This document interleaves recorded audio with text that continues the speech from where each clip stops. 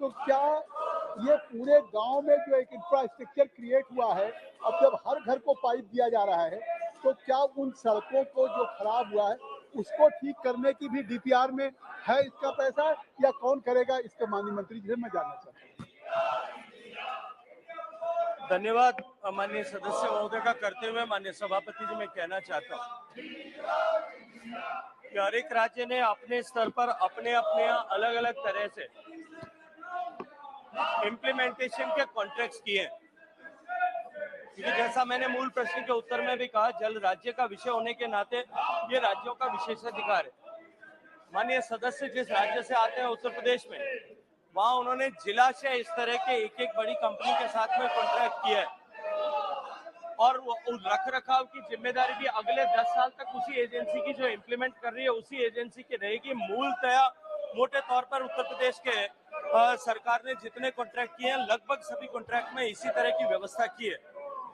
जहां तक एक बार रिस्टोरेशन ऑफ रोड्स और इंफ्रास्ट्रक्चर जिसको तोड़ा जाता है उसका विषय, हमने जब अपनी गाइडलाइन इशू किया था तब उसमें उसको कहा था कि राज्य सरकार जब इसको लेकर के डीपीआर बनाए तब इसको फैक्टर इन करके ही टेंडर अवार्ड करें। राज्य सरकारों ने बहुत सारी जगह पर उसको रिस्टोर करने के लिए इनिशिएटिव लिया है, लेकिन मैं माननीय सदस्य से कहूंगा कि यदि आपके संज्ञान में कहीं इस तरह का विषय आया है कि जहां वापस रिस्टोरेशन नहीं किया, आप मुझे पत्र लिख करके बताएंगे, मैं निश्चित रूप से राज्य सरकार के संज्ञान में उस विषय को लाऊंगा। माननीय मंत्री जी, उत्तर प्रदेश में जो है अब तक जब उत्तर प्रदेश ने काम करना शुरू किया था माननीय सभापति महोदय, वो लोएस्ट बेस पर था, 1% पर था, लेकिन आज उत्तर प्रदेश माननीय मुख्यमंत्री योगी जी के नेतृत्व में काम करते हुए 54% तक पहुंचा है और लगभग 50,000 कनेक्शन के आसपास लगभग एवरीडे एवरेज पिछले 1 जनवरी से अब तक उत्तर प्रदेश दे रहा है, जो निश्चय ही अत्यंत संतोषजनक भी। माननीय सदस्यगण, आप प्रश्नकाल के महत्वपूर्ण समय का उपयोग नहीं करना चाहते। मैं प्रतिपक्ष के माननीय सदस्यों से फिर आग्रह करूंगा, प्रश्नकाल एक महत्वपूर्ण समय है, आप उसका उपयोग करो। महत्वपूर्ण सवाल अपने संसदीय क्षेत्रों देश के उठाओ ताकि सरकार पे जवाब देते हो सके। मैं प्रश्नकाल चलाना चाहता हूं, लेकिन माननीय सदस्यगण, प्रतिपक्ष के नेताओं, आप प्रश्नकाल नहीं चलाना चाहते। सदन की कार्रवाई आज 12 बजे तक के लिए स्थगित की जाती है।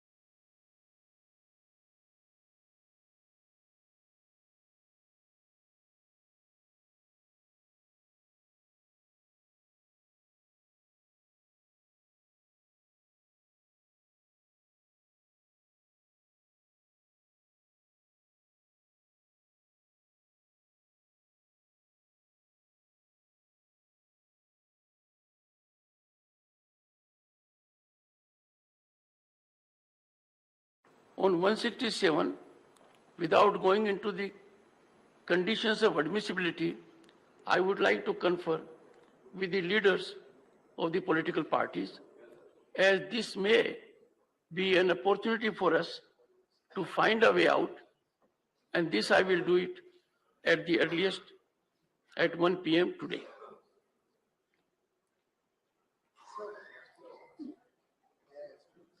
Would you like to say something, sir? Oh, okay. Honorable Leader of the Opposition. Only on this issue. No, Leader of the House. One second. Precisely, I need your input on 167 notices for 2 reasons.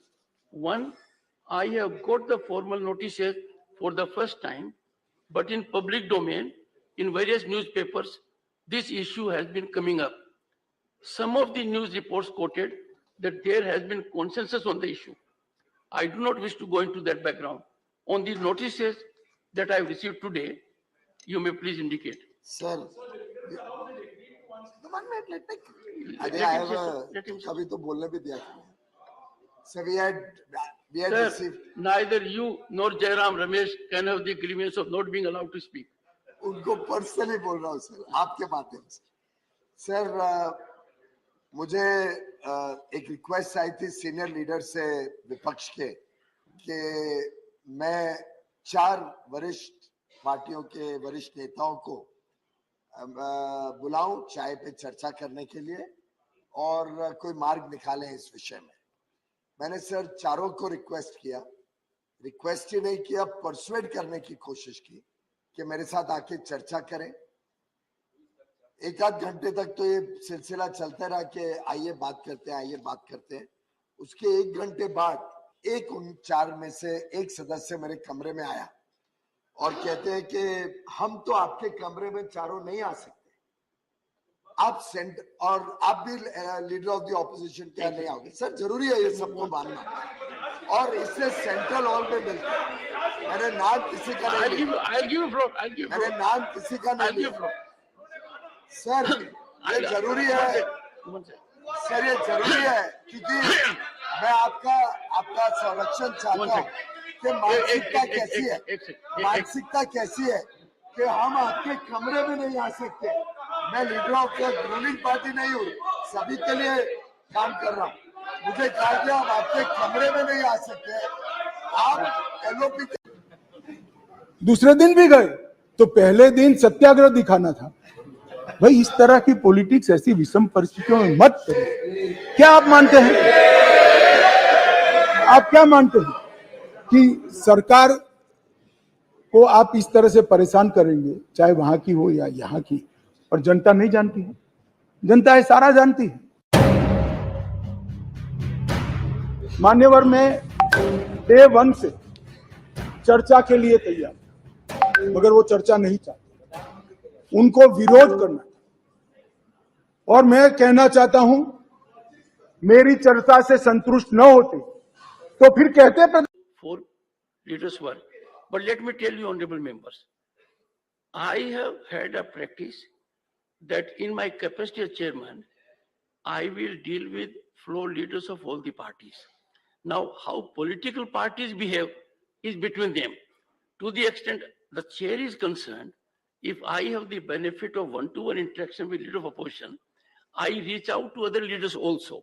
So I have a practice that I will be conferring with all the floor leaders. Between political parties, the mechanism may be different. So this can't be an issue here. One second. One second. Sir, as a chairman, you have a right to call anybody. We understand. You would like to build, you want like to build a confidence mechanism. Let us hear You are trying to build a confidence mechanism. We understand. You can call anybody. But a leader of the house selectively asking 4 people to reach him is something which we object to. It is a privilege issue, again, as far as we are concerned. First of all, at the outset, I've already said I never initiated it. I received a request, okay, can you call 1, 2, 3, 4 for a chat? अब मैंने विषय भी नहीं मालूम था। अगर कोई एक व्यक्ति मुझे कहता है कि हम आपको मिलना चाहते हैं, So Dr. Keshav, पे चर्चा करना चाहते हैं और मैं चारों को बुला लेता हूं, तो उसमें बताइए क्या प्रिविलेज है? और इसमें मतलब मैं अपने कमरे में, माननीय अध्यक्ष जी, मैं अपने कमरे में किसी को बुलाऊं, उसमें भी पहले मुझे सबकी परमिशन, मुझे पहले देखना पड़ेगा मैं 4 को नहीं बुला, और मैंने तो इनिशिएटिव नहीं किया, मुझे तो सब्जेक्ट भी नहीं मालूम था, मुझे तो एक रिक्वेस्ट आई, उस रिक्वेस्ट के तहत बुलाया। जब फिर बुलाया तो एक व्यक्ति आके बोलते हैं हम आपके कमरे में नहीं। Honorable leader of the house, I'm on the chair. Honorable members, Allahabad High Court. One second. Allahabad High Court is a very premier high court of the country. When it had centennial celebrations, it came out with 2 volumes. One incident was that during summer months, a division bench was listening to the submissions of a distinguished lawyer. Now the situation was so cool, खसखस लगी हुई थी, पानी गिर रहा था, room का temperature down था, it was soothing, and one of the judges went to sleep. The junior judge was a very disciplined judge. he followed the senior. So difficulty with the lawyer was, how does the lawyer invite attention of the bench? The books used to be very heavy during those days. So he managed to ensure that the book falls on the ground from the table. Then said, yes, Mr. So-and-so, what happened? And the response was, my lords, one at a time. I plead with you, let it be one at a time, and I have enough time. Okay, Mr. Tiruchi Shiva, let him respond. Sir.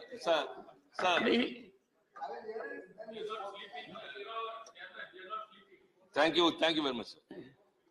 Sir, the logjam is prevailing for more than 14-15 days, sir. And the oppositions are insisting upon Rule 267 adjournment motion. And the treasury benches are insisting upon 176, a short duration discussion. We are not able to arrive at a common point. And in pursuance of your repeated appeal, sir, India Alliance, we have evolved an alternative route. That is Rule 167, that on a substantive motion, we can discuss the issue on Manipur, sir. And we have very, very magnanimously accepted it. And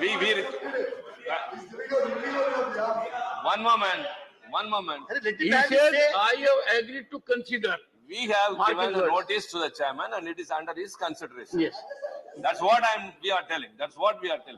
We want to have a discussion on Manipur, sir. So we don't want to stick on to one particular level and let them also not stick to that level, sir. So we request you, sir, kindly consider this and accept. We can start the discussion anytime, sir. Now or 2 p.m. anytime, sir. Thank you very much. And the nation has a right to know what happened. तो मुझे बोला गया था कि हम तो आपके कमरे में नहीं आएंगे, आप हमारे कमरे में नहीं आओगे तो सेंट्रल हॉल में मिले। अब मैं ऐसा व्यक्ति नहीं हूँ जो पूरे टाइम सेंट्रल हॉल में जाके वॉकआउट करते हैं तो सेंट्रल हॉल में बैठता हूँ।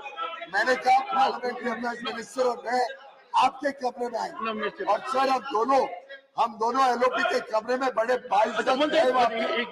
इज्जत के साथ गए, हमने कॉफी मांगी पी। अब सर विषय समझे, वहाँ पे एक गठबंधन जो है, घमंडिया गठबंधन, इस घमंडिया गठबंधन के सब लोग थे। वहाँ ये प्रस्ताव हमारे समक्ष रखा गया और साथ में कंडीशन लगाए गए। सर साथ में कंडीशन लगाए गए। सर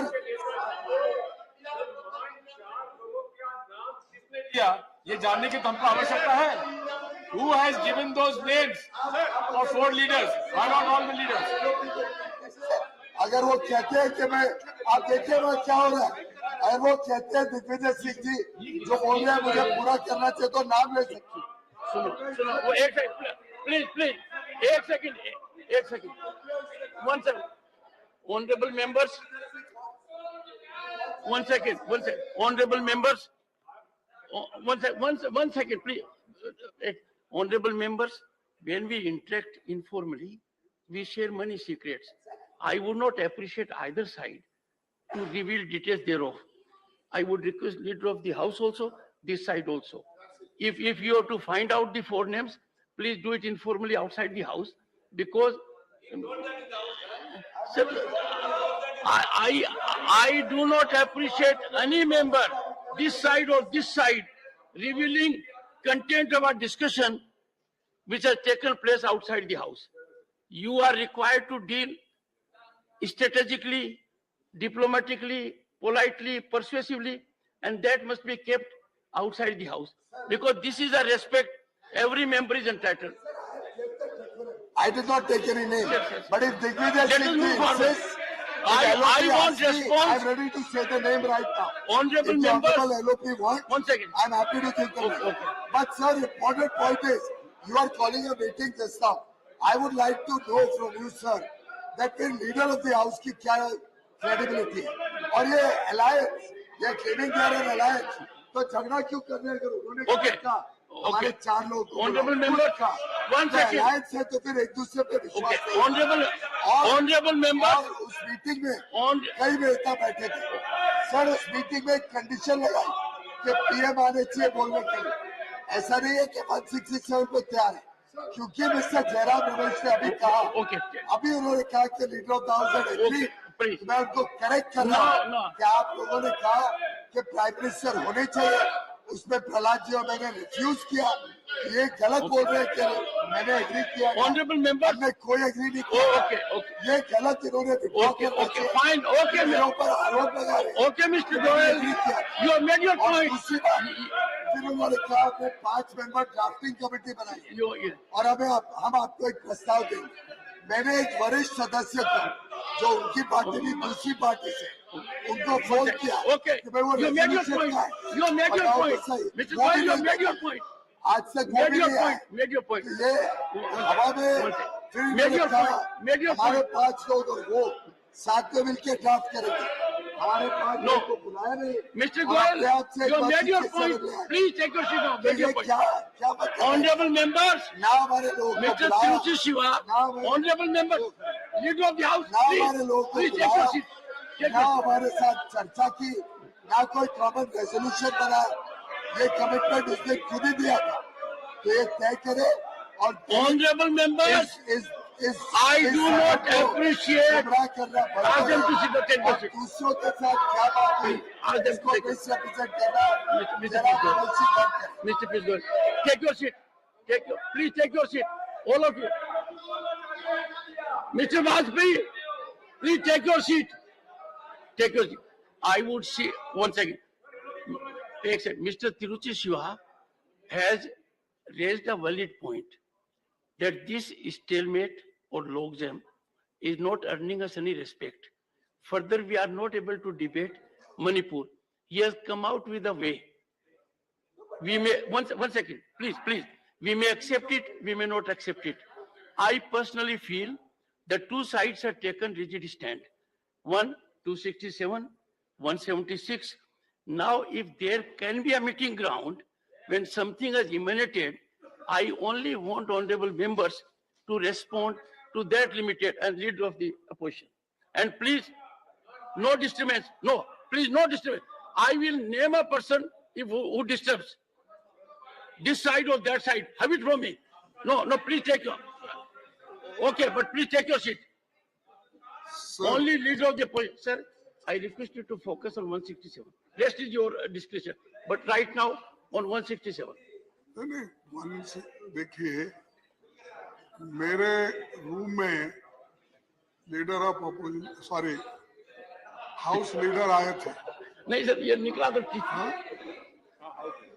तो मेरे रूम में आए थे और वहाँ वो ये चाहते थे कि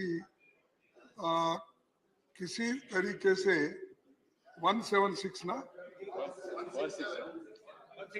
167 नहीं 167 तो अब की बात है। पहले तो उन्होंने जो माना था, हाँ, तो उसी पर आप चर्चा कीजिए और सफिशिएंट टाइम हम देने के लिए तैयार है, इसीलिए आप उसी पे चर्चा।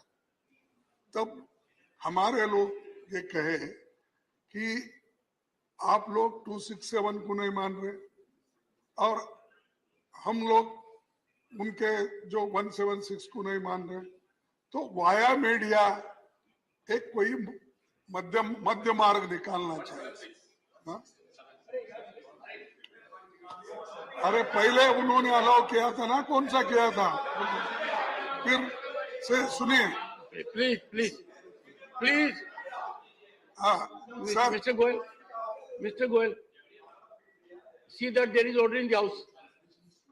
हाँ। तो एक मध्य मार्ग निकालना चाहिए। तो वो कौन सा मध्य मार्ग हो सकता है? तो किसी ने और कुछ कहा, मेरे को कुछ काम था, अर्जेंट जाना था, तो मैं उनको बोला मेरी ऑफिस खुली है, आप इस्तेमाल कीजिए, सब बात कर लीजिए, जो कुछ भी चाय पानी कुछ भी होना है तो दे दी। तो वो लोग बात करते रहे, मैं चले गया, मैं वहां से चले गया। प्लीज।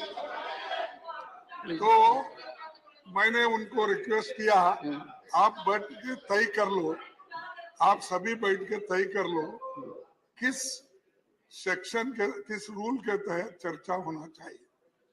तो उन्होंने चर्चा कर ली, उसमें एक रेजोल्यूशन के तहत 167 के तहत चर्चा कर सकते हैं। तो अब इसमें दिक्कत क्या है? आप ही ने माना, आप ही ने प्रपोजल दिया, फिर यहाँ मेरे रूम के बाहर आके आप दूसरा बोल रहे हैं। तो इसलिए मेरा आपसे रिक्वेस्ट है कि 167 को आप मान्यता दीजिए, चर्चा होने दो, प्रधानमंत्री जी आने दो और उनके सामने हम अपनी विषय रखें। अरे क्या प्रधानमंत्री आने से क्या होने वाला है? क्या परमात्मा है क्या? इस सदन में क्या परमात्मा है? क्या परमात्मा है वो? ये कोई भगवान नहीं है, ये भगवान नहीं है।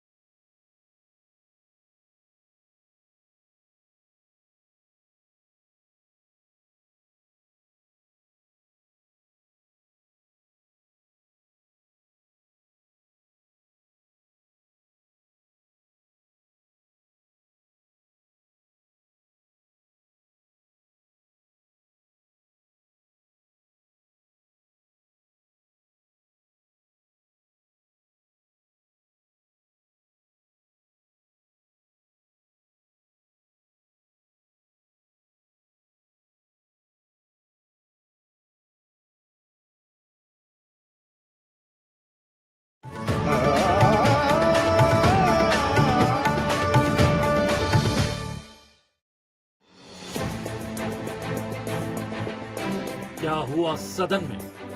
किसने किए प्रश्न, किसने दिए उत्तर? किन विधेयकों पर बनी सहमति? किन मुद्दों पर हुई बहस? किन बातों पर लगे ठहाके? कई बार क्या होता है कि नजर कहीं और होती है, निशाना कहीं और होता है। किन बातों पर दिखी तलखी? संसद में किस तरीके की बात करते हैं? आधे घंटे में देखिए संसद के दोनों सदनों की दिन भर की कार्रवाई का पूरा हाल। सदन दिन भर रात 9:30 बजे सिर्फ संसद टीवी पर।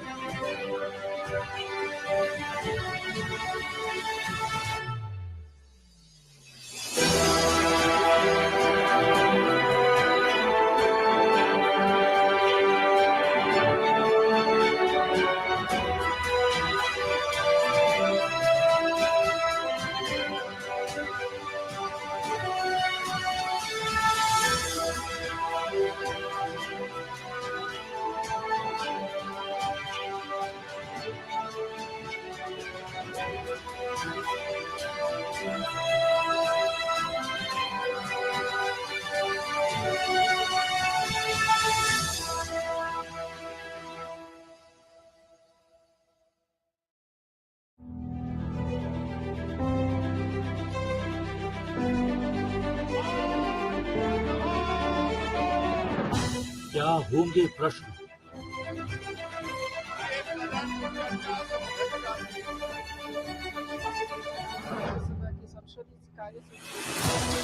क्या होंगे मुद्दे? किन बिलों पर होगी चर्चा? किन विषयों पर होगी बहस? देश की सबसे बड़ी पंचायत में क्या होगा खास? संसद के दोनों सदनों के एजेंडे का पूरा ब्यौरा देखिए सुबह 8 बजे संसद में आज, सिर्फ संसद टीवी पर।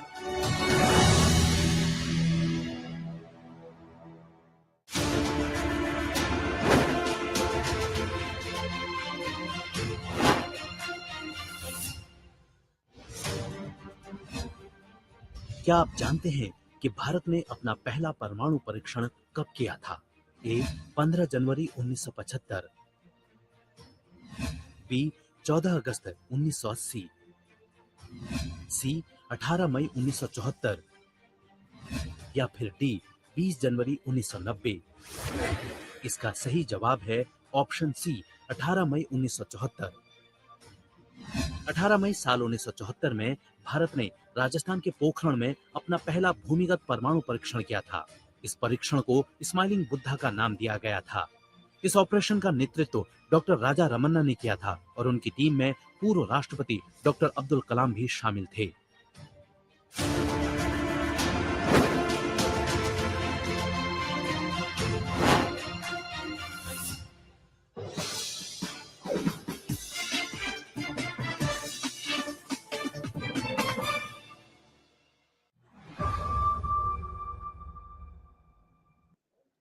ये प्रधानमंत्री ऐसे हैं जो आजादी के बाद देश में सबसे लोकप्रिय प्रधानमंत्री कोई है तो नरेंद्र मोदी।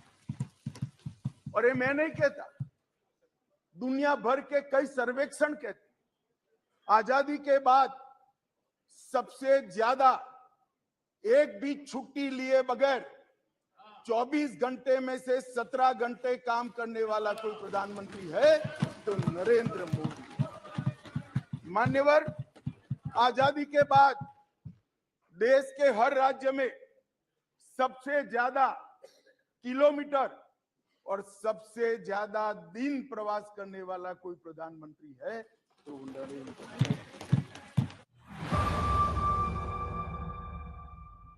कांग्रेस पार्टी की सरकार 35 साल तक अक्षुण्ण रूप से चली, कई सालों तक चलते हैं, तब 2, 3, 4 निर्णय ऐसे होते हैं जिसको युगों तक याद किया जाता है। माननीय नरेंद्र मोदी सरकार 9 साल हुए, 9 साल में 50 से ज्यादा फैसले ऐसे हैं जो युगांतकारी फैसले हैं, जो इतिहास के अंदर स्वर्ण अक्षरों से मंडित। मान्यवर, आज 9 अगस्त का दिन है। 9 अगस्त के दिन महात्मा गांधी ने हमारे आजादी के आंदोलन के एक नए अध्याय की शुरुआत की थी। एक उन्होंने नारा दिया था, अंग्रेजों भारत छोड़ो, क्विट इंडिया का नारा दिया था। मोदी जी ने ये 9 साल के अंदर 2014 से 2023 में लगभग 9.5 साल में एक नए प्रकार का राजनीतिक युग का शुरुआत किया। मान्यवर, लगभग 30 साल से इस देश की राजनीति भ्रष्टाचार, परिवारवाद और तुष्टीकरण के नासूर से ग्रसित रही।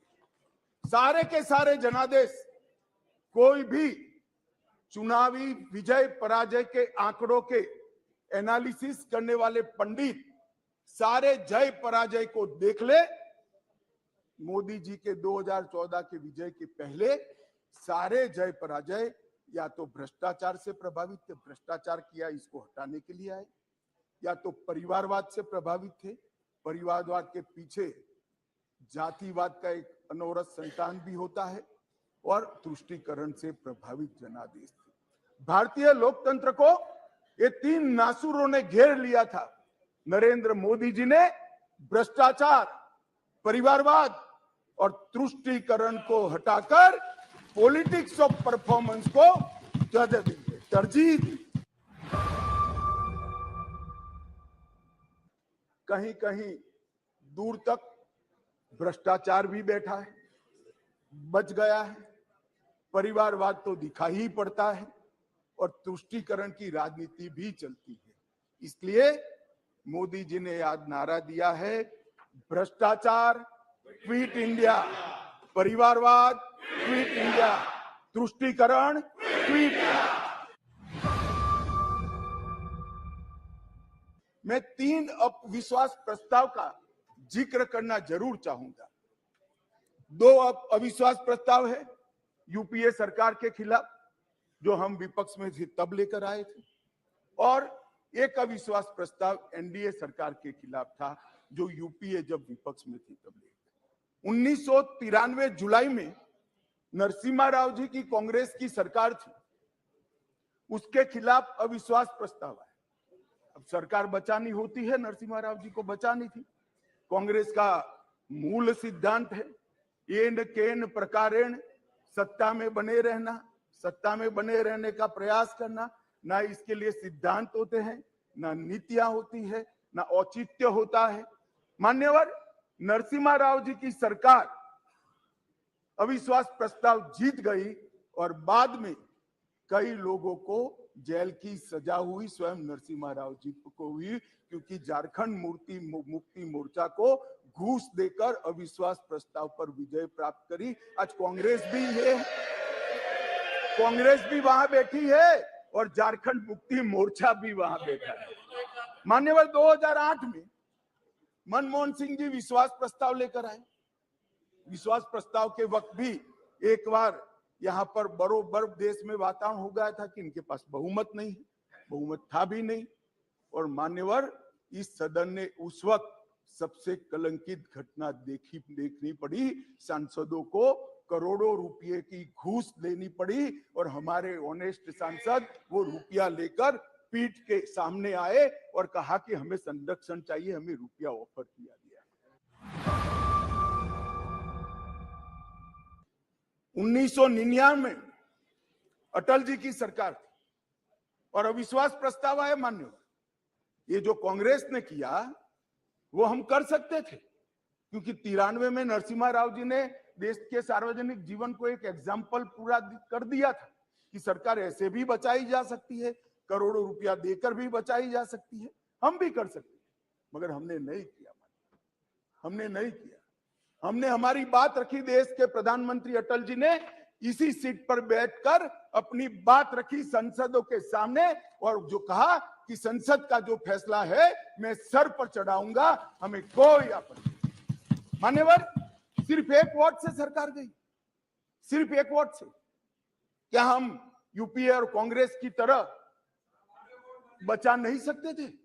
बचा सकते थे, मगर मैंने कहा ना कि कई बार संकट के समय गठबंधनों और पार्टियों का चरित्र उजागर होता है।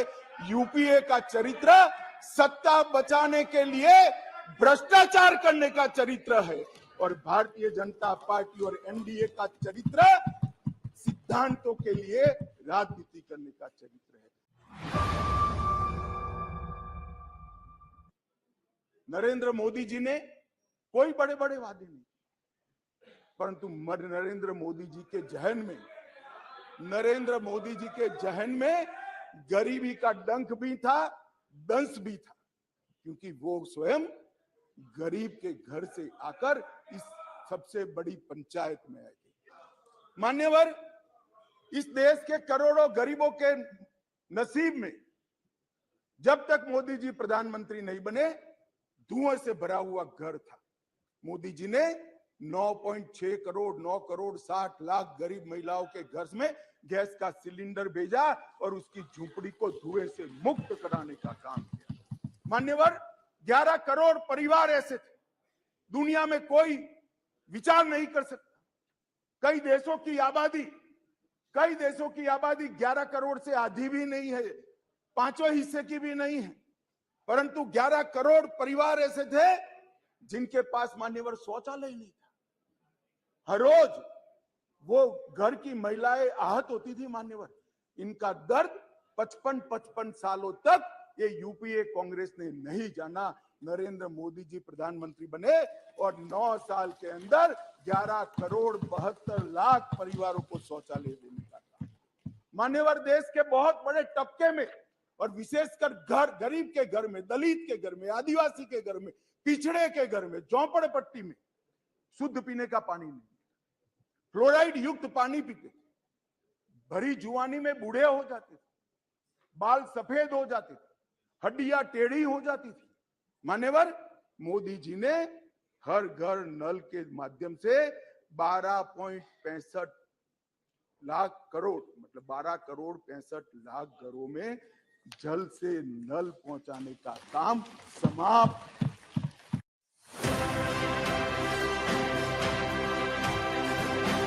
Agricultural cooperative societies play a crucial role in the rural economy, transforming the lives of millions of farmers nationwide. Recognizing the significance of the cooperative movement, Prime Minister Shri Narendra Modi committed to its transformation. There are approximately 1 lakh primary agricultural credit societies, also known as PACs, which are the sense of the cooperative movement. These societies have a long-standing history of over 100 years. PACs provide credit to farmers at the grassroots level. These cooperative societies operate according to their own set of bylaws. Many of these bylaws are decades old and require updates over time. Under the leadership of the Honorable Minister of Cooperation, the Ministry of Cooperation has taken a historic initiative to develop model bylaws for PACs in consultation with states, union territories and other stakeholders to make them multifunctional and multidimensional. Bharat सरकार एक model bylaws बनाकर भेजी। इसके अंदर हम PACS को multipurpose multi dimensional बनाना चाहते हैं। 25 प्रकार की गतिविधियां पैक्स के साथ जुड़ी। By adopting the model bylaws, PACs will become independent to engage in various businesses. For instance, PACs will now be involved in businesses such as dairy and fisheries. Along with procuring fertilizers and seeds, they will be authorized to open LPG agencies and petrol pumps. They will work as banking agents for PACs members, bridging the gaps between banks and farmers. They will also establish common service centers. PACs will play a crucial role in developing agricultural inputs such as irrigation facilities, fertilizers, pesticides, seed production, custom hiring centers, farm machinery, and other agricultural infrastructure in villages. The businesses will strengthen PACs economically, thereby resulting in enhanced income for the farmers. The model bylaws aim to streamline PACs operation, fostering efficiency, transparency, and accountability. Several provisions have been made for this purpose.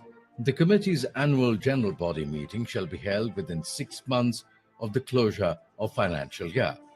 The Board of Directors shall ensure the efficient management of the PAC's activities. The Board shall have 2 seats reserved for women and 1 seat reserved for scheduled caste, scheduled tribe members. The Board of Directors will elect the President of the Committee, who will be responsible for the overall development and progress of the Committee and its members. The selection of the CEO shall also be done by the Board of Directors. Administrative tasks of the Committee. Within 30 days of the close of each financial year, the Committee shall prepare the necessary account details for auditing and present it before the auditor. The model bylaws empower farmers through various provisions.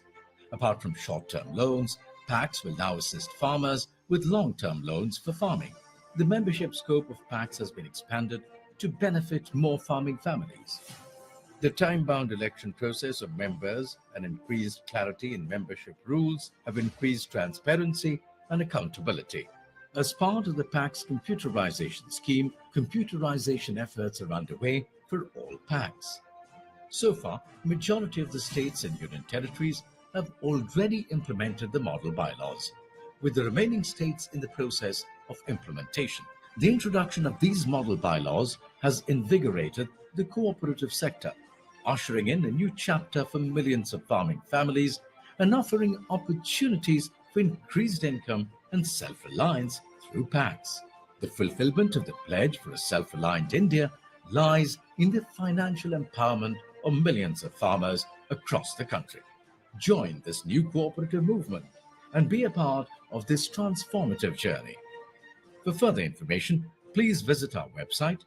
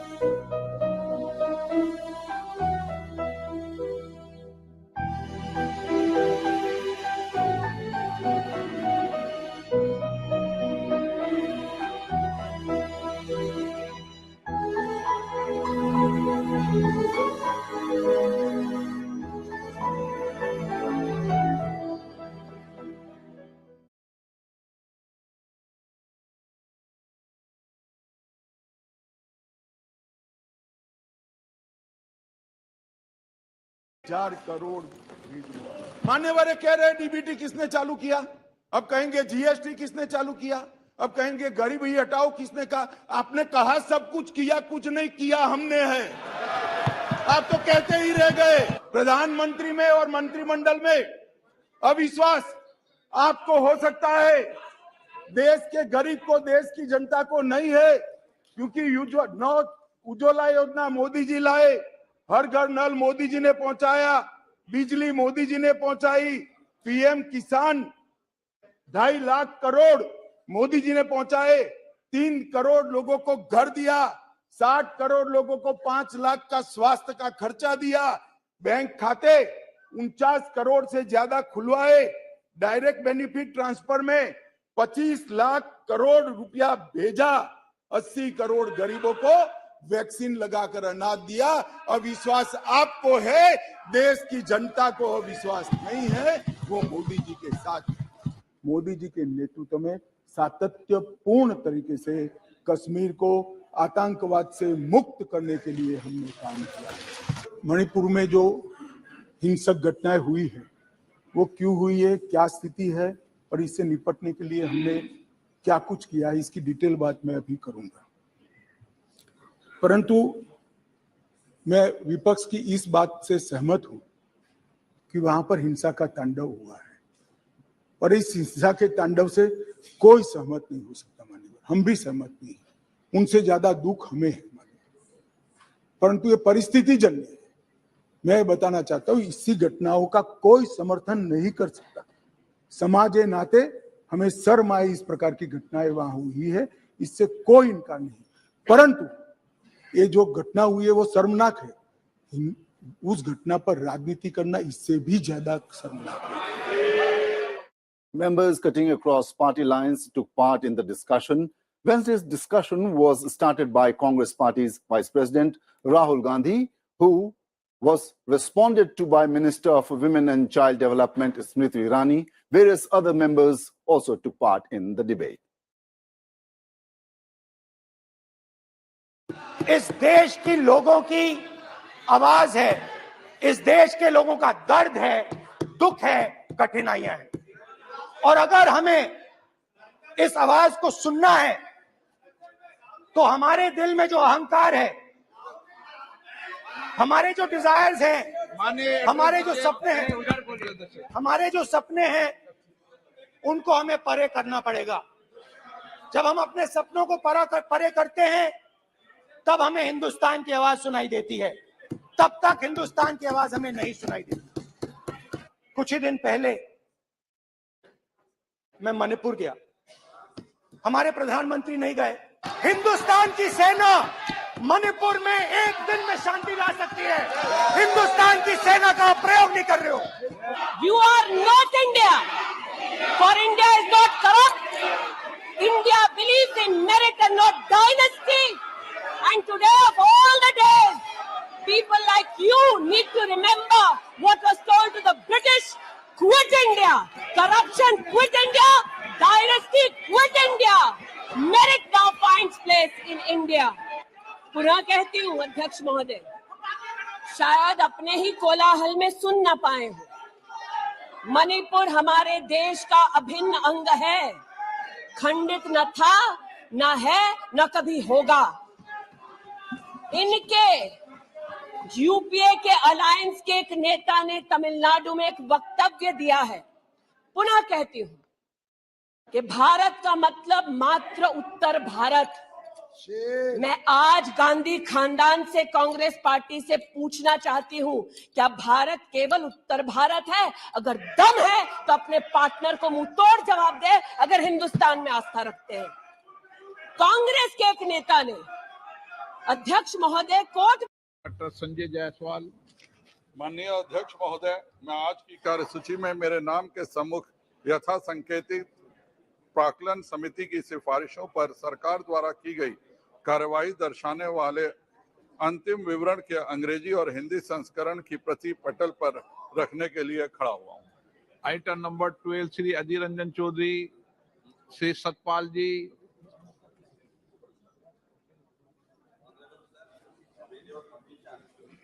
I present the following reports, Hindi and English versions of the Public Accounts Committee 2023-24 as listed against my name at share number 12 in today's list of business. Number 1, 69th report on issues relating to accounting of cess and levies. 70th report on failure to implement Ministry of Railways orders resulting in damage to railway cables, South Eastern Railway, West Central Railway. 71st report on implementation of USOF project phase 1 to provide mobile services in areas affected by left-wing extremism. 72nd report on irregularities in awarding of major works of Chief Sales Authority Mumbai. 73rd report on action taken by the government on the observations recommendations of the Public Accounts Committee contained in their 106th report, 16th Lok Sabha, on improper management of defense drill. Thank you, sir.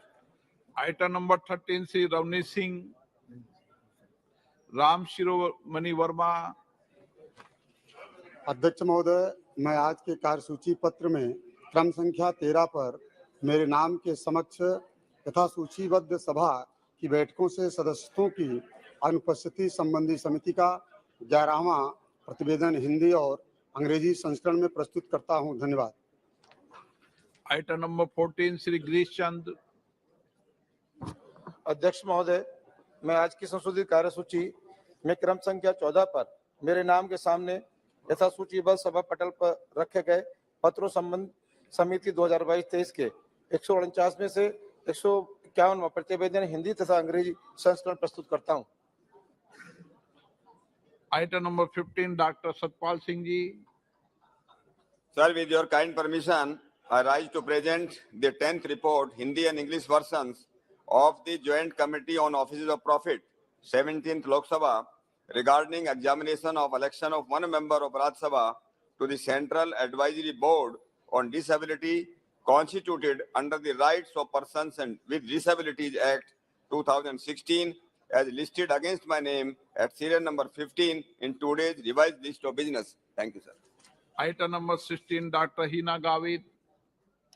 I rise to present the 8th report, Hindi and English version of the Committee on Empowerment of Women 2022-23 on the subject working of National Commission for Women and State Commission for Women as listed against my name at serial number 16 in today's order paper. Item number 17 Sri PC Gaddi Godar. Sir, with your kind permission, I rise to present a copy each of the 60th, 61st, 62nd, 63rd, 64th and 65th reports, Hindi and English versions of the Standing Committee on Agriculture, Animal Husbandry and Food Processing as listed against my name at serial number 17 in today's list of business. Item number 18 Sri PC Gaddi Godar. Sir, with your kind permission, I rise to lay a copy each of the statements, Hindi and English versions, showing further action taken by the government on the 43rd, 44th, 46th, 47th, 48th and 49th reports of the Standing Committee on Agriculture, Animal Husbandry and Food Processing as listed against my name at the serial number 18 in today's list of business. Item number 19 Sri Pratap Rao Jadhav. Shri Nishikant Dubey. माननीय अध्यक्ष महोदय, आज के संशोधित कार्यसूची के क्रम संख्या 19 पर अपने नाम के सामने यथा सूचीबद्ध संचार और सूचना प्रौद्योगिकी संबंधी अस्थायी समिति के 49वें, 50वें और 91वें प्रतिवेदन का हिंदी और अंग्रेजी संस्करण प्रस्तुत करता हूं। Item number Shri Anna Saheb Shankar Jolle. 17. Sir, I raise to present a copy each of 14th and 15th report, Hindi and English version of the Standing Committee on Defence as listed against my name in today's list of business. Sir. Thank you. Sir. Item number 21 Shri Ramesh विदुड़ी जी। अध्यक्ष जी, मैं आज की कार्य सूची क्रम संख्या 21 में मेरे नाम के सामने सूचीबद्ध पेट्रोलियम प्राकृतिक गैस प्रस्थायी समिति के अंतिम कार्रवाई वक्तव्य हिंदी और अंग्रेजी संस्करण की एक प्रति सभा पटल पर रखता हूं। Item number 22 Shri Arvind Dharmapuri. I rise to lay on the table the 181st and 182nd reports, Hindi and English version of the Standing Committee on Commerce as listed against my name at serial number 22 in today's order paper. Item number 23 Shri डाल सिंह बिसेन। महोदय, मैं आज की कार्यसूची में क्रम संख्या 23 पर मेरे नाम के समक्ष यथा सूचीबद्ध परमाणु ऊर्जा, जैव प्रौद्योगिकी, वैज्ञानिक तथा औद्योगिक अनुसंधान, विज्ञान और प्रौद्योगिकी, अंतरिक्ष, पर्यावरण, वन और जलवायु परिवर्तन और पृथ्वी विज्ञान मंत्रालय विभागों से संबंधित अनुदान मांगों 2023-24 के संबंध में विभाग संबंधित विज्ञान और प्रौद्योगिकी, पर्यावरण, वन और जलवायु परिवर्तन संबंधी संसदीय स्थायी समिति के 373वें से 389वें प्रतिवेदन में अंतर्भित सिफारिशों समुक्तियों पर सरकार द्वारा की गई कार्रवाई संबंधी क्रमशः 380वें, 381वें, 382वें, 383वें, 384वें, 50वें, 66वें प्रतिवेदनों हिंदी और अंग्रेजी संस्करण को सभा पटल पर रखता हूं। धन्यवाद। Item number 22 for Shri Bharat Margani ji. Honorable Speaker, With your permission, I rise to lay on the table a copy each of the 352nd, 353rd, and 354th reports of the Standing Committee on Transport, Tourism and Culture listed against my name at serial number 24 in today's order paper. जिन माननीय सदस्यों को आज नियम 37 के अधीन मामलों को उठाने की अनुमति प्रदान की गई है, वे अपने मामलों को अनुमोदित पाठ सहित व्यक्तिगत रूप से सदन के पटल पर रख सकते हैं। आइटम नंबर 26 सरकार की तरफ से विभिन्न मंत्री बोल रहे हैं, हम स्वागत करते हैं, मंत्री बोले। मणिपुर से भी श्रीमती केंद्रीय मंत्री है, उनको भी श्रीमती निर्मला सीतारमण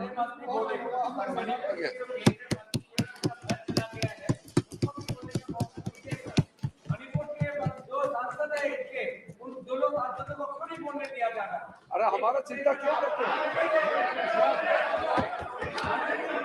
अरे कितने बोल गए गोगोई जी, आप अविश्वास प्रस्ताव लगाओ। मणिपुर पर चर्चा कहाँ की है? मणिपुर पर चर्चा कहाँ की है? मणिपुर पर चर्चा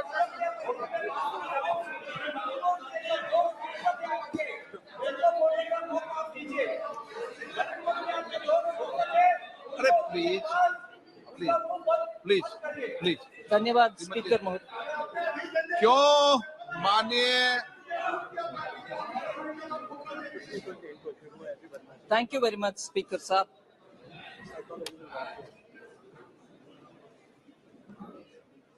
Sir, I like to concentrate on a few particular issues of the economy, of inflation, of some matters which many honorable members have raised, other than speaking about the economy in general as well.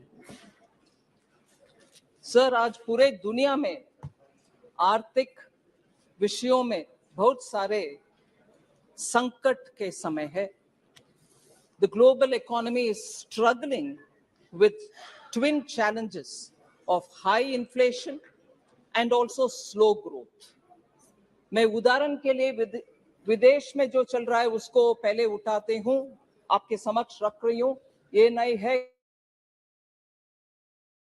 to talking about domestic also. Global economy, sir, 2022 में सिर्फ 3% का growth देखे. It just grow over about 3% or a little more. And the World Bank is now forecasting that 2023, it will decline to 2.1%. Global growth will decline to 2.1%. And in this, I just want to take the example of some developed countries whose situation it is important for us to understand. UK is facing one of the very challenging times, and Bank of England has raised interest rates 14 consecutive times, hiked it, and today it is at the highest level of 15 years. Eurozone is also struggling. The European Central Bank has also seen very high inflation. The ECB, the European Central Bank, has raised interest rates 9 consecutive times, and they're all hikes. And today it is at a 23-year high. If that is the case with European Central Bank, in Germany too, which is the largest economy in Europe, there too the challenges are very, very big.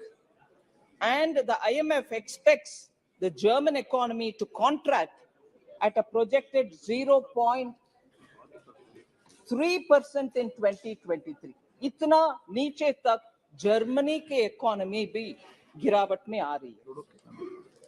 Sir, China, yes, it's a very big economy. दुनिया में US, China, ये सब बड़ा economy है. मैं सीधा उनसे हमारे इकोनॉमी को तुलना नहीं कर रही, मगर चैलेंजेस जो है दुनिया भर के, और उस चैलेंजेस के वजह से इतना मजबूत जो माना जाता था, मजबूत इकोनॉमी चाइना जैसे, आज एकदम कंज्यूमर डिमांड स्टैग्नेशन के सिचुएशन में है. और वेजेस स्टैग्नेशन में है।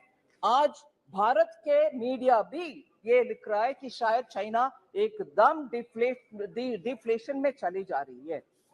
सो चाइना का सिचुएशन, यूरोजोन का सिचुएशन, यूके का सिचुएशन, और आप सब मीडिया में 2 दिन पहले देखे होंगे कि यूएस का डाउनग्रेड हुआ और उसके कारण उनके स्टॉक मार्केट में उथल पुथल होने लगा। इसीलिए मैं इन सब परिप्रेक्ष्य में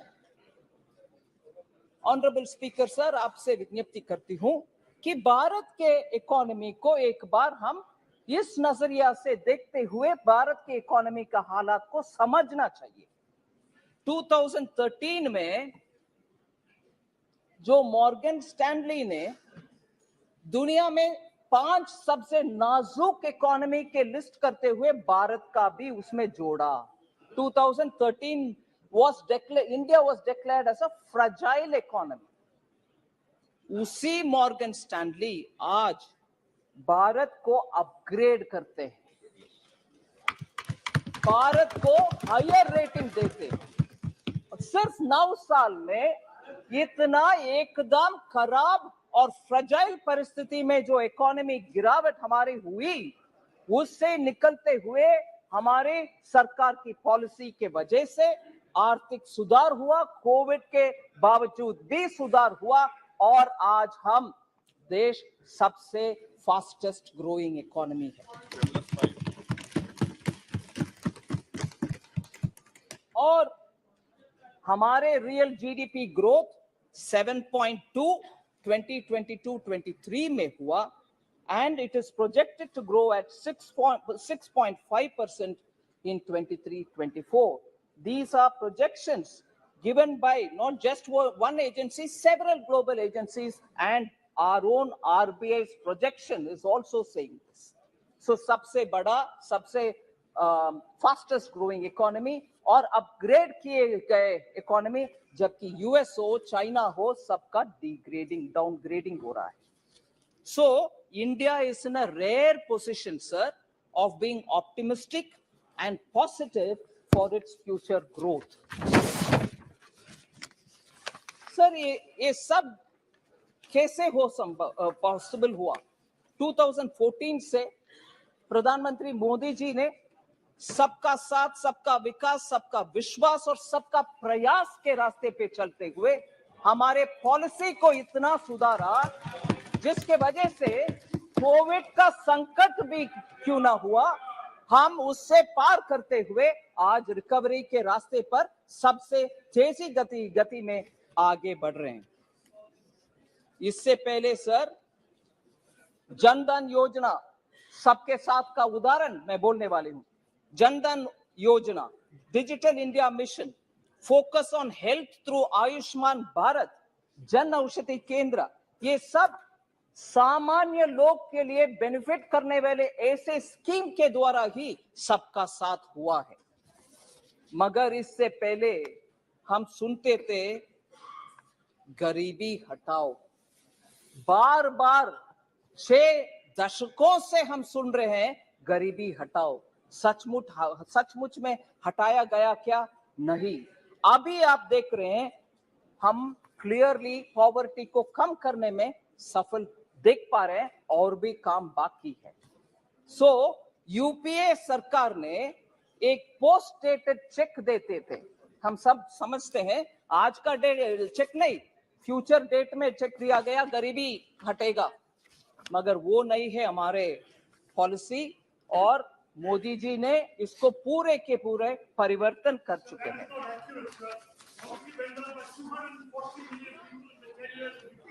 मैं जवाब देती हूँ सर, उसका भी देती हूँ जवाब।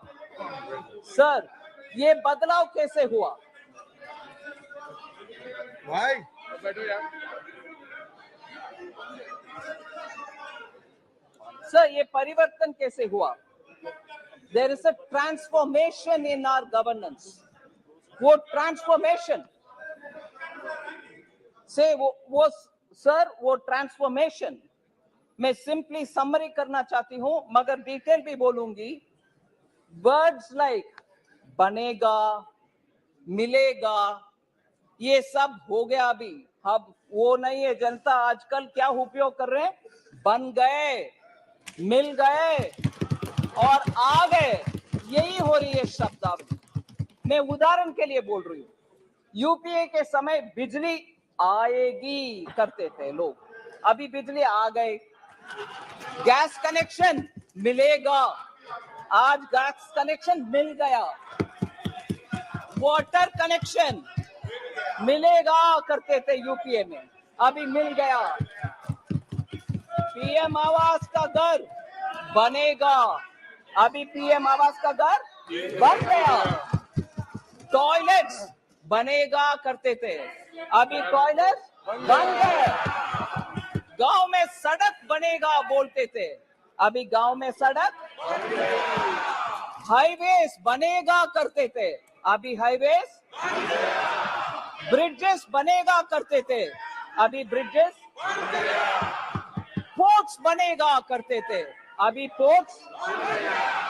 एयरपोर्ट्स बनेगा करते थे, अभी एयरपोर्ट्स। बैंक अकाउंट्स खुलेगा करते थे, अभी बैंक अकाउंट्स। किसान और एमएसएमई को ईसी लोन मिलेगा करते थे, अभी किसान और एमएसएमई को ईसी बैंक लोन मिल गए। सस्ती दवाई,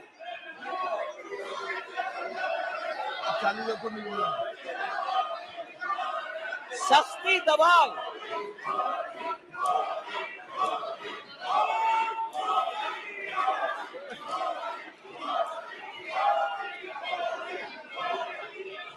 सस्ती दवाई और स्वास्थ्य सुविधा मिलेगा करते थे, अभी सस्ती दवाई और स्वास्थ्य सुविधा मिल गया। आसानी से राशन मिलेगा करते थे, अभी आसानी से राशन मिल गया। इसीलिए सर इसका समझ आवश्यक है। एक्चुअल डिलीवरी से ट्रांसफॉर्मेशन होता है, ना कि मुंह से शब्द कहकर गुमराह करने से। इसीलिए आप जनता को सपने दिखाते हैं, हम जनता के सपने साकार करते हैं। And we believe in empowering all and appeasement of none. Sir,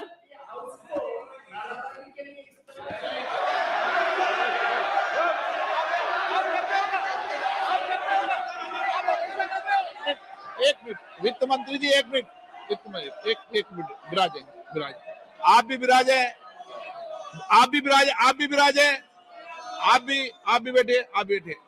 मैं एक मिनट दादा, एक मिनट। मैं सभी मान्य सदस्यों से आग्रह करता हूं, न इधर न उधर कोई भी जब कोई वक्ता बोल रहा हो तो नारेबाजी न करे। ये व्यवस्था दे दी है, न इधर से न उधर से कोई नारेबाजी नहीं करे। सदन में वक्ता जब बोल रहा है तो वक्ता बोले, नारेबाजी न इधर से हो न उधर से हो। माननीय वित्त मंत्री जी, नहीं प्लीज वित्त मंत्री जी।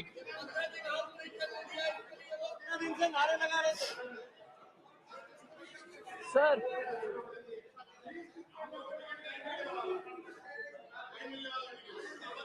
आप माननीय सदस्य बैठे बैठे कोई टिप्पणी मत कीजिए। नो मंत्री जी, टिप्पणी मत कीजिए बैठे बैठे। सर, माननीय स्पीकर सर, माननीय स्पीकर सर, 9 साल में इतने स्पष्ट ट्रांसफॉर्मेशन दिखाई दे रहे हैं, उसका आंकड़ा मैं आपके सामने रखना चाहती हूं। कैपिटल एक्सपेंडिचर सर 2014 में was only 3.92 lakh crores. Capital expenditure public का इंफ्रास्ट्रक्चर बढ़ाने के लिए खर्च उपयोग में आता है। 3.92 lakh crores has become today 10.9 lakh crores. Sir, agriculture के ऊपर बहुत सारे मेंबर्स बात किए। एग्रीकल्चर का बजट 2014 में 21,933 करोड़ था। आज वो बढ़ करके 1,25,000 crore हुआ है, 5-fold इंक्रीज। सर, इस देश में फॉरेक्स रिजर्व्स 313 बिलियन था मई 2014 में, वो एक्चुअली आज 600 बिलियन है जून 2023 तक। सर, माननीय रक्षा मंत्री बैठे हैं इधर, डिफेंस एक्सपोर्ट्स 1941 करोड़ था 2014 में, आज वो बढ़कर के 16,000 करोड़ हुआ। सर, किसानों को क्रेडिट मिलने में बहुत ही दिक्कत था पहले। 8.5 लाख करोड़ था 2014 में, आज वो बढ़कर के 21.67 लाख करोड़ हो गया। सर, इस देश में फूड प्रोडक्शन बहुत ही इंपॉर्टेंट है, हमें फूड सिक्योरिटी के लिए वो चाहिए। 265 मिलियन मेट्रिक टन था 2014 में, वो बढ़कर के 323.55 मिलियन मेट्रिक टन हो गए। दलहन के production pulses 1.52 million metric ton था, 1.52 लाख मेट्रिक टन था 2014 में, वो आज 82.21 लाख मेट्रिक टन तक पहुंच गए।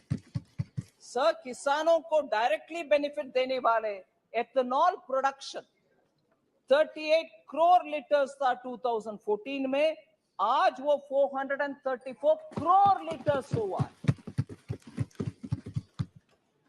इस ऐसे ही टैप वाटर कनेक्शन, हर घर में पानी, नल से जल scheme, water affairs, water ministry इधर रिप्रेजेंटेड है, मिनिस्टर बैठे हैं। 1.79 crore houses, 3.2 crore house holds में वाटर पहुंचा है, पानी पीने के पानी पहुंचा है 2014 में, मगर आज वो बढ़कर के 12.7 करोड़ हाउस होल्ड तक पहुंच गया। 2014 में सर, गांवों में घर आवास बनाने के कार्यक्रम, रूरल हाउसेस 1.79 करोड़ था 2006 से 14 तक बनाए हुए, मगर आज वो 2.9 करोड़ तक पहुंचे, 55% इंक्रीज। सर, यूनिवर्सिटीज इस देश में 723 थे 2014 में, आज वो बढ़कर के 1113 यूनिवर्सिटीज है इस देश में, 390 नया जोड़े गए हैं। इसीलिए आप एवरेज सोच लीजिए, अप्रोक्सीमेटली 44 नया यूनिवर्सिटी हर साल में हम बना रहे हैं। एयरपोर्ट सर 74 थे 2014 में, आज 148 है। हाईवेज 91,287 किलोमीटर तक 2014 में था, आज वो 1,45,155 किलोमीटर है। वाटरवेज 2014 में एक भी नहीं था, आज 111 बन गए। ऐसे ही मेगा फूड पार्क 2014 में 2 ही थे देश में, आज 23 है। सर, ग्लोबल रैंकिंग में हमारे देश 2014 में 10वीं रैंक में था, आज हम ऊपर आ गए 5वीं रैंक में।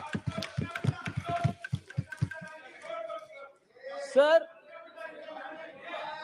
इसके अलावा बहुत सारे रैंकिंग है, मगर उसमें एक विषय में बोलना चाह रही हूं, मैटरनल मोर्टेलिटी रेट, जो महिला के हेल्थ के लिए बहुत ही इंपॉर्टेंट इंडिकेटर है।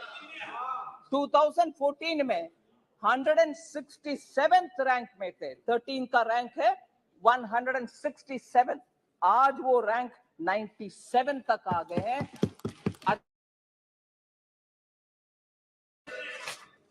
सर,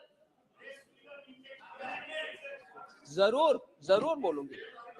सर, एक्चुअली सर, मुझे एक विषय बोलना चाहती हूं, क्योंकि पूरे एक दशक को वेस्ट किया यूपीए ने, पूरे बर्बाद हो गए, वेस्टेड पूरे एक डिकेड है, क्योंकि करप्शन और क्रोनिज्म ज्यादा था। मगर आज every crisis and every adversity has been changed into a reform and an opportunity. उसके वजह से आज हम हाई ग्रोथ लो इन्फ्लेशन में रह रहे हैं, whereas यूपीए के समय लो ग्रोथ और हाई इन्फ्लेशन था कैरेक्टर। जनता ने नो कॉन्फिडेंस यूपीए के खिलाफ 2014 में और 2019 में उठाए और उनको हराए। वही हालत होगा सर 2024 में भी। सर कल जब माननीय गृह मंत्री जी बात कर रहे थे, ये यूपीए के नाम क्यों बदलने का आवश्यकता हुई, उसका बहुत विस्तार से बोले। मैं उसका एक जिक्र करना चाहती हूं सर। वो INDIA सिर्फ उनका नाम का सैंक्टिटी के लिए ढूंढ रहे हैं, क्योंकि यूपीए मतलब जनता को याद आ रहा है वो करप्शन, वो भतीजावाद, बाय क्रोनिज्म, डायनास्टी, फैमिली, वो सब आ रहा कि ले आओ INDIA, जिसका पूरे नाम बहुत सारे लोग बोल नहीं पा रहे उन्हीं के यहाँ। मगर मैं ये बात सामने रखना चाह रही हूँ कि कितना इनका कॉन्ट्रडिक्शन है। ये गजब टाइप की यूनिटी है सर, जिसमें ये समझना मुश्किल हो रही है कि ये अलायंस पार्टनर्स आपस में लड़ रहे हैं कि साथ में लड़ रहे हैं, ये समझ में नहीं आ रहा। क्योंकि पंजाब में कांग्रेस एंड आप आपस में लड़ रहे हैं, दिल्ली में आप और कांग्रेस अगेन आपस में लड़ रहे हैं, बंगाल में TMC, Congress and the left आपस में लड़ रहे हैं, केरल में लेफ्ट और कांग्रेस आपस में लड़ रहे हैं, त्रिपुरा में लेफ्ट और कांग्रेस आपस में लड़ रहे हैं, राजस्थान और हिमाचल में आप और कांग्रेस दोबारा आपस में लड़ रहे हैं, जम्मू कश्मीर में नेशनल कॉन्फ्रेंस और पीडीपी आपस में लड़ रहे हैं, गुजरात में आप और कांग्रेस आपस में लड़ रहे हैं। इससे ये गजब की अलायंस है सर। इसका उदाहरण इसमें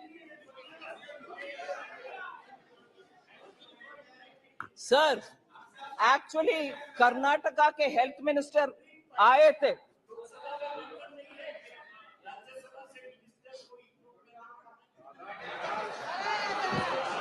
क्या बात करते हैं? क्या प्रोफेसर सौगता राय को मैं याद दिलाना चाह रही हूँ, मंत्री नहीं प्रधानमंत्री इंपोर्ट करते थे राज्यसभा से डॉक्टर मनमोहन सिंह को, याद रखिए ना सर।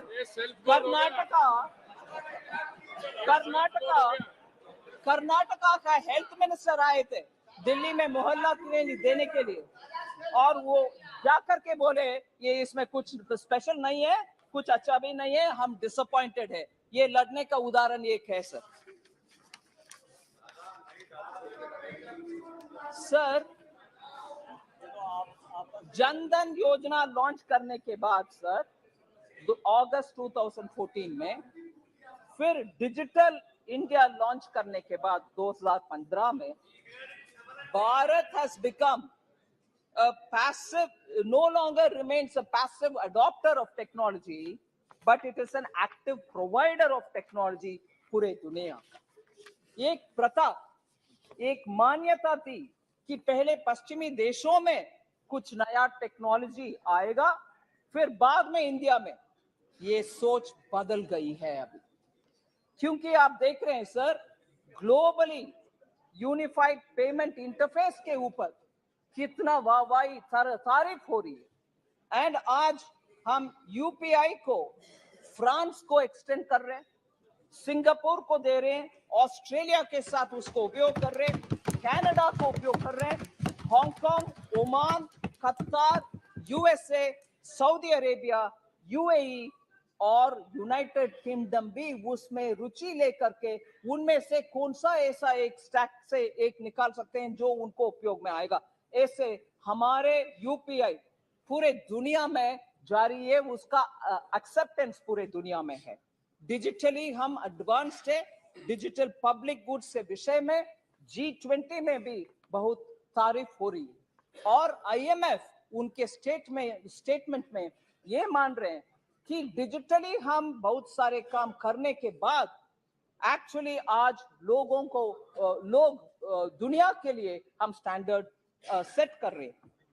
26 अप्रैल 2023 IMF के वर्किंग पेपर में मैं कोट कर रही हूं, India has developed a world class digital public infrastructure to support its sustainable development goals, with its journey having lessons for other nations embarking on their own digital transformation, unquote. ये IMF Bharat के achievement digital public infrastructure के achievement के ऊपर IMF बोल रहा है। Sir इसीलिए मैं बोल रही हूं, हमारे policy to support startups has helped in building this digital infrastructure, and that can be seen. The recognized startups in India have increased 19 times between 2016-17 to today. And from importing technology, India is now exporting technology to countries which so need it. आज हमारे देश में record numbers of patents, designs and trademarks register हो रही है। Unicorns आपको मालूम है 106 हो गया है, जब 2014 में सिर्फ 4 यूनिकॉर्न्स थे इस देश में। सर इसके साथ बैंकिंग सेक्टर का हमारे सफलता वाली स्टोरी आपके सामने रखना चाहती हूँ। Sir we have realized that the banking sector needs to be healthy, and therefore we took a lot of measures.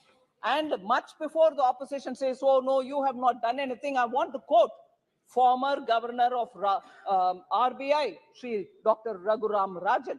He said very clearly, evergreening of bad loans disbursed during 2008 and 14 kept the NPA hidden from the public and regulators. The evergreening करने के वजह से वो NPA कहीं नीचे दिखाई नहीं दिया, कहीं अंडर द कार्पेट रह गए। मगर हमारी सरकार आने के बाद उसको निकाल करके उसका सुधारने के लिए 4R अप्रोच लिए। उसके वजह से हम आज हमारी बैंकिंग का परफॉर्मेंस देख रहे हैं और क्लीन अप पॉलिटिकल इंटरफियरेंस नहीं हो रही है, प्रोफेशनल इंटीग्रिटी के साथ बैंक्स काम कर रहे हैं। इसीलिए बैंक्स में फैलाया हुआ आपके रायता हम साफ कर रहे हैं।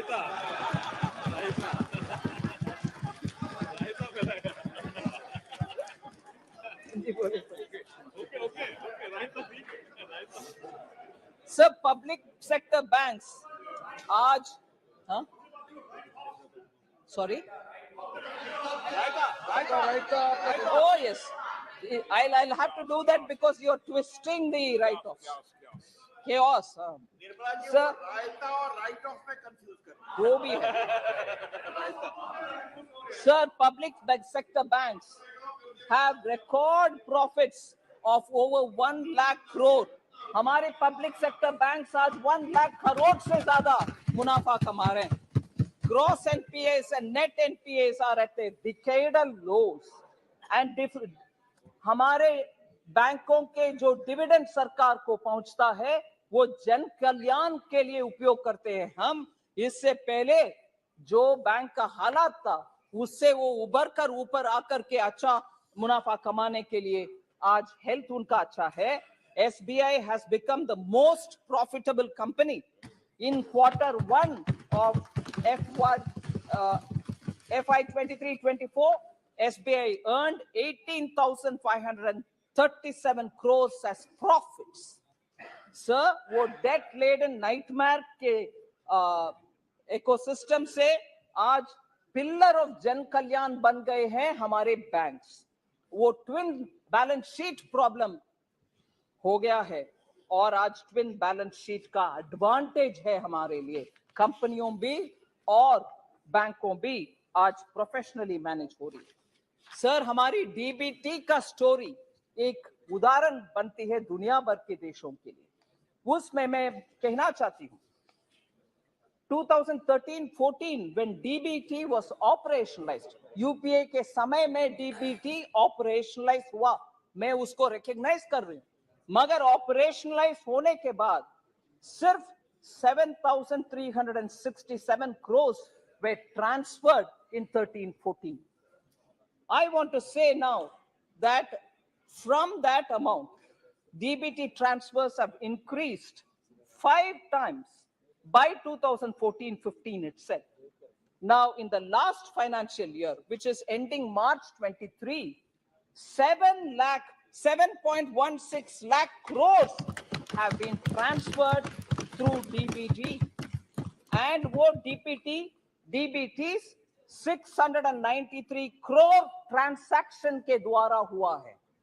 कहां है 7,367 crore और कहां है 7.16 लाख करोड़? इतना फर्क है क्योंकि अब ज्यादा से ज्यादा प्रोग्राम्स में अभी DBT उपयोग कर रहे हैं.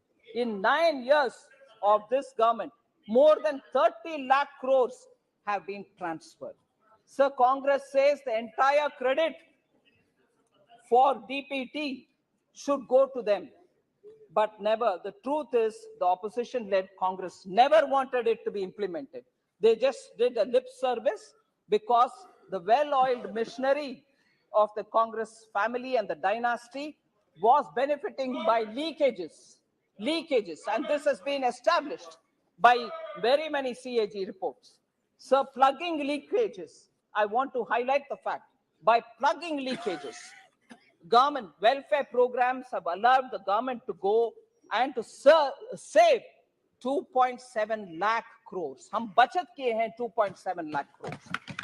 ये गलत तत्वों के वजह से, मिडलमैन, दलाली और नेफेरियस एलिमेंट्स के वजह से पब्लिक मनी को लीक करवाने के लिए जो काम होता था वो अभी बंद हो गया है.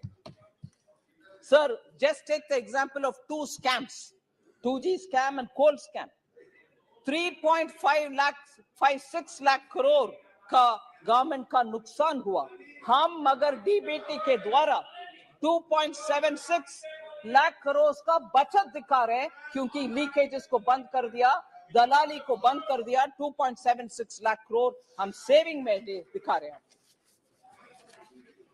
सर, लॉन्च करने में एक मजा है, स्कीम लॉन्च करते जाओ, मगर उसका पालन और इंप्लीमेंटेशन में कोई सख्ती दिखाना नहीं है. वो है कांग्रेस का नियत. बार बार बोलते हैं जन औषधि केंद्र भी हमारा प्रोग्राम है, हम ही लॉन्च किए हैं. हाँ, लॉन्च किए हैं जरूर, हवा में रह गए हैं, जमीन पे लोगों के पास नहीं आया वो जन औषधि केंद्र. मैं ये बात बोलना चाह रही हूं कि आखिर हम लोग ग्रास रूट्स और ग्राउंड से जुड़े हुए लोग हैं, इसीलिए जन औषधि केंद्र का प्रोग्रेस आपके सामने में रखना चाहती हूं. Sir, objective of Jan Aushadhi Kendra was to make sure that at least one Jan Aushadhi Kendra or store will be in each district. जब UPA ने लॉन्च किया उस समय उनके मकसद ये था कि जन औषधि केंद्र हर डिस्ट्रिक्ट में कम से कम एक हो. मगर 2008 से लेकर 2014 तक सिर्फ 80 लॉन्च किए हैं UPA, सिर्फ 80. इस देश में तब मान लीजिए 600 से ज्यादा डिस्ट्रिक्ट रहते थे, अभी तो 700 से ज्यादा हो गए. 600 में से सिर्फ 80 तक पहुंचे, 8 से लेकर 14 तक, 2008 से 14 तक. सो लॉन्च करने में खुशी है मगर इंप्लीमेंट करने में नहीं. मगर हमारे नीयत अलग है, इंप्लीमेंटेशन के ओर है. लोग वेट करते रहे और वेट करते रह गए कि हमारे डिस्ट्रिक्ट में खुलेगा जन औषधि केंद्र और हम सस्ते दवाई खरीद पाएंगे, मगर नहीं हुआ उनके कार्यकाल में. PM Modi himself felt the pain of how high prices of drugs are affecting normal middle class and poor family. As a result, he took direct interest in it and made sure Jan Aushadhi Kendra are implemented and opened in every district. If you see the progress between 2014 Every year the numbers increased. 2000 in 1 year, the number of stores tripled from 80 to 279, 15-16. And then it became 1080 in 16-17. The target of opening 3,000 kendras was achieved in December 2017. Sir, now साल में अभी 9,484 जन औषधि केंद्र देश भर में है. And these Jan Aushadhi Kendras have nearly 50 to 80% cheaper medicine, which benefits the middle class, which benefits the poor, and nearly 1,800 drugs are available there. 285 surgical equipments are also available सस्ते में. इसीलिए हम ध्यान रखना चाहिए कि लॉन्चिंग में मजा नहीं है, एक्चुअली एग्जीक्यूट करके दिखाओ, उसमें जनता का हित है. सर, क्योंकि हम हेल्थ के बारे में बात कर रहे हैं, मेडिकल कॉलेजेस 700 से लेकर 1341 हो गया है अभी. 2014 में 700 ही थे, आज 1341 मेडिकल कॉलेजेस. मेडिकल सीट्स जिससे आपको डॉक्टर्स जरूरत है देश में, उस समय 2014 में 82,466 सीट था. आज 1,52,129 seats available है सर. 69,000 seats नया ऐड हुआ है. सर, एम्स के बारे में बहुत चर्चा होती है इस सदन में.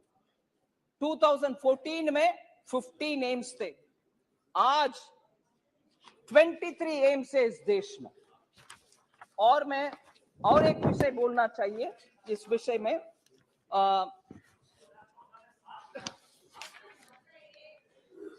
सॉरी, यस सर, मैं 14 में एम्स 7 थे सर, मैं गलत 15 बोल दिया. सो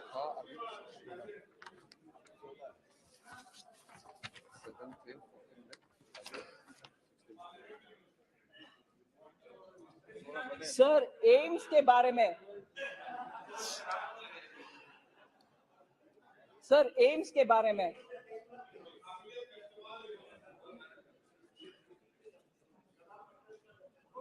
senior member Thiru T.R. Balu had expressed his concern about AIIMS in Madurai.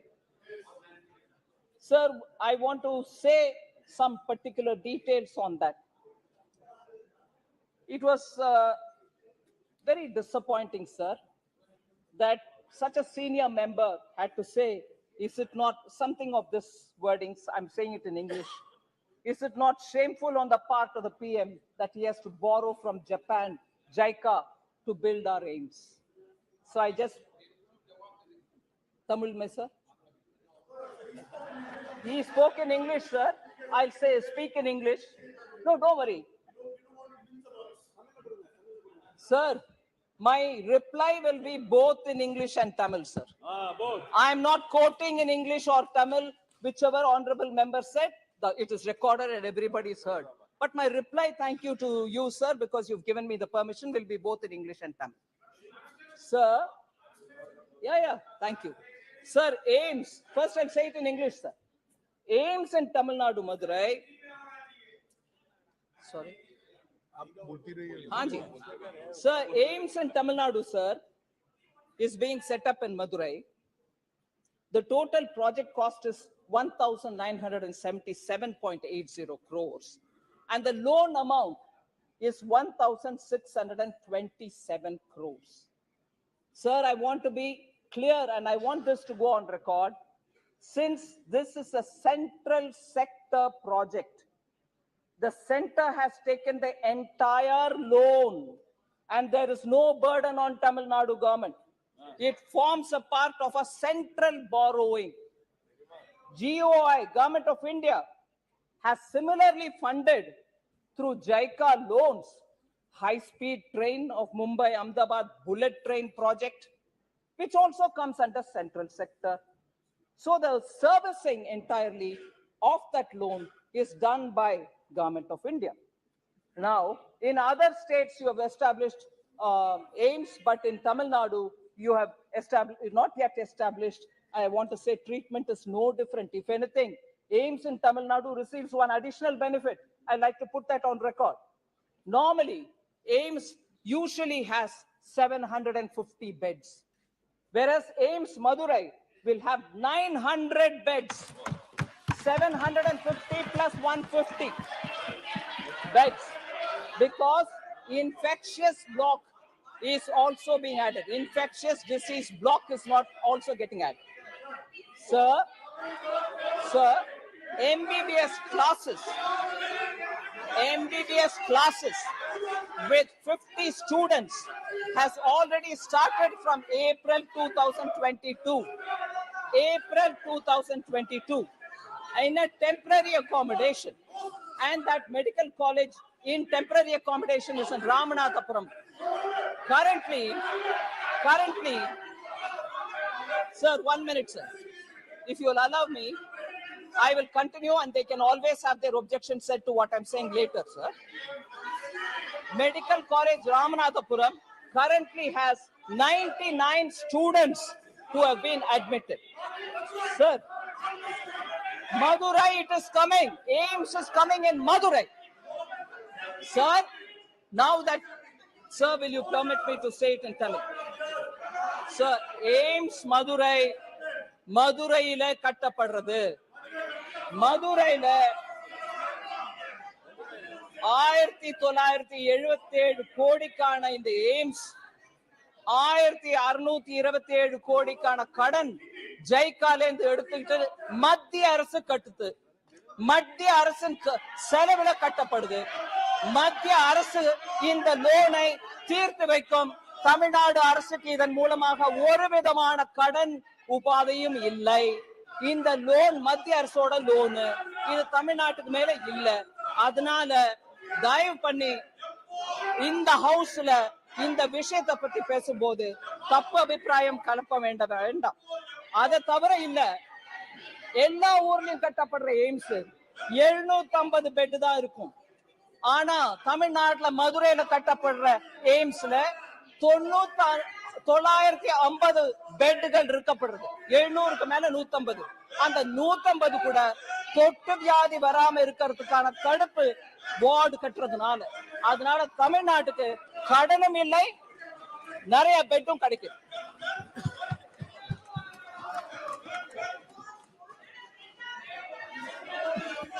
So health விஷயத்துல I've said that this is very clearly established. There is no need for Tamil Nadu to worry whether we are borrowing or whether we are building out of our own funds. It's part of our fiscal management, and JICA is one of the external commercial borrowing, and therefore it doesn't undermine the importance of AIMS that is getting built in Madurai. Sir, இப்ப வரைக்கும் கடன்ல வாங்குற வெக்கமா இல்லையான்னு கேட்டாங்க. இப்போ கட்டுறோம் சொன்ன பிறகு எப்போ போய் சொல்ல வேண்டாம் சார் இந்த அவையில. சார், கோவிட் சமயத்துல டைரக்ட் டிரான்ஸ்பர் பெண்களுக்கு செய்யும் kharif Kalyan Yojana provided 80 crore poor people, vulnerable citizens, food. Sir, in this, Professor Saugata Rao asked about poverty, and one of our honorable members stood up to say about poverty. I want to read the IMF working paper, April 22, which says, subsequently, मंत्री जी एक minute please एक minute. सदन ने ये तय किया था कि नारेबाजी नहीं होगी, तय किया था ना। और मेरा मानना, बीजेपी वाले और कोई भी दल वाले नारेबाजी करेंगे तो मेरी जिम्मेदारी है, मैंने कह दिया। उसके बाद कोई नारेबाजी करेगी तो व्यवस्था मेरी है। आप फिर क्यों नारेबाजी कर रहे हैं? जब व्यवस्था देख दो, व्यवस्था से सदन चले। माननीय वित्त मंत्री जी,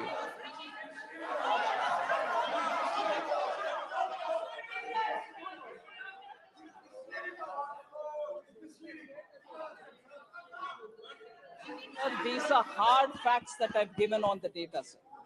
Sir, poverty alleviation, somebody was raising that question, and one of our honorable members stood up to say, but I want to read this. IMF working paper, sir, of April 2022. I'm quoting it. Subsequently, the doubling of entitlements in 2020, जहां भारत सरकार ने ration double किया और totally मुफ्त में दिया, उसके ऊपर subsequently, सर, मोर तमिलनाडु विषय है सर, नहीं, वो सुनकर जाए सर, बहुत सारे और तमिलनाडु का फैक्ट्स है, सुनना चाहिए, क्यों भाग रहे हैं, ये वार्निंग है. தமிழ்நாட்டை பத்தி உன்ன நிறைய விஷயம் நான் சொல்லணும், ஓடிடாதீங்க. ஒருவேளை போனா கூட போய் டிவில பாருங்க, தமிழ்நாடு விஷயம் இன்னும் நிறைய சொல்றதுக்கு இருக்கு, நான் சொல்றேன். அதை டிவில போய் பாருங்க சார்.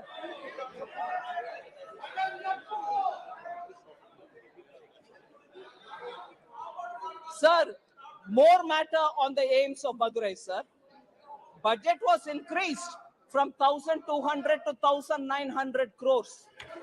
Land acquisition late किया तमिलनाडु में, इसलिए तो वो लेट हो गए, भाग गए, सुनने में डर हो रही है उनको सच्चाई. Land acquisition late பண்ணதுனால 1200 கோடியில இருந்து 1900 கோடி வரைக்கும் போன அந்த பட்ஜெட் இன்னும் நடக்காம இருக்குன்னா அதுக்கு படி அந்த ஸ்டேட் கவர்மெண்ட் எடுத்துக்கலாமே தவிர மத்திய அரசு மேல இல்ல. அதே சமயம் கோவிட் சமயம்ல விசிட் பண்ண முடியாம போச்சு. Because of COVID, the site inspections could not happen, and as a result, they could not speed up the work. I can understand the difficulty of the state government, but no, I don't want to hear. Unfortunately, there's more to say, more facts to say on Tamil Nadu, and I'm sure honorable members will see it on the television, but I will say it nevertheless.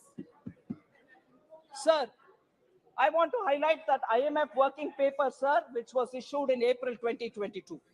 Subsequently, I'm quoting, the doubling of entitlements in 2020, doubling meaning Prime Minister Modi, where ration was only 5 kg per person, gave another 5 kg and gave totally free for 80 crore people. So referring to that, subsequently the doubling of entitlements in 2020 helped maintain extreme poverty at the low of 0.8% level. Without any food subsidies, extreme poverty in the pandemic year would have increased by 1.05%, and lower middle income poverty would have increased by 8%. This is IMF recognizing Prime Minister Modi's Garib Kalyan Anna Yojana and saying that stopped people from going into poverty.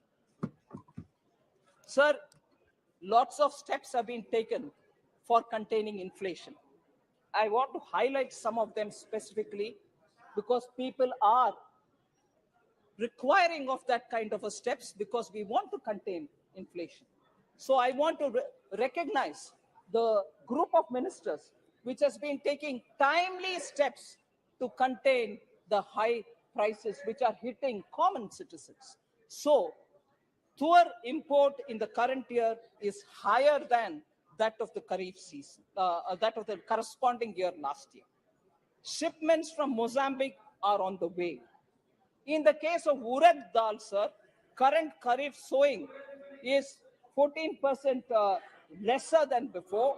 And for this, 3 lakh metric tons of urad is expected to be imported from Myanmar, and therefore that will also cool the prices down. Sufficient stocks of domestic moong is available, and therefore aggressive disposal measures are also being taken. In respect of masoor, sir, domestic and global availability positions are comfortable. The procurement of imported masoor stock has also been initiated, and that will also add to the buffer. There is also a conversion of chana into chana dal so that for retail disposal under the Bharat Dal initiative, which has been launched on 17th July 2023. Another 3 lakh metric tons of onions for the buffer has also been in procurement completed. I also want to add, sir, procuring of tomatoes from tomato growing regions of Maharashtra and Andhra Pradesh and also Karnataka, and distribution of these through cooperative societies like NCCF, NAFED are all happening. Bihar, West Bengal, Uttar Pradesh, Delhi, and Rajasthan, this has already started from 14th July. And this will continue. Also in Delhi, mobile vans are distributing as outlets of NCCF and NAFED, and also the Kendriya Bandar. As on date, sir, NCCF has distributed 88 lakhs 8,84,612 kgs of tomatoes in Rajasthan, Delhi, NCR, and Uttar Pradesh, and this will continue in the coming days, and this will be increased also. Also, through the ONDC, the Open Network for Digital Commerce, Delhi NCR region citizens can procure tomatoes. Already prices in Andhra Pradesh and Karnataka, the wholesale mandis of tomato has started coming down below 100%, 100 rupees, and we expect this to also help us. As of today, sir, we have booked tomatoes from Kolar Mandi and coming to Delhi, and this will be coming at 85 rupees per kg. Also, the wholesale price in Andhra Pradesh, as I said, has already started coming below 100. We have also initiated imports from Nepal by removing the import restrictions, and the first lot of tomatoes from Nepal are likely to reach Varanasi, Lucknow, Kanpur by Friday itself. NCCF is planning a mega sale of tomatoes in Delhi NCR region at a subsidized rate of 70 rupees this weekend, and covering all the nooks and corners of Delhi. So I want to highlight the fact that on these essential commodities, we are taking enough steps, but more will also be taken because we are conscious that people need essentials at an affordable price. So COVID management also tells a lot about how we were able to, sorry? Minister has already placed all these statistics. So it's again a repetition. So you don't want data? So just to highlight what measures have been taken to make sure the recovery happens well. Manufacturing, we brought in PLI schemes and ease of doing business reforms. Taxation, we brought in faceless income tax, repealed retrospective taxation, we brought in transparency. ECGLS has benefited 14 lakh MSMEs. One Nation, One Ration card has benefited the common man, particularly the migrant workers. Credit for street vendors is now available under PM Swanidhi without any kind of collateral. Diversified opportunities in coal has resulted in several minerals being now freely available. Account aggregator has come in play, and also limited liability partnership have been provided a lot of ease of doing business. So I will move over to talking about, sir, inflation. Of course, if I give data, it's not comfortable for many of them to hear, but it is a matter of fact, sir, that opposition ruled states have not reduced the price of fuel, as a result of which inflation in those states are still continuing to be high. Rajasthan is one of them. Bihar, Kerala, Telangana are all still keeping their fuel price high. Punjab, in fact, has gone to increasing the price of fuel. As a result, inflation pressures are being felt, although Prime Minister Modi twice reduced the price by cutting down on excise duty. Sir, MSME, I had a few things to say, but for the constraint of time, I'll move over to talking on how Modi ji has kept the whole nation in mind. North, East, West, South, all of them have been given several important projects. Sabka Saath works out, sir. East, for instance, 5 fertilizer factories have been saved from closure. 4 of them in eastern India: Gorakhpur, Barauni, Talcher, and Sindri. Northeast, actually, a special program called PM Divine was given, as a result of which 6,600 crore fund reached the Northeast for livelihood development, social development, and infrastructure development. Capital expenditure has also been given as grants to many of the states. So Northern India, in fact, particularly Jammu and Kashmir, benefited after Article 370 has been removed. An immense lot of progress is being made in J&K. I want to focus also, sir, on the central India, where commencement of commercial coal mining has actually helped the states. Now, production of wheat in Madhya Pradesh has increased from 174.8 lakh tons to 352.7 lakh tons in the last decade. Madhya Pradesh's share in wheat export is now 46%. And also, if you look at it, paddy also is now being produced on a higher number. 53.2 lakh tons is now 131.8 lakh tons. So actually G20 is a forum where Prime Minister Modi has showcased all India. The meetings are happening in every state of India and not confined to any one particular. So Sabka Saath is now showcased in so many different ways. I want to emphasize, because I'm from the South,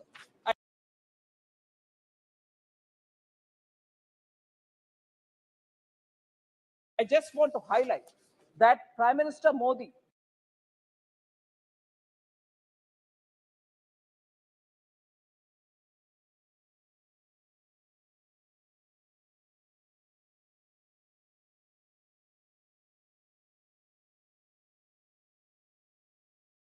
recently announced redevelopment of railway stations. 508 railway stations are being redeveloped, of which 76 are in South India. Andhra Pradesh, Karnataka, Kerala, Tamil Nadu, and Telangana. And 2,286 crores are being used for the redevelopment of 76. And again, sir, 6 Vande Bharat Expresses are running in all the southern states, 5 of them. So 6 Vande Bharat in 5 states are being now deployed. Mega integrated textile region and apparel parks Mitra are being set up all over the country. 3 out of the 7 which are being set up all over the country are being set up in South India. In the union budget, sir, the budget for Mitra has been increased from 3 crores to 200 crores. Now, the 3 Mitra parks are in Tamil Nadu, Telangana, and Karnataka. So Jal Jeevan Mission, I've already explained, I wouldn't go into the details. Each one of the state has received schemes, whether it is Awas Yojana, Swachhata, I can go into the details, but I just want to highlight tax devolution, an important fact, sir. 2004 to 14, 3.56 lakh crores were devolved to the states, whereas up to between 2014 and 2023, with 1 more year to go, we have already devolved 10.69 lakh crores. Where is 10.69? So I want to highlight that. Similarly, grants given to states, sir, I just want to highlight that between 2004 and 14, 2.18 lakh crores were given as grants to states.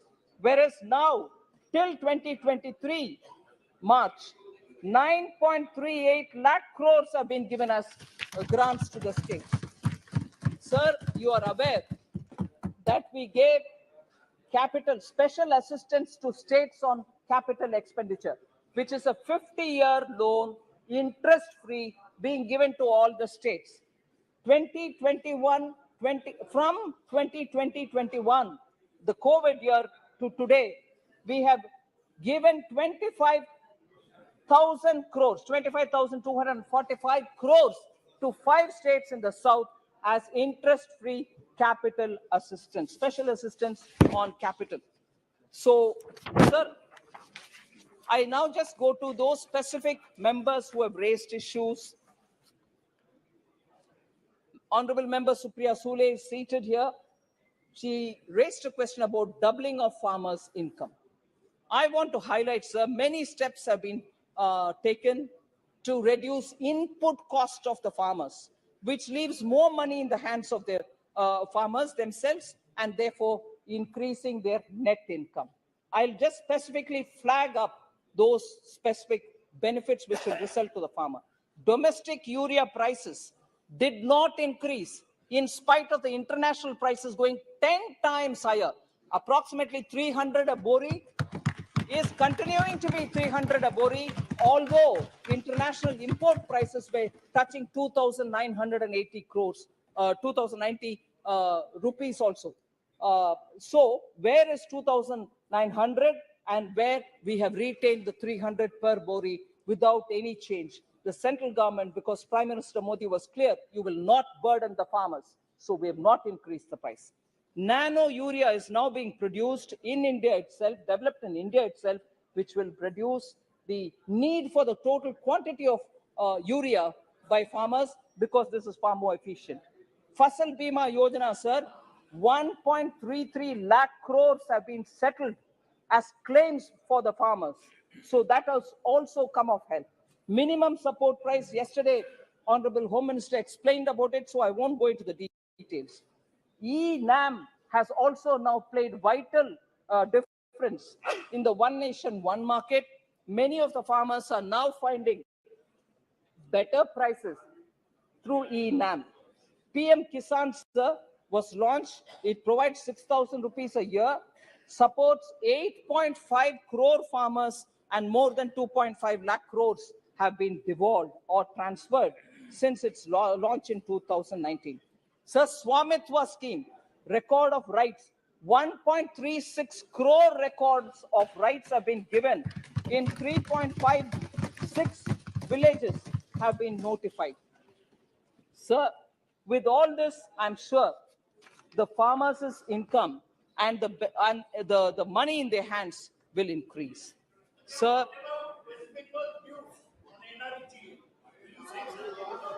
yeah, that has been answered even in the budget session, sir.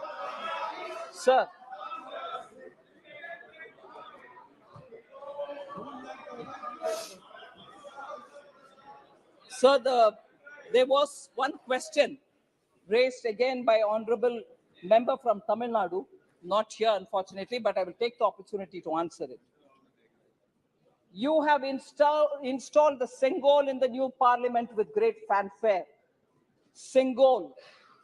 But do you really know the history of Tamil Nadu? Have you heard of the Pandyan Sengol? And also, do you know the story of Kannagi? Please read Silapadigaram. Don't impose Hindi. All this was said, sir. I just want to highlight the fact that Sengol, particularly as given to for a first Prime Minister, was also given by the Adimans, who are a unique institution for Tamil Nadu. Now, the same party has no objection when that sacred Sengol has been treated as a walking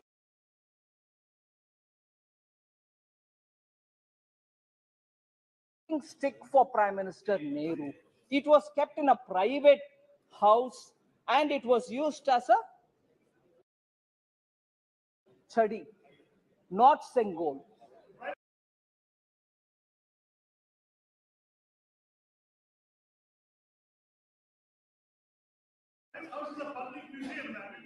No, it can be, but it was also titled Kai Tadi, walking stick. You should be fair, Sashi Tharoor. It was lost in history. It is. I was going to talk about it. I will talk about it. I'm glad you raised it. It was forgotten in history. It was forgotten and kept in some kind of a museum which says it's a walking stick. That doesn't hurt the Tamil pride, sir. Is that not an insult to the Tamils? So, when Honorable Prime Minister restored it to its rightful place in Lok Sabha, it becomes an issue. That's an insult to the Tamils. Would you not want to raise about it? Sir, it was ignored for decades. Now, Tamil Nadu, Kashi Tamil Sangamam actually showed how Tamil Nadu and Kashi have very, very deep connections. Tamil New Year's Day was celebrated by Honorable Prime Minister. I don't know if Dr. Murugan is here. he went to his house and celebrated Tamil New Year's Day. And the first time you've heard Tamil being quoted in UN, and in his Mann Ki Baat, so many times he's referred to Tamil. And also, more than 10 to 12 quotes have been taken from Purananuru or Thirukural and been used. Whereas, sir, because Shashi Tharoor is so keen on putting history right on records, I want to say, he's a Malayali, but I'm glad he's also concerned about Tamil Nadu. But I would want him to please recognize the fact that it was during the UPA government, when DMK was a partner in that government, that Jallikattu, which is a very typical Tamil culture, reflective of Tamil culture, was called a Kattumirandi, barbaric game, and was banned by that very same UPA, in which the same party DMK was a member. Is it barbaric, sir? It took Prime Minister Narendra Modi to come back and permit in 2016 to have Jallikattu played in Tamil Nadu. So the very same party which is now shedding crocodile tears should know about it.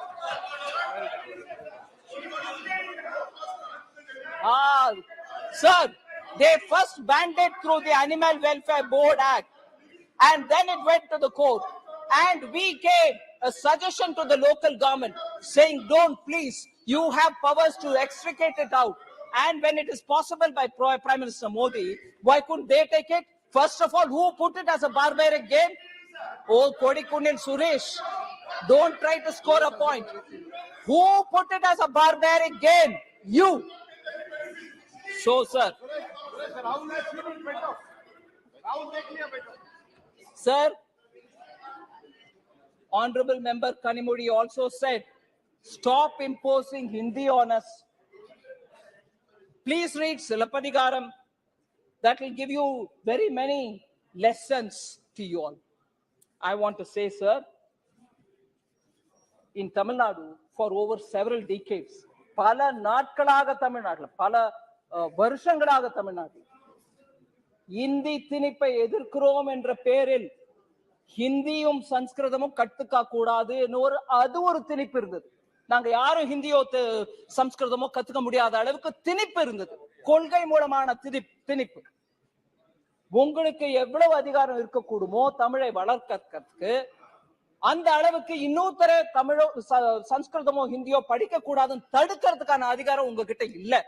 இருந்தாலும் நீங்க ஹிந்தியை வளர்க்க கூடாது, தமிழை தான் வளர்க்கணும்ன்ற அந்த ஆணவத்துடன் எங்க யாரையும் ஹிந்தியோ சம்ஸ்கிருதமோ படிக்க விடல. இது நான் I'm telling my lived experience. It is that Tamil Nadu which stops every individual from learning Hindi or Sanskrit. Today, in the name of language, they are coming and telling us, read Silappadigaram. I want to tell them about Silappadigaram.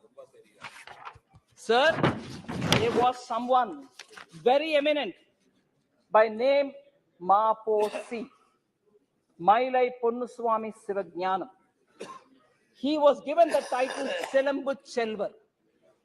In 1951, he was an authority on Silappadigaram. He was an authority. And an honorable member tells us, you read Silappadigaram, you'll get to know a lot. I would want to read Selambu Chelvar Maposi's words, which he wrote in 1951 in Tamil Muras. I'm quoting, sir.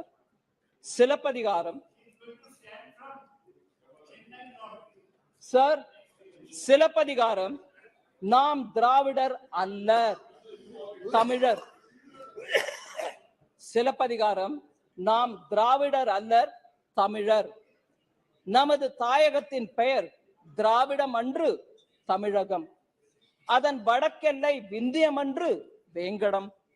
தமிழ்நாட்டு அந்தனர் ஆரியர் அல்லர் தமிழர் என்கிறது. மற்றும் தமிழருடைய பண்பாடும் பழக்க வழக்கங்களும் பெரும்பாலும் வேங்கடத்திற்கு வெளியே உள்ளவர்களின் பண்பாடுகளுக்கும் பழக்க வழக்கங்களுக்கும் வேறானவை ஆயினும் விரோதமானவை அல்ல என்று சிலப்பதிகாரம் கூறுகிறது. Unquote. Sir, I'll just give you a summary. Silappadigaram tells us that we are Tamils not Dravidars. Namadhu Thayagatin Pair, that is. Sir, honorable member should have asked that question to honorable member Kanimozhi, saying, why are you talking about Silappathigaram? This is not vote of confidence. But now that it is raised, it's my duty to answer. Because she tells us, you should read Silappathigaram. I want to tell how Prime Minister Modi implements Silappathigaram's principles.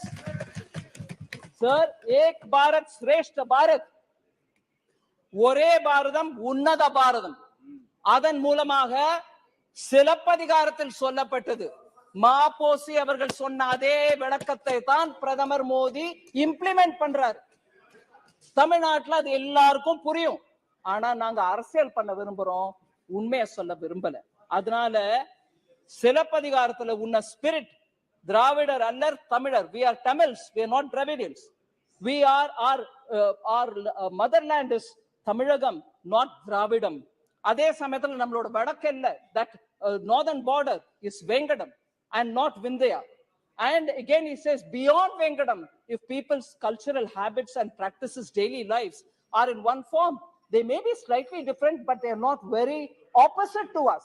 So it talks about countries' oneness, India's oneness, whereas a separatist language, I'm not saying she is speaking it, but a separatist language influences the kind of language with which honorable member tells Prime Minister, read Silappathigaram.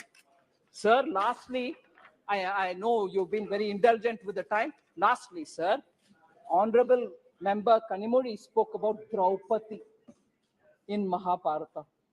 I was very touched. Draupadi in Mahabharata, she actually claimed, and I agree, was humiliated. She was stripped. Draupadi. Sir, about women, about stripping, about demeaning women and shaming women, all of us will have to feel really very seriously. And I'm sure she has that concern. I don't undermine that. I agree.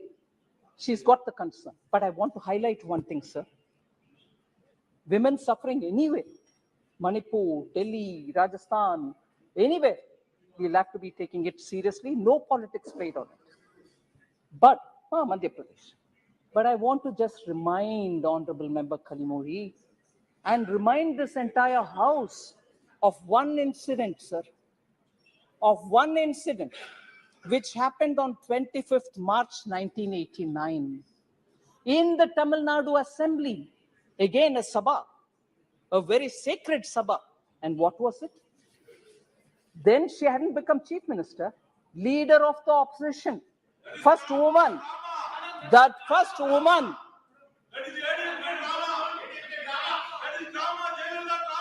Jayalalitha's sari was pulled in Tamil Nadu.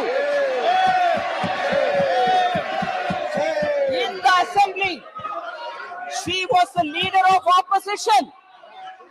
Her sari was pulled. And the DMK members who were seated there heckled at her, laughed at her, made fun of her. You're talking of Kaurava Sabha? You're talking of Draupadi? Has DMK forgotten Jayalalitha? You pulled her sari. You demeaned her.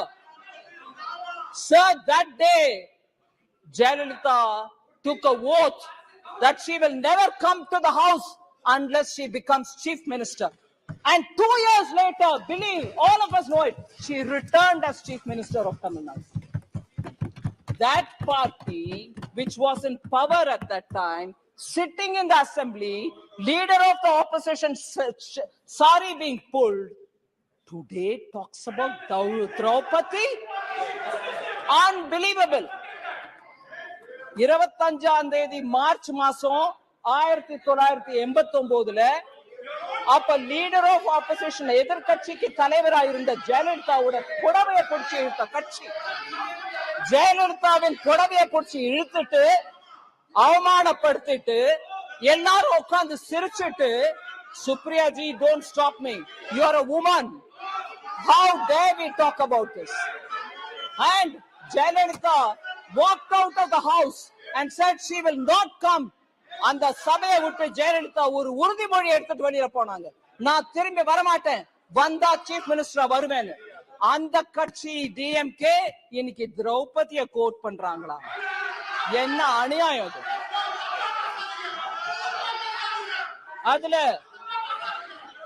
அதுல இன்னும் விவரமா திரௌபதி அப்ப கடவுள் சொன்னாரு, கடவுள் வந்து உதவல, silent ஸ்பெக்டேட்டரா இருந்தவங்க எல்லாருக்கும் பனிஷ்மெண்ட் கிடைக்கும்.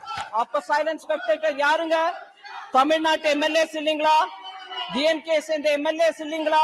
அவங்களுக்கு பனிஷ்மெண்ட் கிடைக்காதா? அதனால sir, thank you very much for having given me this opportunity, and I hope vote of confidence will be squarely defeated. Shrimati Rajashree Malik.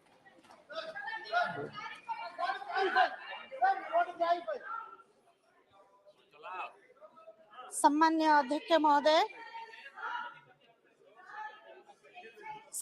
अध्यक्ष महोदय, विजु जनता दल पक्षर मते आज अनास्था प्रस्ताव उपर वक्तव्य रखिबार सुजोग देथिबारु मु आपन को अशेष अशेष धन्यवाद देउछि सर। सर्वप्रथम मु कहि रखे ए प्रस्ताव को मु ए अनास्था प्रस्ताव को मु ग्रहण करि पारु नहीं एवं विरोध करूछि। सर, ओडिशा माननीय मुख्यमंत्री श्रीयुक्त नवीन पट्टनायक अक्लांत परिश्रम तथा ओडिशावासी स्नेह श्रद्धा एवं विश्वास जोगु आज ओडिशा अन्य बड़ बड़ राज्यों को पछरे पकाई एक विकासशील राज्य मान्यता पाइछि। Please let the house be in order, please. Please, honorable ministers, please let the house be in order, please. Welcome. Yes, ma'am.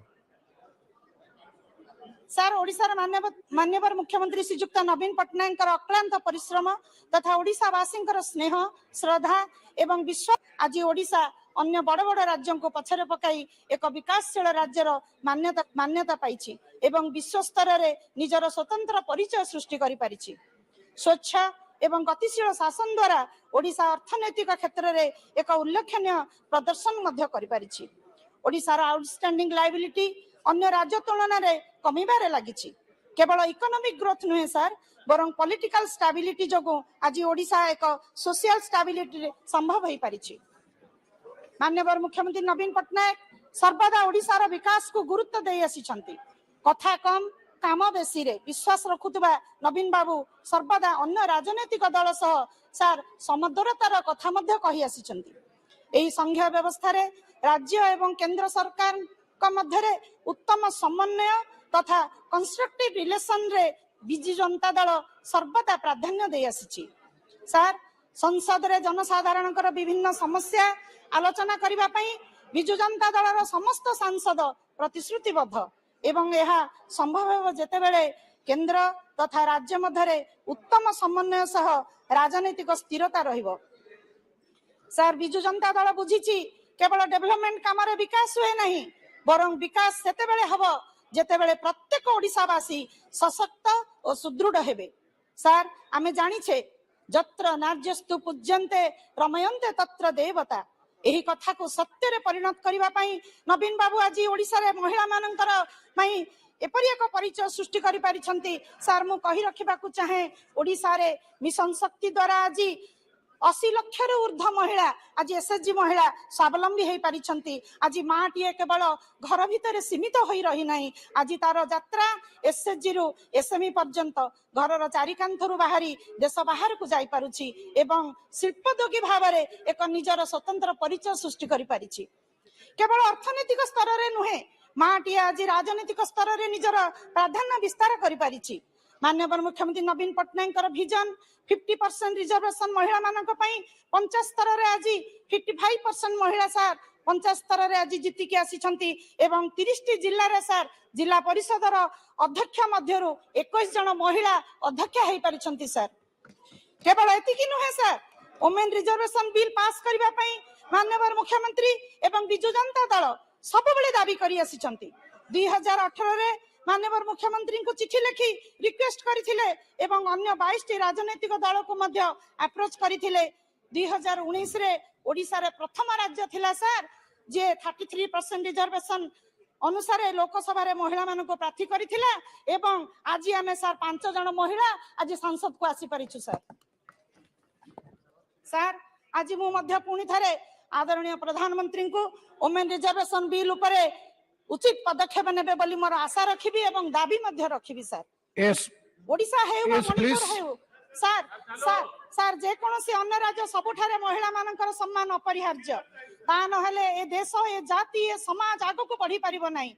एभली एक संवेदनशील मन आज जदि मणिपुर घटना रे आज 140 कोटी देशवासी मुंड आज तलकु नहीं जाइछि नारी को सम्मान समस्त देशवासी गुरुदायित्व रही Yes. सम्मान देबा Yes, सर ma'am. केवल महिला कहीं ओडिशा रे प्राय 39% हेउचंदी सर अनुसूचित जाति और जनजाति विजु जनता दलंकर सांसद माने उभय गृह रे सब बेले दाबी करी आसीचंती हो मुंडारी भूमि जब धन्यवाद, धन्यवाद। संविधान रो 8 शेड्यूल रे Next. स्थान दिया जाऊ Shri Asauddin Owaisi. I will conclude sir 2 minutes within 2 minutes sir please 2 Take the minutes last sir. sentence, concluding Sir, 2 sentence, minutes, please. sir. Sir जनजाति मानकर भाषा संस्कृति परंपरा पई ऐतिह्यर विकास पई संरक्षण पई ओडिशा सरकार 23 टी जिल्ला रे सर उन्नयन परिषद मध्ये गठन करिसंती। Yes, ma'am. तेनु सर आज मु आज कहि रखेबा को चाहे sir Please have the concluding sentence, please. Sir AE federal structure रे बा संघीय व्यवस्था रे राज्य सरकार रो विकास केंद्र सरकार रो सहयोग बिना संभव नुहे सर। तेणु रेलवे हो एनएच हो पोर्ट्स हो बैंकिंग हो डिजिटल कनेक्टिविटी हो जेकोसी स्कीम हो सर राज्य सरकार केंद्र सरकार सहयोग रे संभव होई। Thank you. केंद्र सरकार अर्थनैतिक और Thank राजनैतिक you. स्थिरता Under what? पर Yes. देश सर विकास रो संभव होई था sir. Thank you very much. Thank you very much, ma'am. What is your under what rule? 376. 376 is the rule. Please. Sir, 376. No. I am asking under what rule you are making the point of order. 376. 376 is the rule by which. Sir, wait. 376 is the misleading rule. the house. The misleading the house. No, please. Now, Shri Asauddin Owaisi. No. You point out the rule by which under why by. No. 376 is different. 376 is a rule by which you can raise a point of order. Under what rule you are making a point of order? That is my question. Yes, Asauddin Owaisi, please. That you do, give it in writing, no problem. If anything unparliamentary, unethical on the part of the speaker, wait, on the part of the minister, you please give it in writing. The speaker will look into it. That's all. I told, see, I request all the members a strict direction from the honorable speaker. Wait. Your time is over. Wait, please. We have 40 more speakers. The Prime Minister has to reply today itself. So only 3 minutes to be allotted all the members. This is the time constraint. So please cooperate with the chair so that we can conclude the discussion and maximum members will be getting an opportunity to take part in the discussion. Please conclude, ma'am, with the last sentence. Last sentence. Sir Wait, after this speech. Manipur घटना रे sir आदरणीय प्रधानमंत्री अत्यंत दुख प्रकाश करी दोषी विरुद्ध रे सर कठोर कार्यानुष्ठान पे निर्देश दैछंती एवं शांति श्रृंखला बजाय रखिया पई श्रृंखलागत कार्यानुष्ठान मध्ये पदक्षेप ग्रहण करिसंती सर सभापति महोदय एभली एक संवेदनशील दुखद घटना पर अधिक आलोचना न करी गठनमूलक आलोचना एवं पर्यालोचना द्वारा उभय केंद्र एवं राज्यर विकास संभव बोली मु आशा करूची सर। धन्यवाद sir. I will.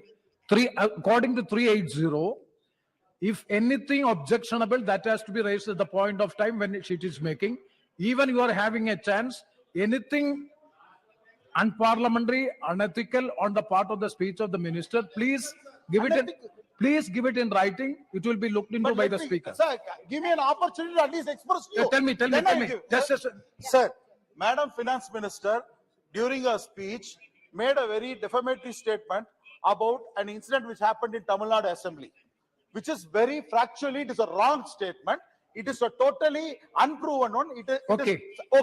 She made a statement of a person about the sari pulling issue relating to that will be looked into. That will be looked into by the speaker. I have to give my version. The speaker was sitting at the time. That will be looked into by the honorable speaker.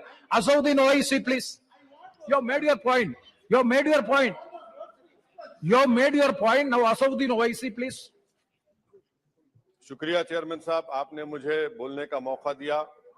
मैं इस तहरीक अदम एतमाद की तायद में खड़ा हूं जिसको TRS party और हमारी पार्टी ने दिया, जिसको स्पीकर साहब ने कबूल किया।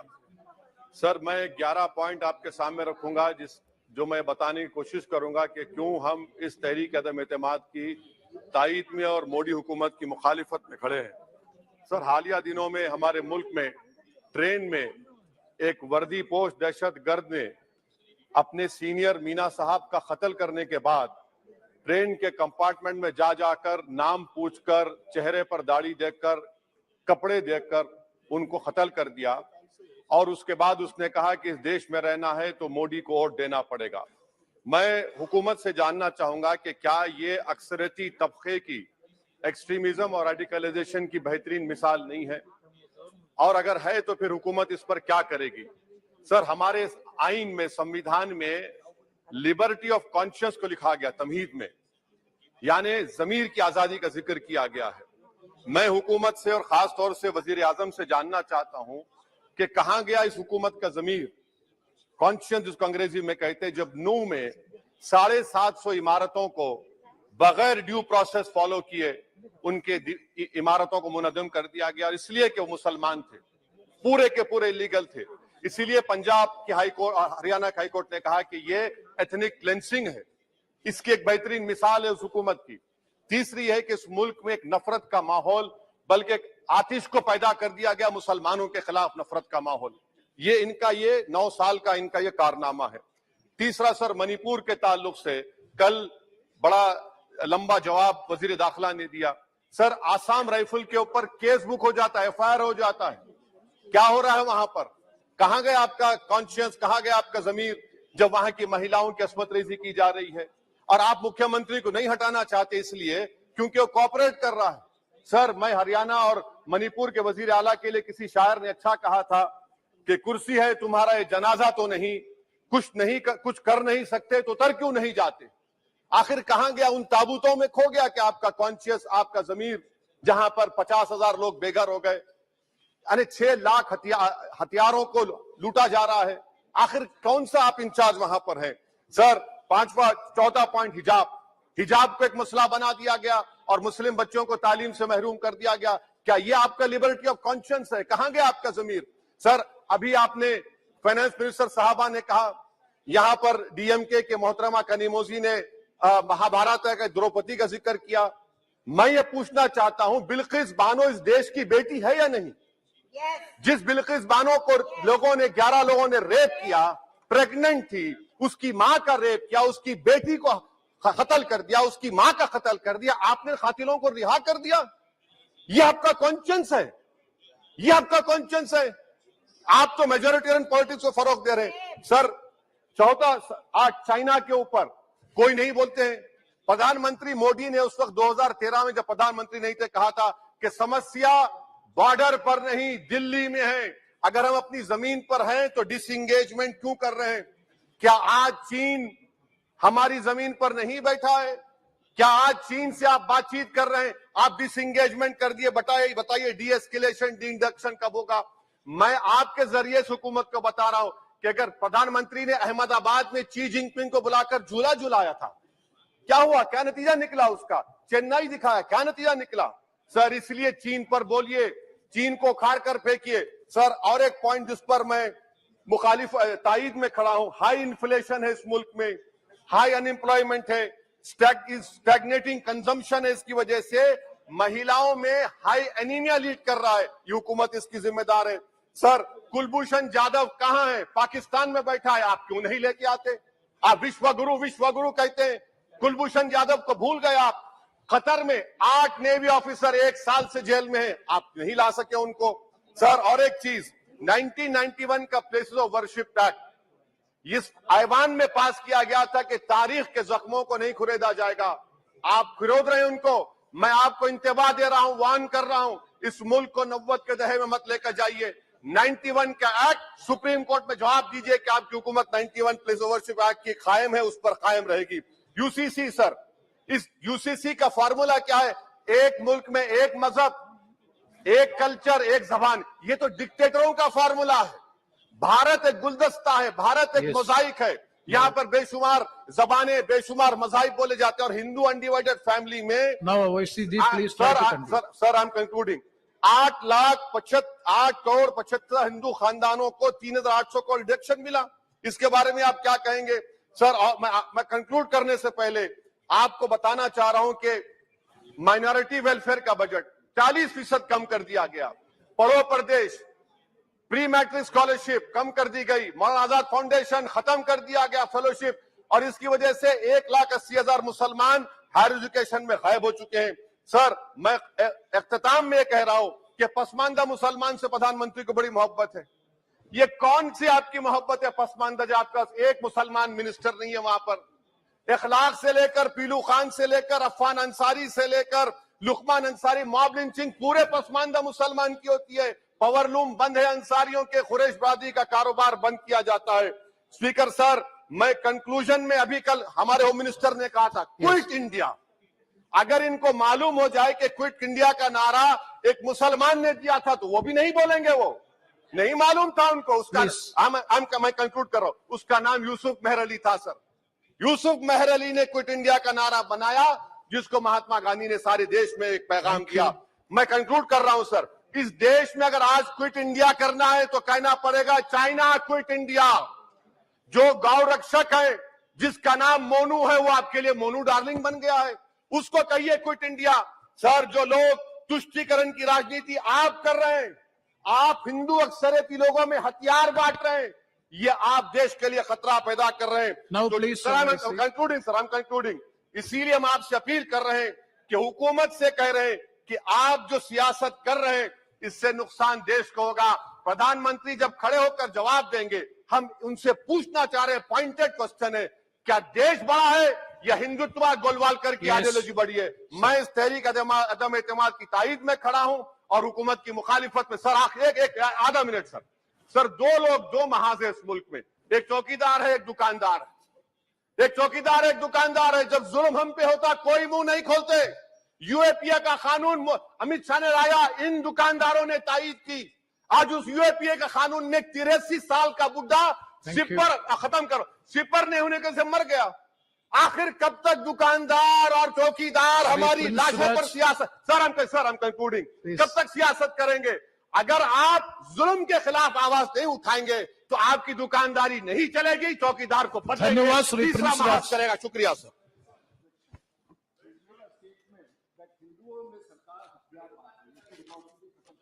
Let us see. Okay, next, Sri Prince Raj, please.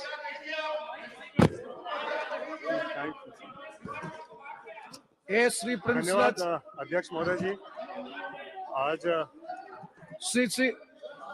Sri Rudy ji, anything objectionable, it will be looked into, please. Prince Raj, please start. No. Anything objectionable, it will be looked into. That's all. No. We have to go through the records now. Prince Raj, you please start. Otherwise, I will call the other 9.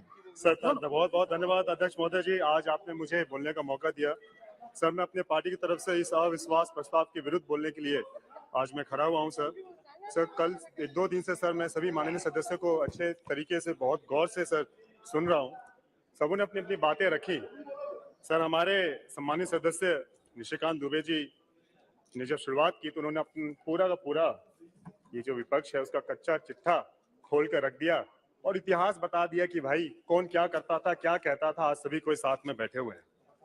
Sir, जब राज्यसभा, जब आप पे भी आ रहे हैं अभी, और कि आप पे भी आ रहे हैं, जब राज्यसभा में सर जब चुनाव होते हैं, जब राज्य में जब चुनाव होते हैं, तो यही सर घमंडिया पार्टी जो है, जो इन्होंने गठबंधन बनाया है, सब एक दूसरे को गाली देते रहते हैं, सब एक दूसरे पे आरोप लगाते हैं कि ये पार्टी ये करती है, कांग्रेस ये करती है, वो ये करती है। लेकिन आज देखिए, अपने स्वार्थ के लिए ये सब कोई एक जगह एकत्रित हो गए हैं, सब अपने स्वार्थ के लिए एकत्रित हुए हैं।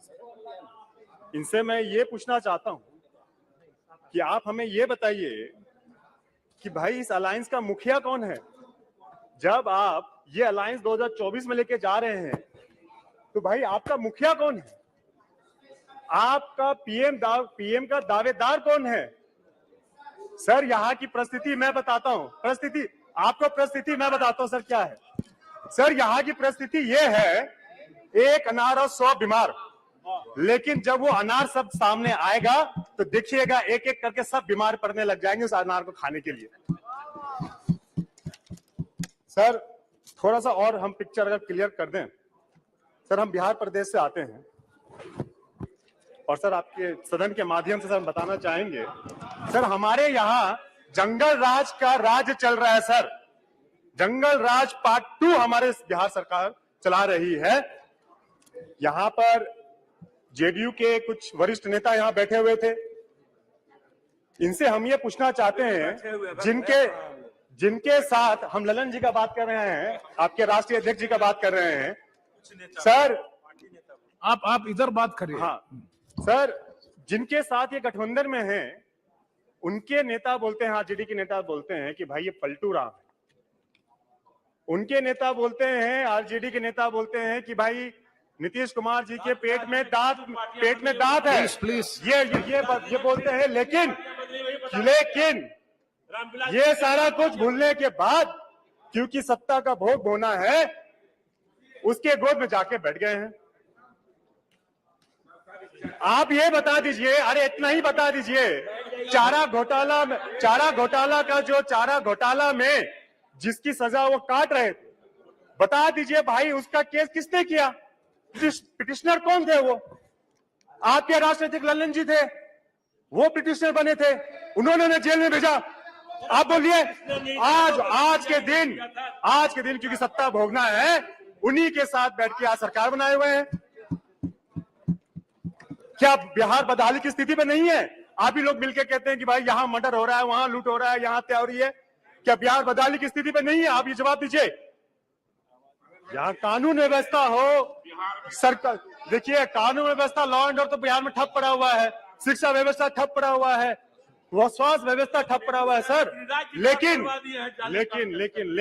सर, ये घमंडिया गठबंधन जो है बिहार प्रदेश में जाकर बैठक करती है। 23 जून को पहली बैठक बिहार प्रदेश में जाकर करती है और पहली बैठक फेल हो जाती है। लेकिन सर ये हम पूछना चाहेंगे, जब ये पहली बैठक मणिपुर की इन्होंने जिक्र किया, Yes, time is very limited. Please try. Sir, I just need to put some points. Sir, I am the only speaker from my party, sir. Sir, I'll put every single point. Sir ये मणिपुर की बात करते हैं कि मणिपुर में ये हुआ, हम गए, यहाँ गए, वहां गए। हम ये घमंडिया पार्टी से, ये गठबंधन से पूछना चाहेंगे कि जब ये बिहार प्रदेश में इन्होंने जब पहली बैठक 23 जून को की, क्या वो उन जगहों पे गए जहां हिंसक वारदातें हुई? क्या उन गरीबों से जाके मिले? क्या उन परिवार से जाके मिले जिनके साथ दुष्कर्म करके जिनकी हत्या कर दी गई? क्या उनके साथ जाके मिले? सर हम सूची का थोड़ा से 3-4 हम घटनाएं के विवरण यहाँ करना चाहेंगे। 3 मई Prince Raj, your allotted sir time is बस 2 मिनट सर इनका सर कच्चा चिट्ठा खोलना भी बहुत जरूरी है सर। नवंबर 2022 में सर अरवल जिले के चकिया में सर एक दलित महिला के साथ दुष्कर्म के बाद घर में आग लगा दिया गया, जिसके बाद ये हुआ कि उसकी नाबालिग बच्ची और उस महिला का उसकी माँ की मौत हो गई। क्या उसके घर जाने का प्रयास किया उन्होंने? हम लोग गए सर, हम लोग गए। क्या मुख्यमंत्री जी जाने का उन्होंने प्रयास किया? क्या ललन जी उनके घर जाकर उन्होंने समाप्त कीजिए। सर 3-4 पॉइंट सर और सर नवंबर 2022 में सर बेगूसराय में चौराही में दलित महिला के साथ दुष्कर्म हुआ। क्या ये इन्होंने जाने का प्रयास किया? क्या ये घमंडिया गठबंधन, क्या उन्होंने वहां जाने का प्रयास किया? क्या उनके आंसू पोंछने का प्रयास किया? 3 मई 2023 में सर हमारे संसदीय क्षेत्र दरभंगा जिला में सर अटहर दक्षिणी पंचायत में बलाट गांव में सर एक दलित युवक, एक रोशन पासवान के नाम के लड़के को सर ईट भट्टा पे काम करता था, उसको मार दिया गया। क्या इन्होंने संज्ञान लेने का काम किया? सर यही सर 26 जुलाई 2023 में सर दरभंगा जिला में बेनीपुर सज्जनपुर गांव में सर नाबालिग गली के साथ उसके साथ सामूहिक बलात्कार किया गया और उसको जिंदा जला दिया गया, जिंदा मार दिया गया। सर क्या ये घमंडिया पार्टी वहां जाने का इन्होंने प्रयास किया? क्या इन्होंने ये जरूरत भी समझी कि उनसे बात कर ले? और ये बात करते हैं, आज ये सिख सुनाते हैं। सर ये कई सर दिन दहाड़े वैशाली जिला में सर दिन दहाड़े बाजार के बीच में एक छात्रा को मार दिया गया, उसका मर्डर कर दिया गया। क्या हमारे मुख्यमंत्री जी वहां जाने की चेष्टा करते हैं? और यहाँ आके ये सिख सुनाते सर। सर ये तो सर नो प्लीज ये सर बिहार का दुर्भाग्य सर। हमारे माननीय सर, हमारे सम्मानित सदस्य, आप कंक्लूड करो, otherwise I will call the next speaker, please. दो पेज नो सर। सम्मानित सदस्य sir Shri Hanuman Beniwal ji, sir okay sir, please conclude करो। Conclude sir. सम्मानित सदस्य sir Shrimati Nandit No, time. It is a direction from the honorable speaker. I have to obey. Sir, I am the only speaker, sir, from my party. Sir, हम एक ही sir. Yes, please. Sir, I'll take 2 minutes, sir. Sir, हम सम्मानित सदस्य श्रीमती नवनीत राणा जी ने बहुत अच्छी बात बोली। उन्होंने बिल्कुल सटीक बात बोली। सर, वो तो किसी पार्टी से नहीं है। उन्होंने सही कहा। Yes. Navneet Rana ji. Prince Raj ji, please conclude. Otherwise, I have to call. उन्होंने सही कहा कि ये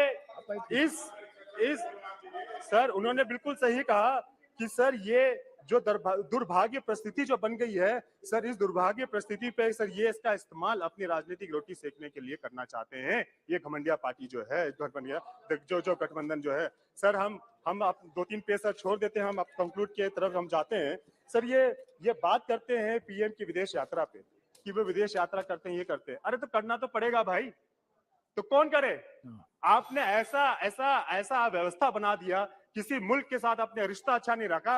जब हमारे पूर्व के प्रधानमंत्री जब विदेश जाते थे वहां पे पता ही नहीं चलता था कि भाई भारत का नेतृत्व कौन कर रहा है। आप समाप्त कीजिए ना, मौन रहते थे। लेकिन आज के जब प्रधानमंत्री जब विदेश जाते हैं पूरी सभा उनका स्वागत करता है, एक मान सम्मान के साथ स्वागत करता है। आज आपने सदन के अंदर पिछले No. Last sentence. 2 minutes, sir. I'll take 2 minutes. No. Okay, sir. I'll take 2 minutes, sir. No, please. 2 minutes. No. Sir, okay, sir. Sir, ये. So, but last, sir. I'll conclude. Hanuman Beniwal जी, चालू तो करो इसको सर। या चलो। सभापति महोदय, अविश्वास प्रस्ताव पर जो पिछले लंबे समय से चर्चा चल रही है और इसके अंदर पक्ष विपक्ष के दर्जनों। एक मिनट। Last sentence.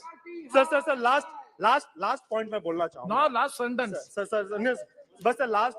सर इन्होंने ये कहा कि 9 साल में, ललन जी ने कहा 9 साल में इन्होंने क्या किया। सर हम ये जानना चाहते हैं कि 17 साल की सरकार ने, बिहार सरकार ने 8 बार मुख्यमंत्री का शपथ लिया, उन्होंने क्या किया? सर आखिरी में मैं कंक्लूड करता हूं सर। मैं आखिरी में एक घमंडिया गठबंधन के लिए एक अपने, सर ये तो विदेशों के कवि का नाम लेते हैं, हम अपने राष्ट्र कवि का नाम लेते हैं सर। उनकी बात करके खत्म करते हैं सर। हमारे राष्ट्र कवि रामधारी सिंह दिनकर जी की हम कविता रखना चाहते हैं जो घमंडिया गठबंधन पे बिल्कुल सटीक बैठती है। जो सत्य जानकर भी ना सत्य कहता है या किसी लोभ के विवश मुख रहता है, उस कुटिल राजतंत्री करदर्य को धीक है या मुख सत्य हंता कम नहीं अधिक है। चोरों के हैं जो हितु, ठगों के बल हैं, जिनके प्रताप से पलते पाप सकल हैं। अब जो छल प्रचम को धन्यवाद। बाकी टेबल करा दो। इसमें सर जो भाषण बच गया उसको टेबल कर दो। आप नहीं डायरेक्ट करना। ये अविश्वास प्रस्ताव पर जो पिछले 3 दिन से लगातार चर्चा चल रही है। 3 मिनट। 3 मिनट तो मैं नहीं बोलूंगा। No, आप शुरू किए। मेरा 3 मिनट तो आप वैसे ही रख दिया मेरा। जल्दी। जो पिछले 3 दिन से चर्चा चल रही है विश्वास प्रस्ताव पे, इस पक्ष की तरफ से दोनों तरफ से मणिपुर हिंसा को लेके सब जगह से बात की गई। सबने चिंता करी कि मणिपुर जल रहा है। मणिपुर के अंदर जो हिंसा हुई, जिस तरह हथियार थानों से लूटे गए, 10,000 से ज्यादा हथियार लूट लिए, और जिस तरह एक महिला का वीडियो आया निर्वस्त्र करके उसको घुमाया, इससे पूरा देश वर्ल्ड में शर्मसार हुआ। इसकी चिंता पक्ष विपक्ष दोनों ने करी। लेकिन सब मेरा सवाल इन लोगों से इतना ही है कि क्या आपका इंटेलिजेंसी का इतना बड़ा फेल्योर है कि मणिपुर में घटना पे घटना घटती जाए, और जो आंकड़े दिए गए वो मात्र आपने बताया कि 100-125 मौतें मणिपुर के अंदर हुई है। आप मणिपुर जो संसदीय दल जाके आया, उन्होंने जहाँ लोगों से मिले करे, और जो हालात वहां के थे वो ठीक नहीं है, वहां शांति नहीं है। मणिपुर के अंदर शांति कैसे स्थापित हो, हम सबको इसकी चिंता करने की आवश्यकता है। और जिस तरह हमारी बहनों को वह निर्वस्त्र करके घुमाया, ऐसी घटनाओं की पुनरावृत्ति इस देश के अंदर नहीं हो, इस बारे में दिल्ली की सरकार को सोचना चाहिए। अच्छा तो ये होता कि प्रधानमंत्री जी पहले ही दिन आके वक्तव्य दे देते। तो ये 15 दिन जो खराब हुए हमारे लोगों के बोलने के लिए, जिस तरह आप 3-3 मिनट की पाबंदी कर रहे हो, पहले तो आधा घंटे लोग बोले, अब लास्ट में 3 मिनट, तो 3 मिनट में सर नहीं बोल सकते हम लोग। हमारी भी पार्टियां, सब हर आदमी चाहता है, लोग कहते हैं लोकसभा में आप जाओ, सवाल उठाओ, बात उठाओ, कहाँ से उठाएंगे? ये लोग फिर सेटिंग करके वापिस मिलकर अपना भाषण दे लेते हैं और हमारे जैसे लोग बीच में रह जाते हैं। तो समझ में होते, मणिपुर के साथ साथ मैं राजस्थान के अंदर जो रुक जाओ यार, आप बीच में क्यों बोल रहे हो? राजस्थान पे भी आ जाऊंगा। समझ महोदय, मैं राजस्थान की घटना पे भी आपका ध्यान आकर्षित करूंगा। यहाँ लोग बैठे होंगे। राजस्थान में मुख्यमंत्री जी का जो इलाका जहाँ से गृह मंत्री है, उस जवाहरलाल नेहरू यूनिवर्सिटी कैंपस के अंदर एक बालिका के साथ दुष्कर्म की घटना होती है। उस कैंपस के साथ अभी कुछ दिनों पहले, और एक किसान की बेटी को भीलवाड़ा के कोटड़ी में दुष्कर्म करके उसको जिंदा जलाया जाता है। जब तक वो जल नहीं जाती तब तक उसको कोयले की भट्टी के अंदर डाल दिया जाता है। ये राजस्थान की घटना है। समझ में, राजस्थान में 2019 से लेकर 22 के अंदर नाबालिग बच्चों के साथ बात गैंगरेप के कुल 7,593 और 14 से लेके जब आपकी सरकार थी 16 तक राजस्थान में नाबालिग बच्चों के विरुद्ध यौन हिंसा के कुल 7,084 मामले उस समय भी दर्ज होते। हमारा मकसद एक ही है कि ये नारी शक्ति को सम्मान कैसे मिले, ये अपराध कैसे घटे। मैं मांग करूंगा अध्यक्ष जी से कि 2 दिन आगामी जब सत्र हो तो नारी शक्ति के सम्मान में ये जो नारी उत्पीड़न के मामले देश में बढ़ रहे हैं, इनके लिए भी 2 दिन इस हाउस के अंदर चर्चा होनी चाहिए और प्रत्येक सांसद को बोलने का मौका मिलना। समझ महोदय, मध्य प्रदेश के रीवा में 2 नाबालिग लड़कियों से सामूहिक दुष्कर्म हुआ। छत्तीसगढ़ के बस्तर में 23 वर्षीय बालिका के साथ सामूहिक दुष्कर्म जैसी घटनाएं हुई।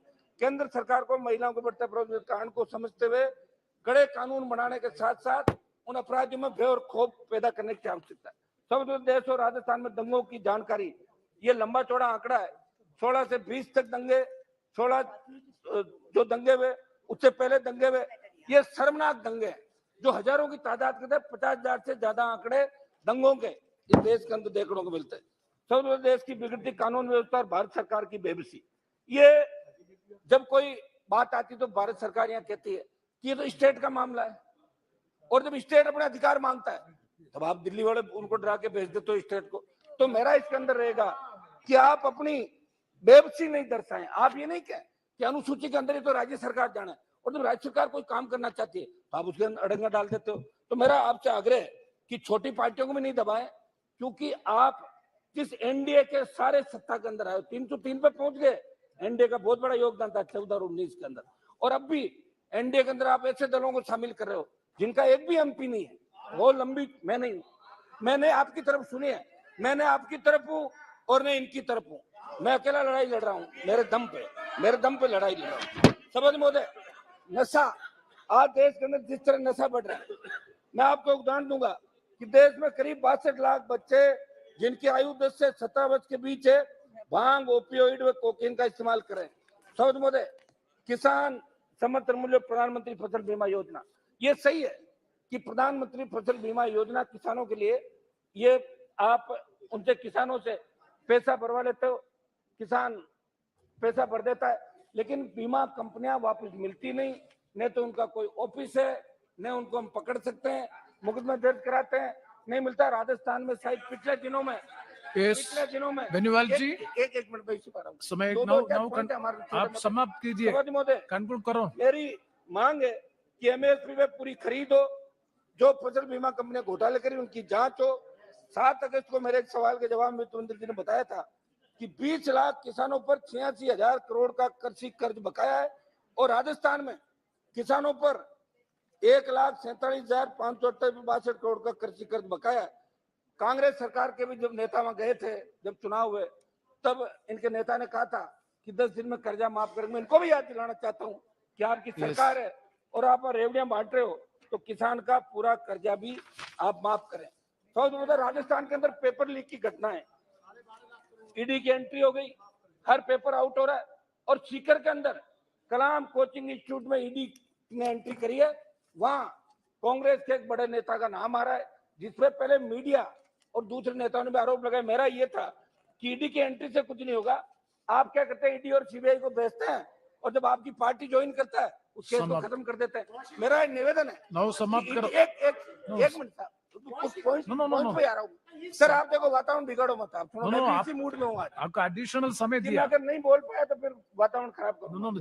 जल्दी मेरी बात सुनो, एक मिनट में सारी एक डेढ़, आपने इनको 15 मिनट दे दिए साहब, दो नहीं आप 1.5 मिनट में बात, 1 मिनट से कंक्लूड करो। आप ही सिंगल मेंबर पार्टी से, आप कंक्लूड करो प्लीज। नो जान तो रखो। नो मोदी सर, वर्तमान कांग्रेस सरकार पूर्ति भाजपा सरकार के कार्यकाल में 2 दर्जन से अधिक बड़ी भर्तियां परीक्षा रद्द हुई राजस्थान के अंदर। ये क्यों हो रही है? पेपर लीक क्यों हो रहा? कानून तो बन गया, ईडी पकड़ती है, एसओजी एसीबी जो स्टेट एजेंट जो पकड़ती है, लेकिन उस मुख्य सूत्रधार को नहीं पकड़ती जिसकी वजह से पेपर आउट हो रहे हैं। आरपीसी के चेयरमैन को बर्खास्त करे। ईडी की जो एंट्री हुई है उसका तो मैं स्वागत करता हूँ, लेकिन ईडी मुख्य उसमें जाए। एक समझ बोले, बजरी का बहुत बड़ा खेल राजस्थान के अंदर हुआ, 4 लाख करोड़ का बजरी का घोटाला हुआ। कांग्रेस के नेताओं के साथ साथ भारतीय जनता पार्टी के कई नेता भी बजरी के खेल के अंदर शामिल है। मेरा ये है कि ईडी बजरी के अंदर भी ईडी की एंट्री हो, बजरी माफिया का इलाज हो। ये हम लगातार एलपी पार्टी आंदोलन कर रही है, ये मैं आपसे मांग करता हूँ। एक मिनट, एक हमारा था ये बढ़ती महंगाई, सभापति महोदय 1 मिनट में सारी बात खत्म कर रहा हूँ। महंगाई 2014 के अंदर जब सरकार आई, पेट्रोल डीजल 50, 52, 55 रुपए था, आज 100 रुपए चला गया। अंतर्राष्ट्रीय बाजार में प्रति बैरल क्रूड ऑयल की कीमतें कम। नेक्स्ट बात point final conclusion last page. ये एक मिनट सर, ईआरसीपी अच्छा बोल रहा हूँ सर, अच्छा भाषण है लेकिन समय नहीं है इसलिए प्रॉब्लम। ईआरसीपी जो हमारी ईस्टर्न कैनाल परियोजना है जिसमें राजस्थान के पूर्व के 12-13 जिले जुड़ेंगे, केंद्र राज्य पर डाल देता है, राज्य केंद्र पर डाल देता है। मेरी मांग है कि केंद्र के अंदर जल संसाधन मंत्री राजस्थान चाहते हैं, भाषणों से काम नहीं चलेगा, वोट लेने के वापिस जाना पड़ेगा। मैं मांग करता हूँ कि इसको केंद्रीय परियोजना दिल्ली की सरकार घोषित करे। चुनाव का समय आप एक मिनट समाप्त करता हूँ। किसान आंदोलन हुआ, पहलवान बेटियां, आप बैठिए एक मिनट हमारी पहलवान बेटियां न्याय के लिए जंतर मंतर पे बैठी थी। उन पहलवान बेटियों का उत्पीड़न हुआ, उनका शोषण हुआ, उन्हें मुकदमा दर्ज कराने के सुप्रीम कोर्ट जाना पड़ा। इससे ज्यादा शर्मनाक बात नहीं हो सकती। कौन से महिला लोग करते हो? प्लीज बात करते हैं तो हरियाणा के अंदर, एक मिनट लास्ट खत्म करता हूँ, हरियाणा में जाट आरक्षण आंदोलन के अंदर 50 से ज्यादा हमारे समाज के बच्चों ने शहादत दी। आपने जब बात करी, वार्ता करी, तब आपने कहा था कि मुकदमे वापस लेंगे। उन जाट नौजवान जेलों के अंदर बैठे हैं, जाट, पटेल और हमारे मराठे, जो गुजर, जिन जिन लोगों ने आंदोलन किया, मुकदमे देश की सरकार को। एक मिनट प्लीज, एक कितना आप 10 मिनट लिया ना। मेरी एक मांग ये रहेगी कि सभापति महोदय, हमारे राजस्थान से जो जिनका हमारा खून का रिश्ता है, बिश्नोई जो पंथ बना, वो जाट समाज से 99% लोग बिश्नोई बने। हमें वहाँ आरक्षण है, उनको भी दिल्ली में केंद्र में आरक्षण मिलना चाहिए। सिद्ध जो हमारे भाई उनको मिले, काम खानियों को मिले। मेरी ये मांग है कि जो हमारे भरतपुर, धौलपुर के साथ अन्य 8-9 राज्य के जाट है जो स्टेट में आरक्षण मिला, धन्यवाद। नेक्स्ट माओ मैत्रा जी, प्लीज मेरी मांग है कि एक last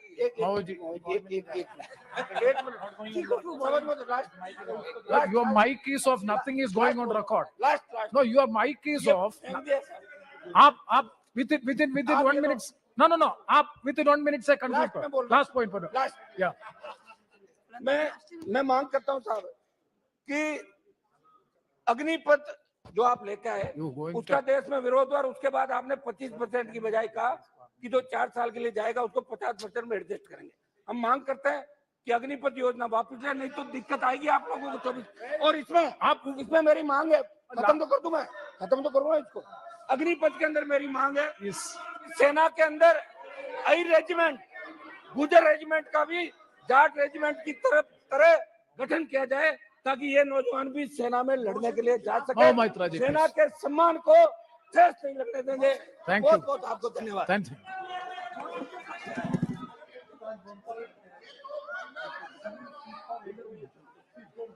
How much?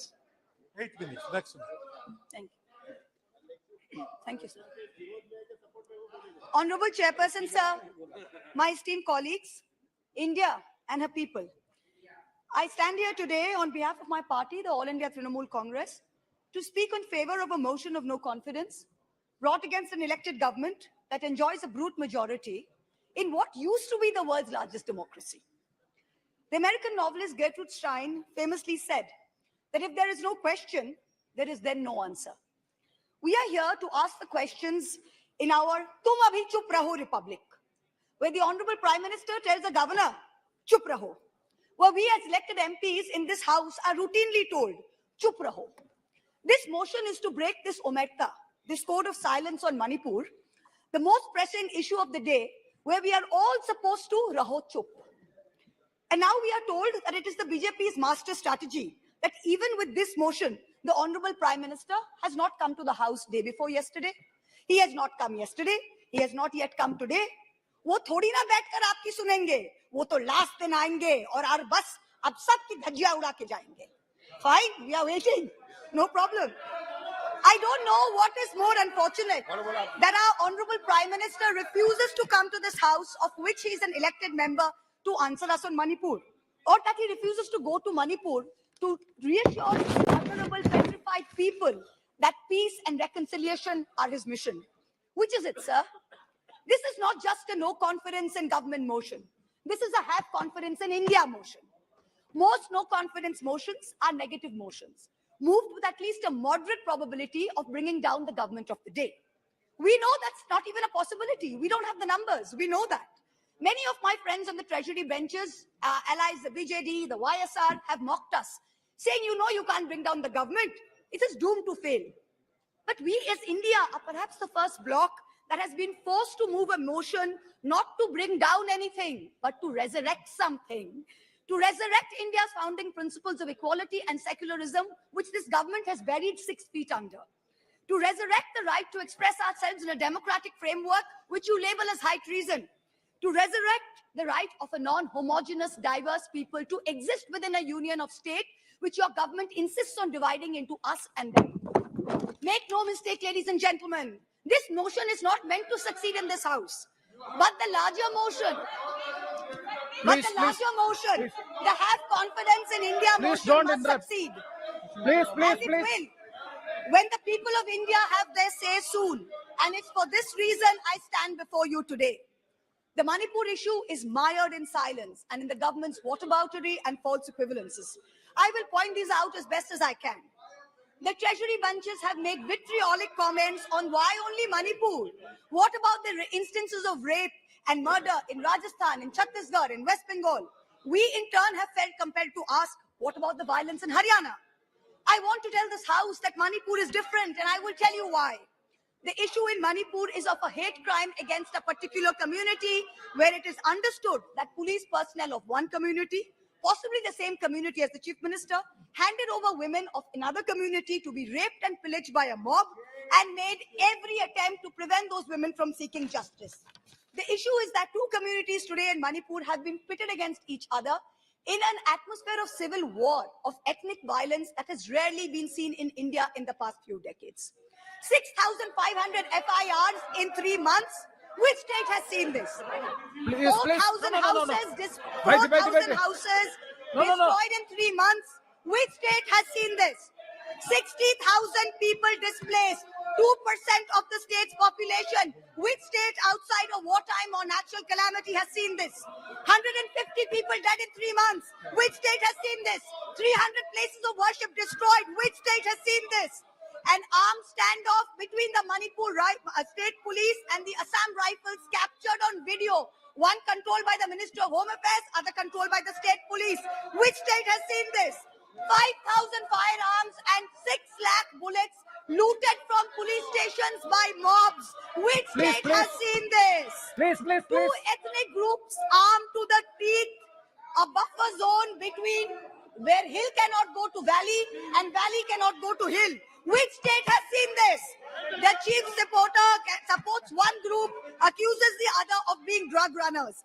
In truth, over 15,000 acres of poppy have increased in cultivation in the past 5 years. 250 square kilometers of forest land has reduced under this chief minister's watch. Which state has seen this? Only Manipur, no other state, only Manipur. So stop your whataboutery, stop your false equivalences, address the problem, Honorable Prime Minister. We haven't heard of one change in the police force. We have not heard of one change in the government. We have not heard of one person taking responsibility.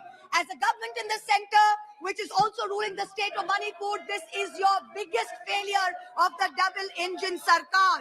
So let us not insult other states by saying, what about Rajasthan? What about Haryana? What about Chhattisgarh? Manipur is a tacitly approved hate crime. Make no mistake, this is civil war. These are crimes against humanity. The harsh reality is while this government may have built infrastructure, it has destroyed institutions. And I will be doing an injustice to my role in parliament if I don't call this out. In Manipur, the BJP's majoritarian bravado is destroying a state and tearing apart its people. I don't want to make this about politics. But Honorable Prime Minister, if you're listening, I beg you on behalf of the people of Manipur, change the administration. Allow all parties to work together to mediate a truce. Otherwise, even after your term ends, India will echo in one voice as to what went so terribly wrong in Manipur with such terrible consequences for our country. जिस पापी को गुण नहीं गोत्र प्यारा है, समझो उसने ही हमें यहाँ मारा है. India has lost confidence in you. The spectacle of the Prime Minister of the greatest democracy bowing to a religious seers of a majority in the chamber of a new parliament fills us with shame. Police manhandling and filing FIRs against champion wrestlers against a BJP MP accused fills us with shame. 50 panchayats in 3 districts of BJP-ruled Haryana issuing letters forbidding Muslim traders entering the state fills us with shame. नफरतों की जंग ने अब देखो क्या क्या हो गया. सब्जियां हिंदू हुई, बकरा मुसलमान हो गया. No, madam. You are creating it in every state. Now, we are not, 1 minute, we are not going to be bullied. One crony capitalist is not going to make a monkey out of India's regulators and equity markets while we watch. Mamta Di is not scared. Mr. Stalin is not scared. Akhilesh Ji is not scared. Rahul Gandhi is not scared. A 37% vote share party can only prevail if the rest of us 63% are shared. Yes. And we are not. This time we will take you on and we will win. Thank you. I hear the illustrious BJP members of the House. Thank you, ma'am. Last para, ma'am. Sir, last para, sir. I hear the BJP members praising their own. And I quote from the Gita, you have the right to labor only and not to the fruits of labor. Everyone asks, if not Modi ji, then who? This inaction on Manipur, Honorable Prime Minister, where you had absolute power to intervene but did not, is a cornerstone after which India will say anyone but Modi. Thank you very much. Thank you, ma'am. Next, Sri Rahul Shivalik. धन्यवाद अध्यक्ष महोदय, आपने मुझे अरे रहने दो. धन्यवाद. रहने दो. धन्यवाद अध्यक्ष महोदय, आपने मुझे धन्यवाद अध्यक्ष महोदय.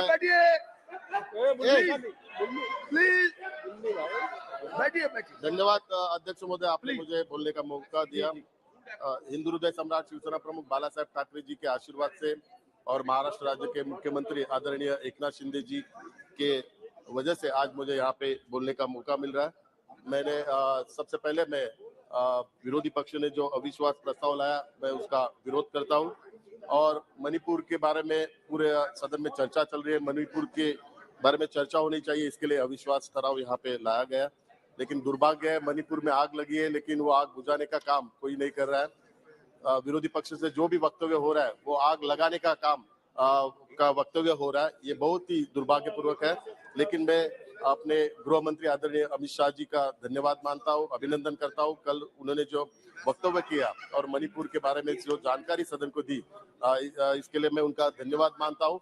और सरकार की तरफ से क्या क्या वहाँ पे उपाय किए गए, इसकी पूरी उन्होंने जानकारी दी. आज सदन को ये भी मैं बताना चाहता हूँ कि मणिपुर में शिवसेना की तरफ से भी वहाँ पे रिलीफ कैंप लगाए गए, मेडिकल कैंप भी लगाए गए. महाराष्ट्र राज्य के मुख्यमंत्री आदरणीय एकनाथ शिंदे जी ने हमारे वहाँ के राज्य प्रमुख तोम्बी सिंह, इनके माध्यम से लोगों को राहत कैसे मिलेगी इसका पूरा प्रयास कर रहे हैं. महाराष्ट्र की तरफ से हम वहाँ पे पूरी मदद वहाँ पे भेज रहे हैं। वहाँ पे रेशनिंग की किट हो, बच्चों के एजुकेशन की साहित्य हो और हेल्थ से रिलेटेड सभी चीजें हम महाराष्ट्र से वहाँ पे भेज रहे हैं। और महाराष्ट्र राज्य के मुख्यमंत्री खुद हमारे शिवसेना के जो राज्य प्रमुख हैं उनके माध्यम से उसका पूरा ब्यौरा ले रहे हैं। अध्यक्ष महोदय, वहाँ की जो हमारी अलायंस है, एनडीए की अलायंस, कल आदरणीय गृह मंत्री जी ने बताया कि केंद्र सरकार के माध्यम से क्या क्या वहाँ पे प्रयास किए गए, लेकिन फिर भी उनकी बहुत सारी डिमांड है, वो मैं रिकॉर्ड पे लाना चाहता हूँ। To protect and uphold the territorial integrity of the state of Manipur at any cost, arm forces AFSPA Act 1950 should be applied uniformly in hill districts. NH2 and other NH should be open as liveliness for the landlocked state at any cost. Adequate force should be deployed to secure movement of essential commodities. Steps should be taken to control price and to curb hoarding and black marketing. The border fencing should be complete along the whole 398-kilometer stretch of Indo-Myanmar border to prevent illegal migrants and militants. Victims due to communal clashes should be compensated of losses of their properties destroyed in the clashes, and also people should be rehabilitated as soon as possible. To implement NRC with base year on 31st December 1961 immediately. Make Manipur State Population Commission functional immediately. Manipur land law may be amended to make it uniform land law in Manipur. Ban on internet may be lifted. The Secretariat and other state government offices may be opened as soon as possible to facilitate people. Peace and normalcy should be restored immediately. ये उनकी demand है, ये आपके सामने मैं रखना चाहता हूँ। अध्यक्ष महोदय, विरोधी पक्ष ने जो नया अलायंस बनाया I.N.D.I.A, क्योंकि वो इंडिया बोलते हैं लेकिन इंडिया में डॉट किधर नहीं, इनके जो अलायंस है इसमें 4-4 डॉट है, तो इसमें ही पता चल रहा है कि इसमें कितने छेद है वो दिखाई दे रहा है। और लोगों को, क्योंकि पहले यूपीए नाम था, यूपीए नाम भ्रष्टाचार से जुड़ा हुआ है, इसके लिए उसको छुपाने के लिए ये नया नाम इन्होंने लिया है। लेकिन आज भी पूरे विश्व में आप जाओगे तो भारत यानी कि मोदी जी का नाम लिया जाता है। आप विश्व में कहाँ पे भी जाएंगे तो आपको पूछेंगे कि आप कहाँ से हैं, तो आप कहेंगे भारत, या वो तो बताएंगे कि मोदी जी का नाम आता है। तो मैं पूरे इतिहास में जाना चाहता हूँ। भारत शब्द में संस्कृत शब्द भ का अर्थ है प्रकाश, भारत शब्द का अर्थ है प्रकाश में मग्न होकर डूब जाना, अंधकार से प्रकाश की ओर जाना ही भारतीय संस्कृति है। तमसोमा ज्योतिर्गमय आए, अंधकार से प्रकाश की ओर चले, ऐसा मंत्र का अर्थ है। प्रधानमंत्री श्री नरेंद्र मोदी जी देश को अंधकार से प्रकाश की ओर ले जा रहे, यही भारतीयता है। और उनका विरोध करने के लिए एक एजेंडे के पर एकजुट हुई विपक्ष टूटी हुई एक तांबे पीतल का एक विध्वंसक गठबंधन देश को अंधकार की ओर ले जाने वाला है। इसलिए मैं अविश्वास प्रस्ताव का विरोध कर रहा हूं, क्योंकि मैं एक भारतीय हूं। भारत शब्द की एक उत्पत्ति भारत नाम के 3 महापुरुषों से हुई है। शकुंतला और दुष्यंत के पुत्र राजा भरत की कहानी महाभारत के एक महाकाव्य में आती है। भगवान श्री रामचंद्र के भाई भरत से हमारा परिचय रामायण में मिलता है। भरत का आदर्श भाई का प्रतीक है, जिन्होंने केवल भाईचारे के प्रेम और सिद्धांत के लिए सत्ता का त्याग किया था। भरत मुनि, जिन्होंने नाट्य शास्त्र लिखा है। हमारे देश के संगीत, नाटक, नृत्य जैसी भी कलाओं की उत्पत्ति इसी विज्ञान से मानी जाती है। ये 3 भरत क्रमशः शिव, सत्य और सुंदर तत्व को प्रेरित करते हैं। यही सिद्धांत मतलब भारत है। मैं उस भारतीयता की रक्षा करने वाले मोदी सरकार के समर्थन में इस अविश्वास प्रस्ताव का विरोध करता हूं। अध्यक्ष महोदय, नहीं थोड़ा सा है, मैं फ्लोर लीडर हूं, मेरा टाइम है। अध्यक्ष महोदय, ये लड़ाई है जन विश्वास से विरुद्ध अविश्वास की, और आपको पता है कि आदरणीय मोदी जी के आप जानते हैं कि समय की सीमा है, प्लीज आपको समय की पता सीमा है का कि ध्यान रखिए। मोदी जी और आपको पता है दूसरा भरत नाम है, दूसरा अपना नाम हिंदुस्तान है, क्योंकि हिंदू हृदय सम्राट शिवसेना प्रमुख बाला साहब ठाकरे का कहना है कि देश को अलग हिंदू राष्ट्र बनाने की जरूरत नहीं है, क्योंकि ये हिंदू राष्ट्र है। इसलिए वे बड़े गर्व से भारत को हिंदुस्तान कहते थे। हम भी सदैव एक ही शब्द का प्रयोग करते आए। इंडिया और हिंदुस्तान, ये दोनों ही शब्द सोच है और एक परंपरा है, चमकदार विरासत है। तो दूसरी इंडिया शब्द में क्या है? यह नाम यूरोप के आक्रमणकारियों का द्वारा दिया गया है, जो नहीं जानते कि भारत क्या है। यह नाम निरर्थक, इसमें पारतंत्र की गंध है। अगर किसी को भी ऐसा ही लगता है तो लगने दो। उनकी और हमारी संस्कृति अलग है। हमारी संस्कृति इसी मिट्टी में है, इसकी रक्षा करना हमारा कर्तव्य है। इसलिए यह मेरा कर्तव्य है कि मैं भारत के रक्षक प्रधानमंत्री श्री नरेंद्र मोदी जी के साथ खड़ा रहूं। अध्यक्ष महोदय, शरद जोशी जो किसान संघ के संस्थापक थे, उन्होंने कहा था कि एक है देश के बारे में कहा था, एक है इंडिया और दूसरा है भारत देश में। भारत देश में उत्पादक किसान होते हैं, यह भारत देश है। दूसरा इंडिया किसानों के शोषण के आधार पर जीने वाले मुक्तखोरों का देश है। खुद को इंडिया कहने वाले गठबंधन ने मान लिया है कि वह शोषकों का प्रतिनिधि है। हम भारत है, हम किसानों और मजदूरों के प्रतिनिधि है।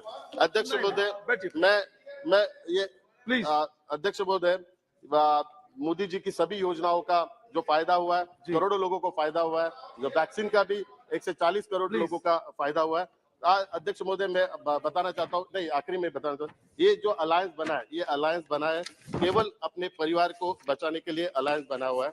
क्योंकि जो अलायंस बना है उसमें आप देखिए, Indian national Congress party Shrimati Sonia Gandhi, उनका बेटा श्री राहुल गांधी, नेशनल कांग्रेस पार्टी श्री शरद पवार जी, उनकी बेटी श्रीमती सुप्रिया सुले, समाजवादी पार्टी श्री मुलायम सिंह जी, अखिलेश यादव, सबने अपने आप जो बात कहना चाहते हैं तो सबने अपने बेटों को सेटल करने के लिए पार्टी बनाई हुई है। अध्यक्ष महोदय, मैं इलेक्शन कमीशन को रिक्वेस्ट करना चाहता हूँ कि नेशनल पार्टी रहती है, रीजनल पार्टी रहती है, वैसे ही परिवार पार्टी होनी चाहिए। एंड में मेरा रुका अध्यक्ष महोदय, एक मिनट अध्यक्ष महोदय, ये अलायंस क्यों बना है उसका कारण बताता हूँ। ये अलायंस बनाया है क्यों, ठीक है, इसका मुख्य कारण इसका मुख्य कारण है महाराष्ट्र के मुख्यमंत्री आदरणीय एकनाथ शिंदे जी। क्योंकि आप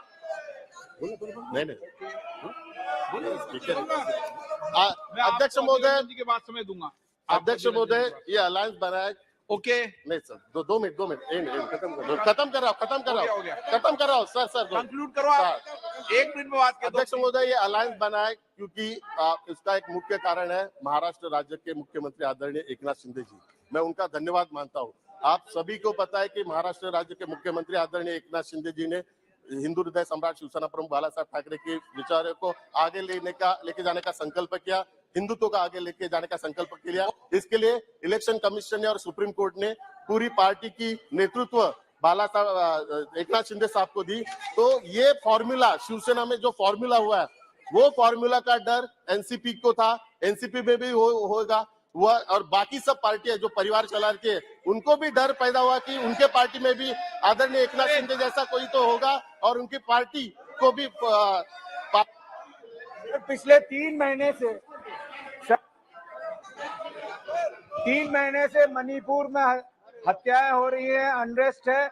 अभी हरियाणा में भी शुरू हो गया सर, और सरकार इसको कंट्रोल कर नहीं पा रही है। अफसोस की बात है कि लगभग 1200 घर तोड़ दिए गए सर अनलॉफुली, और वहां के high okay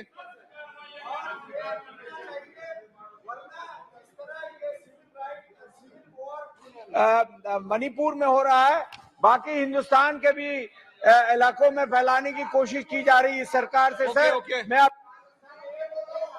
please no इबिडन 2 minute okay. आदमी उसको ना जानिएगा, वो हो कैसा ही साहिब फहम वो ज़का, जिसे ऐश में याद खुदा ना हो, इबिडन ऐश में 2 मिनट खुदा ना हो। 2 minute 5 minutes, sir. No, 5 minute 2 minute. Sir, first of all, I would like to wholeheartedly support the now confidence motion submitted by our honorable leader and my colleague, Sri Gaurav Gogoi ji. Sir, I would like to congratulate the honorable Prime Minister and the UPA government for hitting a century last year. In means of petrol and diesel price hike, they hit a century. Prime Minister and the BJP Sarkar for hitting a century in petrol and diesel price hike. And today is the 100th day they have hit a century, the 100th day of violence in Manipur, sir. Sir बोल रहा है कि sir Modi है तो मुमकिन है, मोदी है तो मुमकिन है सर, ये सब हो सकता है sir. Sir, I visited Manipur on the 10th day, that is of 13th May, in Kangopi, Churamchandrapur and Imphal, sir. Sir, yesterday the Honorable Home Minister said that there are medicines, food, everything available, sir. Sir, from yesterday, I understand that Churamchandrapur is totally cut off from Manipur and there are no food, there are no medicines and no NGOs or people who can provide distress relief is not able to travel in the entire state of Manipur. Sir, 290 tribal villages, 354 tribal churches, 249 Methi churches, 16 Catholic churches, 7,500 houses were burned in Manipur, sir. Sir, this is an institutional attack on the minorities of this country. This is an institutional attack against the Christians of this country, sir. Sir, Modi hai to mumkin hai, sir. Sir, in Kerala, BJP leaders are visiting house to house, meeting the bishops, meeting the Catholic bishops, meeting people and giving cakes on Easter, sir. Sir, on the other hand, they are attacking the churches and Christians in this country, sir. Sir, Kerala में ऐसा होता है, sir. Sir बोल रहे हैं कि सबका साथ, सबका विकास, सबका विश्वास. Sir, किसका साथ है ये सरकार, sir? पीड़ित के साथ है, दलित के साथ है, आदिवासी के साथ है, युवा के साथ है, छात्र के साथ है, किसी के साथ नहीं है सर. मणिपुर के भी साथ नहीं है. इस सरकार है सिर्फ अदानी और अंबानी के साथ है सर. सर, एक टैगलाइन है सर, एक पीआर कंपनी ने आपको एक टैगलाइन दिया है, बेटी पढ़ाओ, बेटी बचाओ, सबका साथ, सबका विकास, सबका विश्वास. सर, कुछ का नहीं है सर. यार, डेवलपमेंट के बारे में बहुत सारे चीजें किरण रिजिजू जी ने बताया था इधर sir. Sir, inclusive development. Amol Kolhe. Sir, I conclude sir, concluding sir. Sir, dear prime minister, you were silent in Gujarat and now you are silent in Manipur as well. Sir, the Prime Minister has told. Okay. सरकार के खिलाफ धन्यवाद अध्यक्ष महोदय. मैं सरकार के खिलाफ अविश्वास प्रस्ताव के समर्थन में खड़ा हूं. सर, सरकार की इस कार्य पद्धति को देखकर गांधी जी के 3 बंदरों की याद आती है. सरकार के खिलाफ कुछ भी मत सुनो, चुनाव छोड़ के देश के हालात मत देखो और विपक्ष के नेताओं को आइस करके उनकी बोलती बंद करो. सर, कैसे विश्वास करें सरकार का जो महंगाई पर नहीं बोलती, जो इकोनॉमिकल ग्रोथ के आंकड़े तो फेंकती है लेकिन पर कैपिटा इनकम पर नहीं बोलती. माननीय गृह मंत्री जी ने कल बहुत सही बात कही कि आंकड़े कभी झूठ नहीं बोलते. इसलिए अर्थव्यवस्था जब 5वें पायदान पे पहुंचती है तो पर कैपिटा इनकम में देश 141 रैंक पे है. तो क्या देश की सब संपत्ति ये चुनिंदा पूंजीपतियों के हाथ में सिमटती जा रही है? सर, ये सरकार ने कई भाषणों में किसान सम्मान निधि की बात की, लेकिन सर, किसान सम्मान निधि की बात हुई लेकिन पेस्टिसाइड्स और फर्टिलाइजर्स में 4 से 5 गुना इजाफा हुआ, इसकी बात नहीं की. अभी माननीय अर्थमंत्री जी बोल रही थी, तब उन्होंने टमाटर के बारे में इंटरवेंशन की बात की. लेकिन सर, पिछले 4-5 सालों से हमारे किसान टमाटर सड़क पर फेंक रहे थे तो उन किसानों के आंसू पोंछने ये सरकार नहीं गई. सर, वही हाल आज प्याज के दामों का है. माननीय प्रधानमंत्री जी के जन्मदिन के अवसर पर मेरे चुनाव क्षेत्र के एक प्याज उत्पादक किसान ने प्रधानमंत्री जी को चिट्ठी लिखकर खुदकुशी की और इसका कारण आपके गलत निर्यात धोरण है. सर, 63 मून्स टेक्नोलॉजी जैसी कंपनी 13,000 इन्वेस्टर्स का, sir last conclude, sir 63 moons technology जैसी कंपनी 13,000 इन्वेस्टर्स का नुकसान करती है, 5,600 करोड़ का घपला करती है, लेकिन फिर भी महाराष्ट्र की सरकार एनपीआईडी एक्ट के तहत उन पर कार्रवाई नहीं करती. ये किसके बलबूते पे, किसके इशारे पे होता है? और इसलिए जो आम आदमी की सरकार नहीं है, ऐसी सरकार पर हमें विश्वास नहीं है. इसलिए मैं अविश्वास प्रस्ताव का समर्थन करता हूं. सर, सिर्फ लास्ट में एक लाइन में कंक्लूड करता हूं. सर, एक लाइन में कंक्लूड करता हूं. हाल ही में माननीय प्रधानमंत्री जी को लोकमान्य तिलक पुरस्कार देकर नवाजा गया, इसके लिए मैं उनका अभिनंदन करता हूं. लेकिन उसी के साथ याद दिलाना चाहता हूं लोकमान्य तिलक जी की ओर से एक लाइन को, सरकारचं डोकं ठिकाणावर आहे काय, ये आत्मचिंतन होना चाहिए.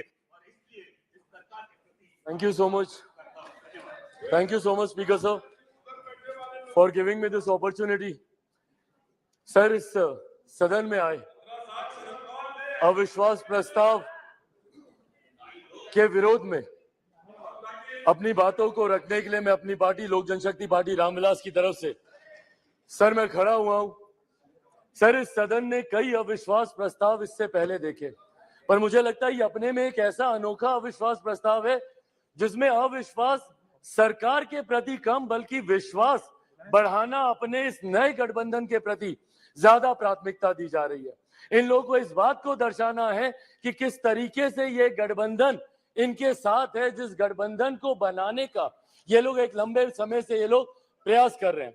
सर, ये अविश्वास प्रस्ताव पे चर्चा हो रही है। सर, यकीनन सरकार की उपलब्धियों को बताना भी जरूरी है, पर उससे पहले जिस उद्देश्य के साथ इस प्रस्ताव को यहाँ पर लाया गया है मणिपुर को लेकर, उस पर सर मैं जरूर अपनी बातों को यहाँ पर रखना चाहूंगा। सर, पिछले 3 दिन से बहस चल रही है और इन 3 दिनों में सर सिर्फ दोषारोपण ही किया गया है। सिर्फ यहाँ पर बातों को दोष लगा लगा कर बताया गया है, किसी ने भी यहाँ पर समाधान देने का प्रयास नहीं किया।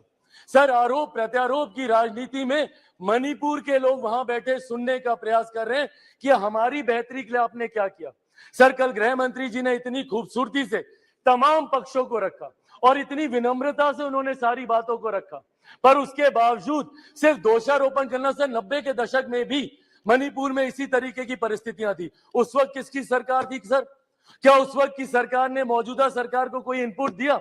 क्या उस वक्त के सरकार में बैठे लोगों ने कितनी बार इस सदन में चर्चा की?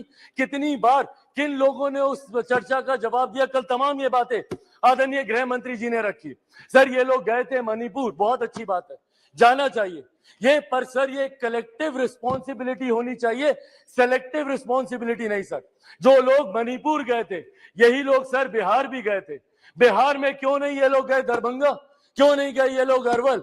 क्यों नहीं गए ये लोग मुजफ्फरपुर? अभी बछवाड़ा में सर एक छोटी सी बच्ची के साथ दुष्कर्म करके 10 साल की बच्ची, उसको तेजाब छिड़क कर उसको जलाकर मार दिया गया। उसके शरीर को अपने ही घर में 10 फीट गड्ढे में उसको दफना दिया गया। दलित महिला के साथ सर मुजफ्फरपुर में दुष्कर्म करके उसके शरीर को 2 टुकड़ों में काटकर अर्धनग्न व्यवस्था में सर खेत में फेंक दिया गया। क्यों नहीं गए ये लोग वहां पर? अपने गठबंधन को तो मजबूत करने गए, पर क्यों नहीं ऐसे परिवारों से जाकर मिले? तो सर ये सेलेक्टिव रिस्पॉन्सिबिलिटी जब निभाते हैं, सर हकीकत है देश के किसी भी कोने में किसी भी माँ बेटी के साथ ऐसी घटना हो रही है तो वो अक्षम्य है, वो निंदनीय है और उसको कोई बर्दाश्त नहीं कर सकता, और उसमें पूरे सदन को सर एकजुट होना होगा। कल गृह मंत्री जी ने जिस तरीके से अपील की, सर पूरे सदन को इसमें एकजुट होना होगा। इसमें आप आइसोलेट करके नहीं देख सकते कि जहां आपकी सरकार है वहां की घटनाओं को आप छुपाएंगे और जहां दूसरों की सरकार है वहां की घटनाओं को आप उठाएंगे। आपको चर्चा करनी होगी बंगाल पर, चर्चा करनी होगी आपको बिहार पर, चर्चा करनी होगी आपको राजस्थान पर, चर्चा करनी होगी आपको कर्नाटका पर। सर ये देश एक है सर, आप इसको ऐसे टुकड़ों में बांटकर आप नहीं आइसोलेट करके आप अपने विषयों को उठा सकते। और यही कारण है सर कि देश की जनता का विश्वास हमारे प्रधानमंत्री आदरणीय नरेंद्र मोदी जी पर हर चुनाव के साथ बढ़ता जा रहा है। और वो दिन दूर नहीं सर, 2024 चुनाव सामने है सर, इसी में देख लीजिएगा 2014 से बड़ा जनादेश 18 में यही सारी बातें हो रही थी, यही सारी बातें 18 में की गई थी। 19 में 2014 से बड़ा जनादेश हम लोग को मिला और 24 में इससे बड़ा जनादेश हम लोग लेकर आएंगे। मैं बिहारी हूं सर, बिहार से कम मैं विश्वास दिलाता हूं 40 की 40 सीटें हमारा एनडीए गठबंधन जीत कर आएगा, इसमें कहीं कोई शंका नहीं है। मैं जमुई का प्रतिनिधित्व करता हूं सर, मेरे नेता मेरे पिता आदरणीय रामविलास पासवान जी की कर्म भूमि हाजीपुर रही है सर। बिहार के हर एक जिले में घुमाओ और वो मेरे विश्वास को बढ़ाता है। आज बिहार के युवा, देश भर के युवा सर देश को दुनिया की तीसरी सबसे बड़ी अर्थव्यवस्था बनते हुए देखना चाहते हैं। 2047 में हमारे देश को एक विकसित देश के तौर पर देखना चाहते हैं, और इस सपने को कोई पूरा कर सकता है तो वो सिर्फ और सिर्फ हमारे आज के प्रधानमंत्री आदरणीय नरेंद्र मोदी जी ही पूरा कर सकते हैं।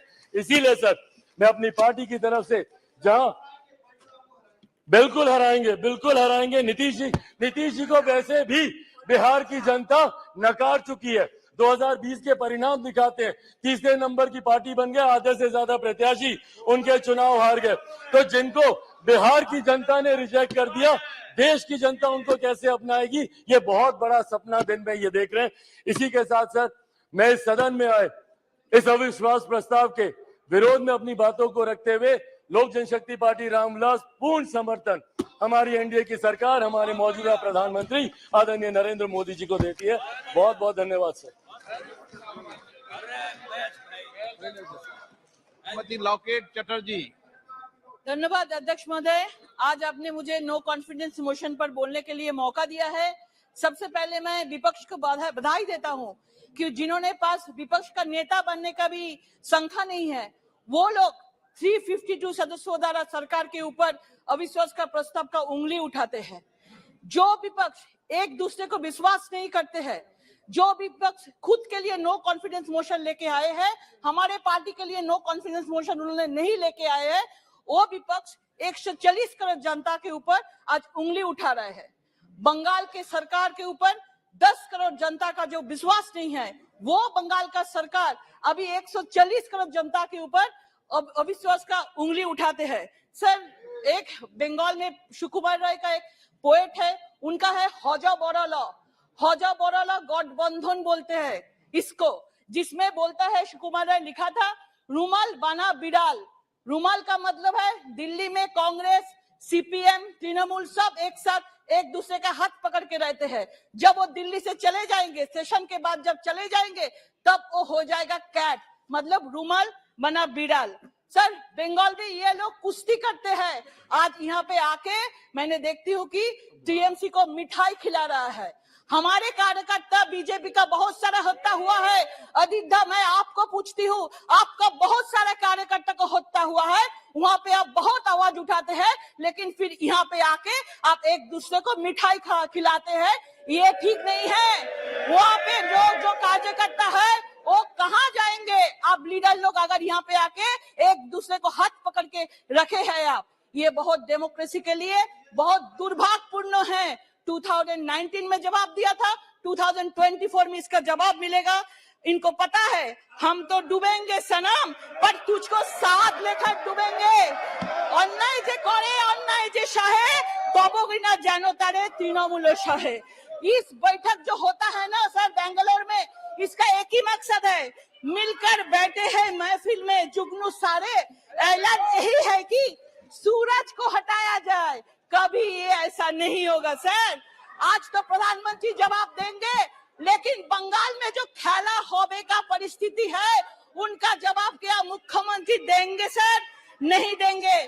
प्रधानमंत्री जी बोले हैं, ना खाऊंगा ना खाने दूंगा। सब खाने वाला लोग एक साथ हो गया सर, सब खाने वाला लोग है। आज मैं वंदे मातरम की धरती से आती हूँ, शोगो तो तभी बंगाल से आते हैं।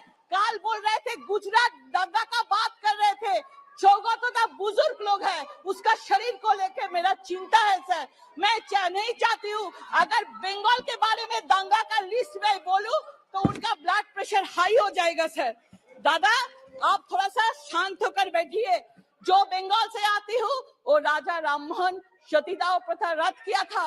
ईश्वर चंद्र विद्यासागर ने बाल्य विवाह रद्द किया था। ईश्वर चंद्र विद्यासागर ने नारी शिक्षा विधवा विवाह चालू किया था। और डॉक्टर श्यामा प्रसाद मुखर्जी अगर दे ही रहते तो हमारे पश्चिम बंगाल का जन्म नहीं होता। आज महिला मुख्यमंत्री भी पश्चिम बंगाल में नहीं होता। सुभाष चंद्र जी बोले थे, तुम मुझे खून दो, मैं तुम्हें आजादी दूंगा। आज सर ऐसा हो गया परिस्थिति, बंगाल का लोग इतना हत्या होते हैं, सब लोग बोलते हैं আর কত রক্ত চাই, আর কত লাশ তোমাদের চাই, আর কত করতে চাও বাঙালি সর্বনাশ। सर 21 जुलाई शहीद दिवस होते हैं सर। शहीद दिवस में शहीद का वार्ता नहीं है, लेकिन बोलते हैं बीजेपी का नेता लोगों का घर घेराव करो। शहीद दिवस से मन से बीजेपी का शहीद करने का वार्ता देता है सर। सर, ये लोग डेमोक्रेसी का बात करेंगे, ये तो है वर्ल्ड्स 8 अजूबा सर।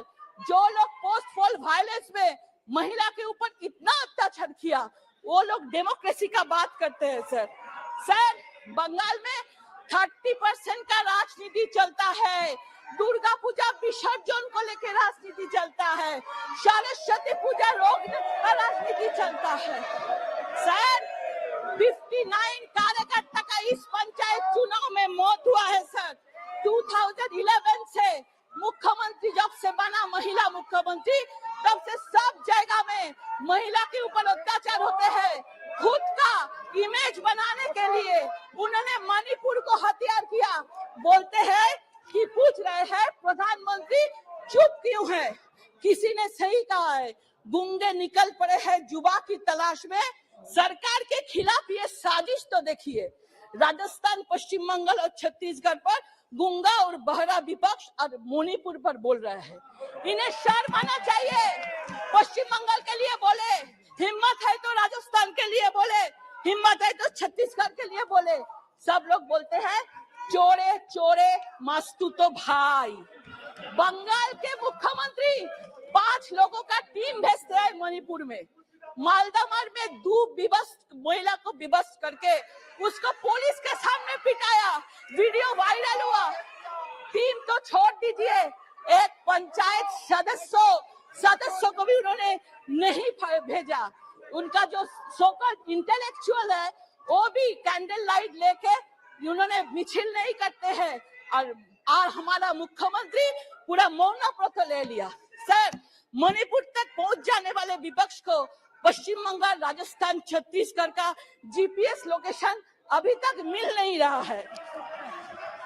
सर, एक सांसद बोल रहे थे एक कौन से दूसरा कौन, भारत जोड़ो पदयात्रा किया। भारत तोड़ा कैसे सर? भारत तोड़ा कौन? टुकड़े टुकड़े गैंग ने भारत तोड़ा था। भारत जोड़ो यात्रा के बाद भारत को तो जोड़ नहीं पाया सर, लेकिन कुछ पार्टियों को अपने साथ जोड़ लिया।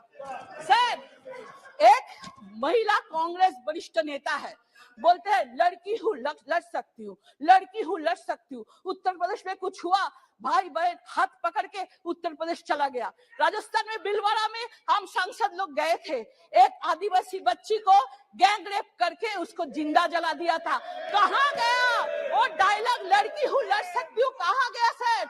एनर्जी ड्रिंक खत्म हो गया सर। मैं अधिकता को आग्रह करूंगी, थोड़ा सा इटाली से, चाइना से एनर्जी ड्रिंक आप थोड़ा सा भेजिए, थोड़ा सा पश्चिम बंगाल के लिए और राजस्थान के लिए थोड़ा सा हो चिल्लाए। मैं बोलूंगी पूरा देश ये नाटक देख रहे सर, पूरा देख रहे। अधिकता को मैं बोलूंगी, अधिकता आप किसके साथ हो? चिट फंड से पैसा लूटते हैं, महिला के ऊपर अत्याचार करते हैं, 59 लोगों का मौत हुआ है, इतना करप्शन करते हैं।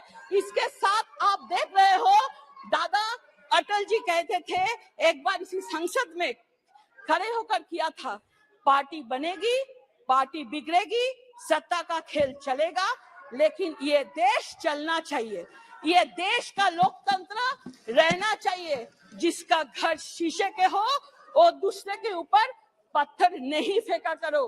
प्रधानमंत्री जी का नेतृत्व में हमारा देश पूरा चल रहा है। कोई इटाली से जन्म लेके नहीं आया, कोई सोने का चम्मच लेके नहीं आया है सर। जिनके साथ जनता जनार्दन है उसका कोई जरूरत नहीं है चिंता करने का। ये नो कॉन्फिडेंस मोशन गिरेगा गिरेगा गिरेगा और 140 करोड़ जनता ने तुष्टीकरण को गिराएगा, परिवारवाद को गिराएगा, करप्शन को गिराएगा। और गीता में एक श्लोक है, ना दैनो ना पलायनम, अर्थात कोई दीनता नहीं चाहिए, चुनौतियों से भागना नहीं बल्कि उनका डांट कर सामना करना चाहिए। रविंद्रनाथ टैगोर ने बोला था कि चित्तो जेता भय शून्य, उच्च जेता शीर, ज्ञान जेता मुक्तो, जेता गृह प्राचीर।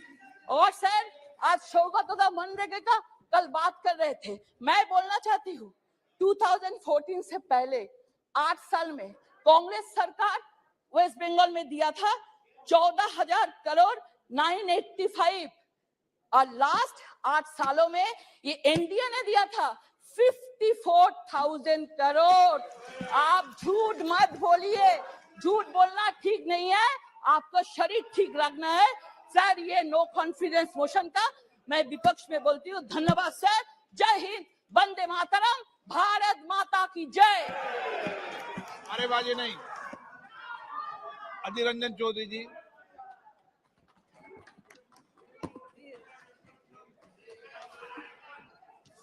Sir, sir, with all humility at my command,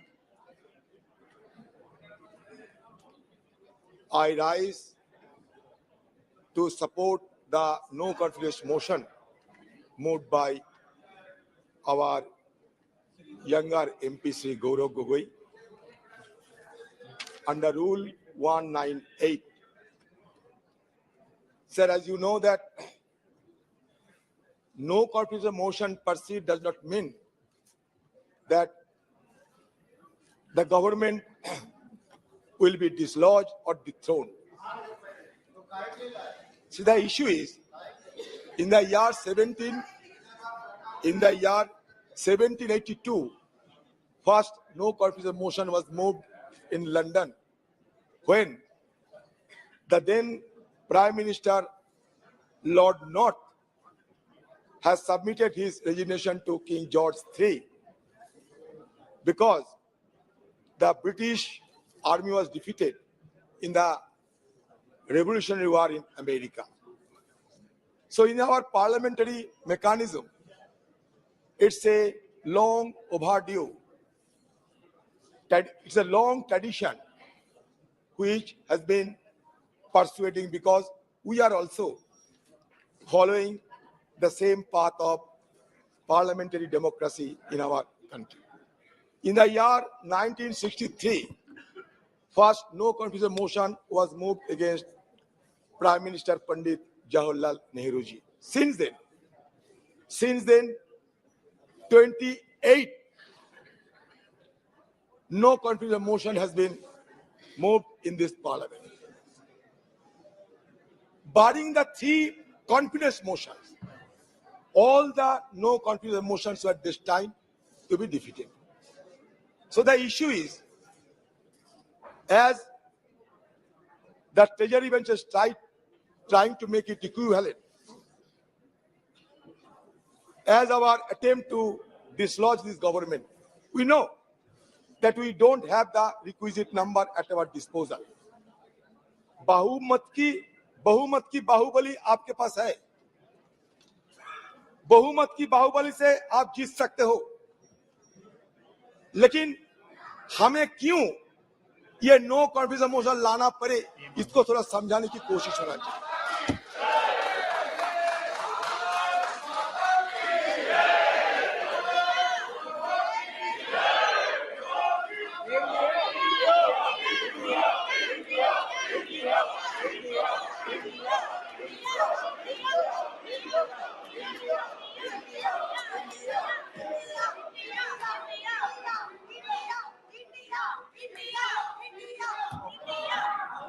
sir देखिए, ये नो कॉन्फिडेंस मोशन की ताकत कितने है कि हमारे प्रधानमंत्री को हम लोग खींच के सदन में लाकर बैठे।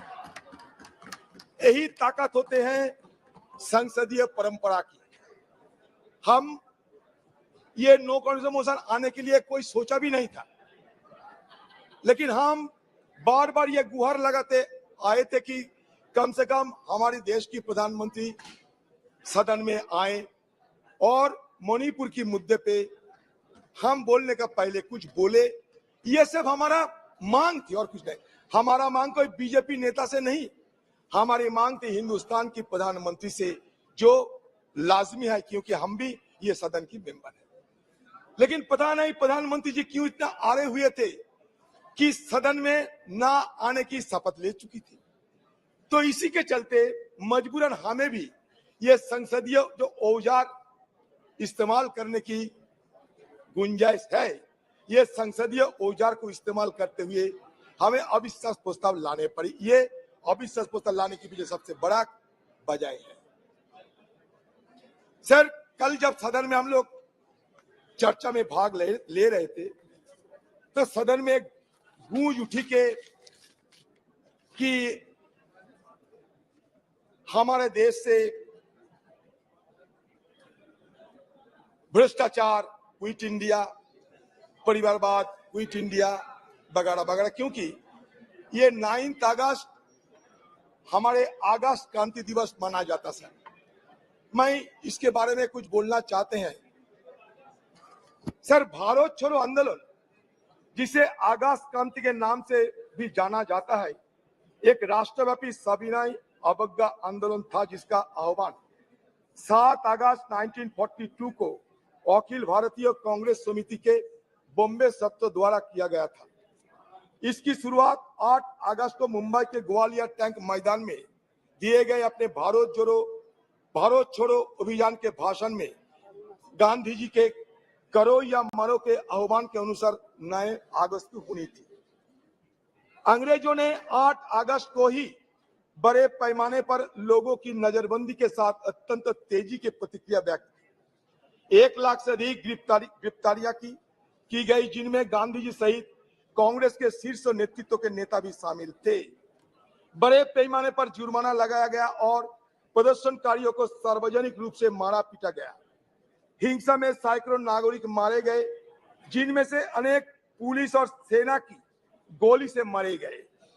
सर, मैं ये कहना चाहता हूं इसलिए इसके पहले भी मैसूर में एक भयानक नरसंहार हुआ था, जहां हिंदू महासभा और आरएसएस की बेहद करीबी मैसूर के राजा की सशस्त्र सेना ने तिरंगे को सलामी देने के लिए 22 कांग्रेस कार्यकर्ताओं को गोली मारकर हत्या कर दी थी।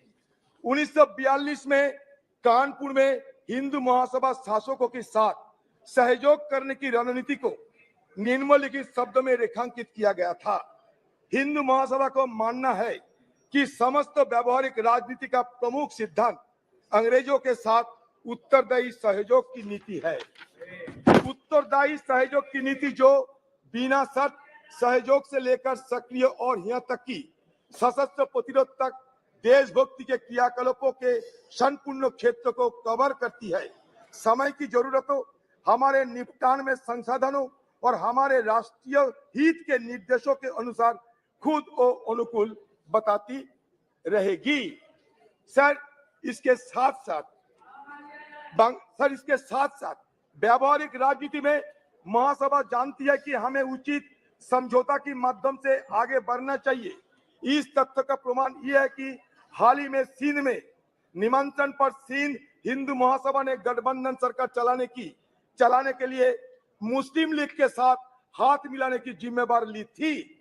बंगाल के मामले तो जगजाहिर है, आक्रामक मुस्लिम लीग वाले, जिन्हें कांग्रेस भी अपनी पूरी विनम्रता के बावजूद शांत नहीं कर सकी, जैसे इसी फजलुल हक के प्रधानमंत्रित्व और उनके सक्षम नेतृत्व में हिंदू महासभा और गठबंधन सरकार के संपर्क में आए, काफी हद तक समझौतावादी और मिलनसार हो गए। हमारे सम्मानित महासभा नेता स्वर्गीय डॉक्टर श्यामा प्रसाद मुखर्जी ने दोनों समुदायों के लाभ के लिए लगभग 1 वर्ष तक सफलतापूर्वक कार्य लिया। बंगाल मुस्लिम लीग मिनिस्ट्री में उप मुख्यमंत्री डॉक्टर श्यामा प्रसाद मुखर्जी ने हिंदू महासभा और मुस्लिम लीग की ओर से बंगाल सरकार के लिखे एक पत्र में यह स्पष्ट किया कि ये दोनों दल ब्रिटिश शासकों को कांग्रेस द्वारा आरंभ किए गए भारत छोड़ो आंदोलन के खिलाफ बंगाल के रक्षस के रूप में देखते थे। तो इसमें साबित क्या हुआ सर? ब्रिटिश के तरफदारी करने वाले आपके पूर्वजों ने ये देश के लिए यही हमें दान किया था। तो आप लोगों से इससे ज्यादा उम्मीद हमें नहीं थी कि जब अगस्त क्रांति के दिन आप अगस्त क्रांति के दिन नारा लगाते हुए वो बात हटा दिए और नया नारा लगाते हुए लोगों को आपने गुमराह करने का कोशिश किया। हमारा बात साफ है सर, क्विट इंडिया होना चाहिए, सांप्रदायिकरण से क्विट इंडिया, ध्रुवीकरण से क्विट इंडिया, भगवाकरण से क्विट इंडिया में करना ही पड़ेगा।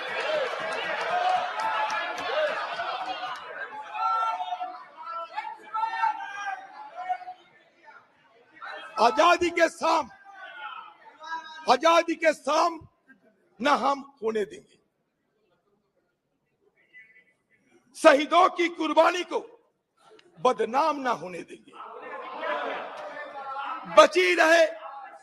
बची रहे एक बूंद लोहू की रंगों में भारत माता की आंचल को बर्बाद नहीं होने देंगे।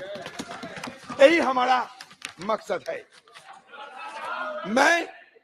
मैं सिर्फ ये कहना चाहते हैं,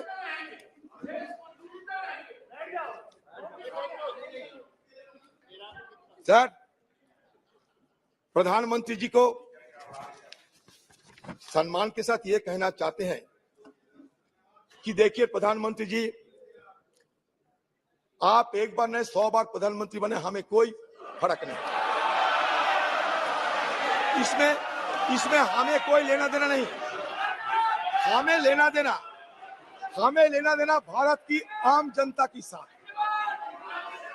जब मणिपुर गए तो मणिपुर की दशा देखा हमने, और दशा देखने के बाद हमें जरूर यह महसूस हुई कि कम से कम देश की सबसे बड़ा मुखिया होने के नाते प्रधानमंत्री जी को एक बार मणिपुर के आम वासियों के लिए कुछ संदेश देना चाहिए।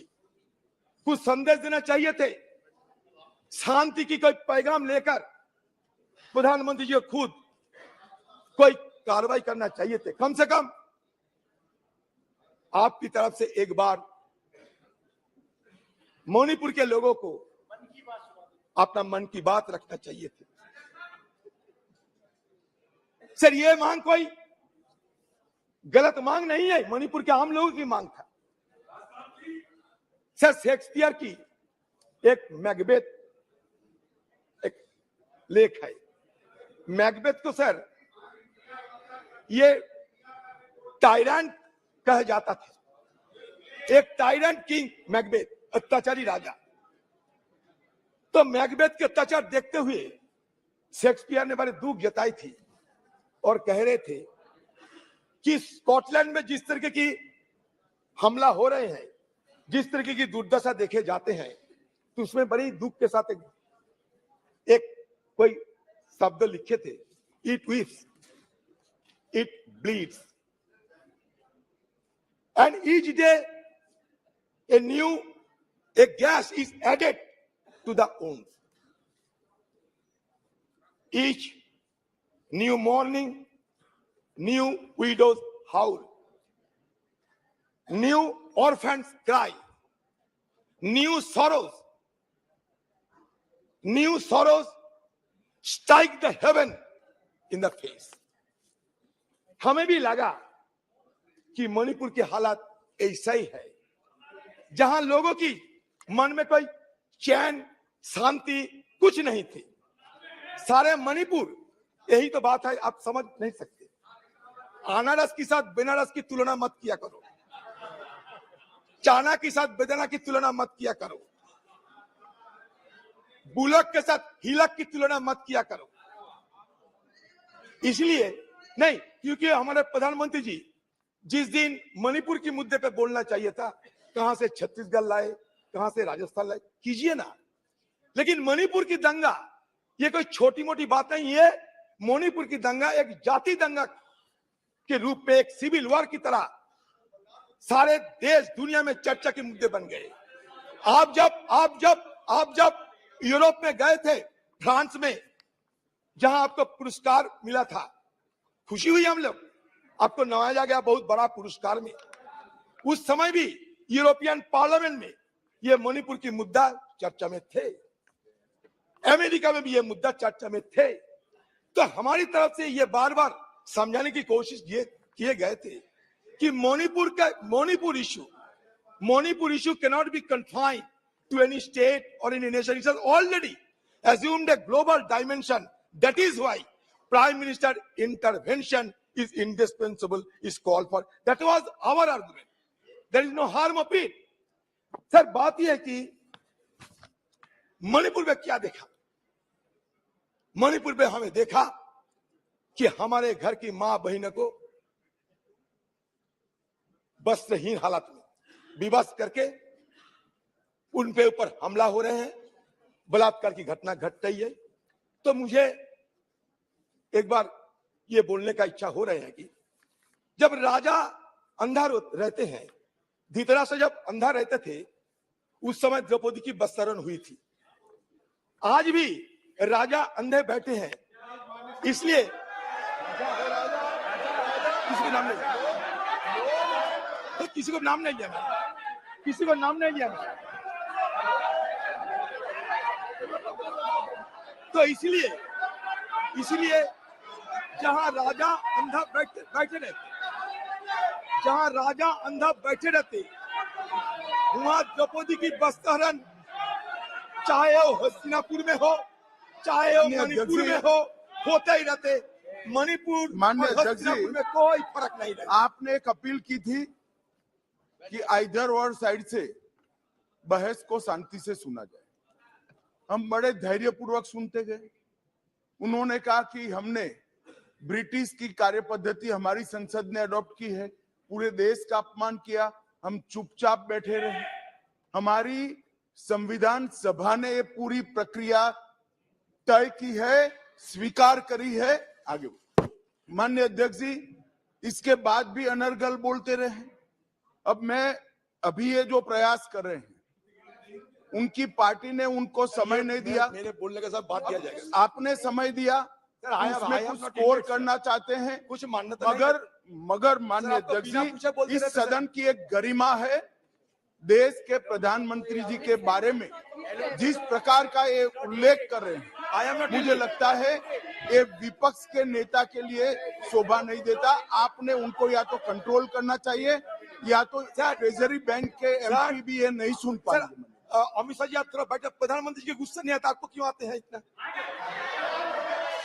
किसी को गुस्सा नहीं आते, तो चर्चा की मुद्दा है। आप मुद्दों पे बोलिए सर। मुद्दा पे तो बोलते हैं सर। हाँ। बहुत दिन पहले सुना इस देश से हजारों करोड़ रुपया लूटकर नीरव मोदी भागे थे, किसी ने उनको पकड़ने नहीं सके।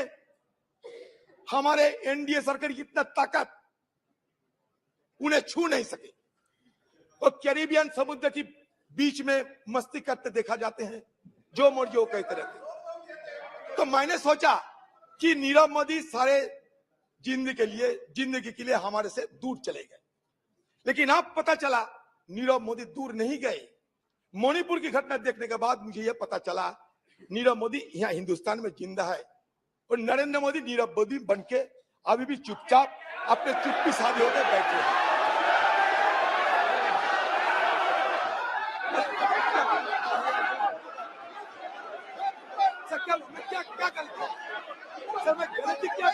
सर, इनको माफी मांगना चाहिए। इनका पार्टी इनको समय नहीं दिया, जैसे गृह मंत्री ने बताया। समय हमारे पार्टी से लिया है, और अभी इनका क्या बात कर रहे हैं सर? जांच से लेकर सर, ये अनाप शनाप बात नहीं चलेगा सर। चीता तक ये नीरव मोदी को लोन तो इन लोगों ने दिया है, कांग्रेस पार्टी ने दिया है। सदन है, आप मुद्दों पे बोलिए। मैं तो ये मेटाफोरिकली बोला, इस सदन के अंदर मेटाफोरिकली नेता तो लोन कौन दिया? लोन कौन दिया? कोई गलत? अरे अजीर बाबू, लोन कौन दिया बताइए। आपके एएससी के ऑफिसर फोन करके लोन दिलवाया नीरव मोदी को। क्या बात कर रहे हैं? अगर आप सत्ता में रहते तो नीरव मोदी इधर रहता था। उनको लोन वसूली करने के लिए हमने कोशिश की, हमारा सरकार, इसीलिए भाग गए हैं। उदाहरण की तरह बोले सर, बात यह है कि हमारे प्रधानमंत्री चाहे चांद हो और चाहे कूनो फोर्स की चीता हो, चांद हो, ये कूनो फोर्स की चीता हो, हर चीज में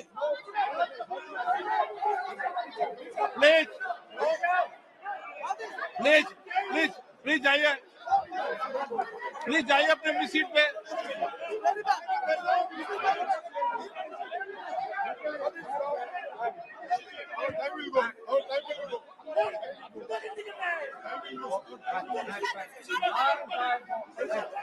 प्लीज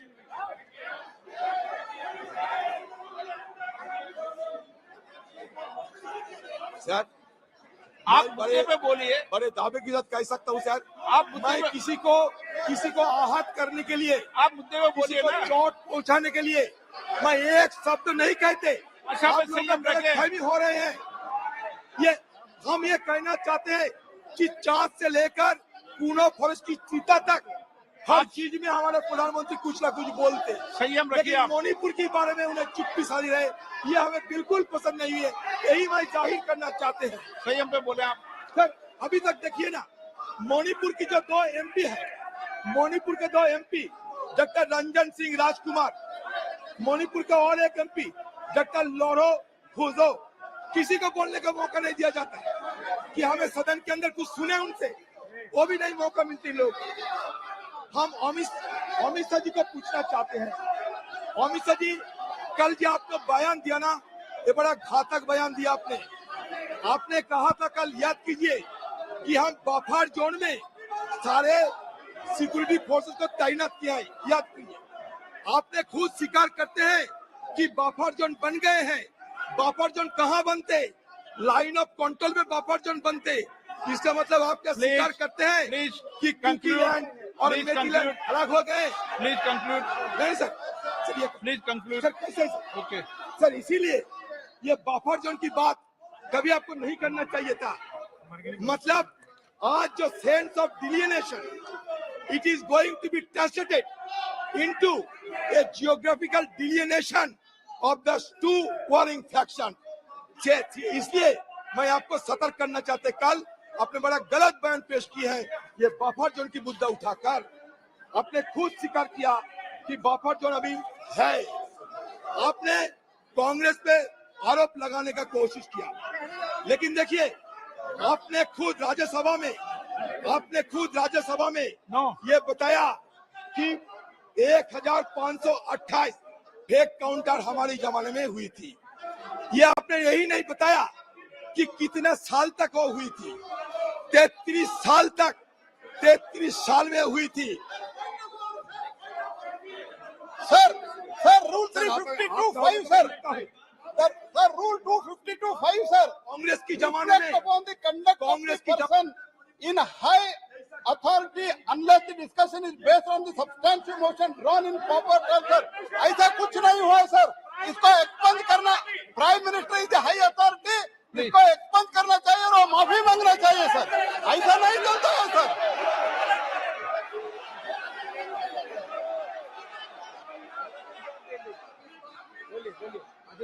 सर। सर हमारे गीता में एक बात कहे जाते, गीता में अहंकारम बलम दर्पम कामम क्रोधम, इनका पॉइंट ऑफ ऑर्डर है माननीय अध्यक्ष जी। चलिए ना सर 352 अहंकारम 352(5) सर, बलम दर्पम referring to the fact matter on which the judicial decision is pending. Second sir, मैं ये सब रेफर नहीं करता हूँ। 5वां नंबर पर ये है, reflect upon the conduct of the person in high authority unless the discussion is based on the substantive motion drawn in proper terms. कोई मोशन मूव नहीं किया है। प्रधानमंत्री जी के खिलाफ ऐसे आरोप लगाना, अनाप शनाप baseless allegation, doing the baseless allegation cannot be accepted sir, it cannot be tolerated. He should, आप रूलिंग देना चाहिए, हमारा निवेदन है, और उनको माफी मांगना चाहिए, और जो कुछ भी बोला है वो एक्सपंज करना चाहिए सर। कोर्ट से निकाल दिया, प्लीज कोर्ट से निकाल दिया, प्लीज। सर बोले नो सर, आप ऋतुराज सिंधिया जी।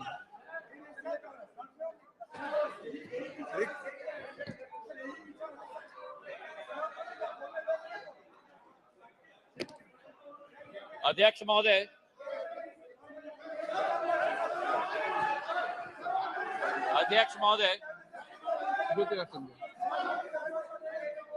आज मैं अपने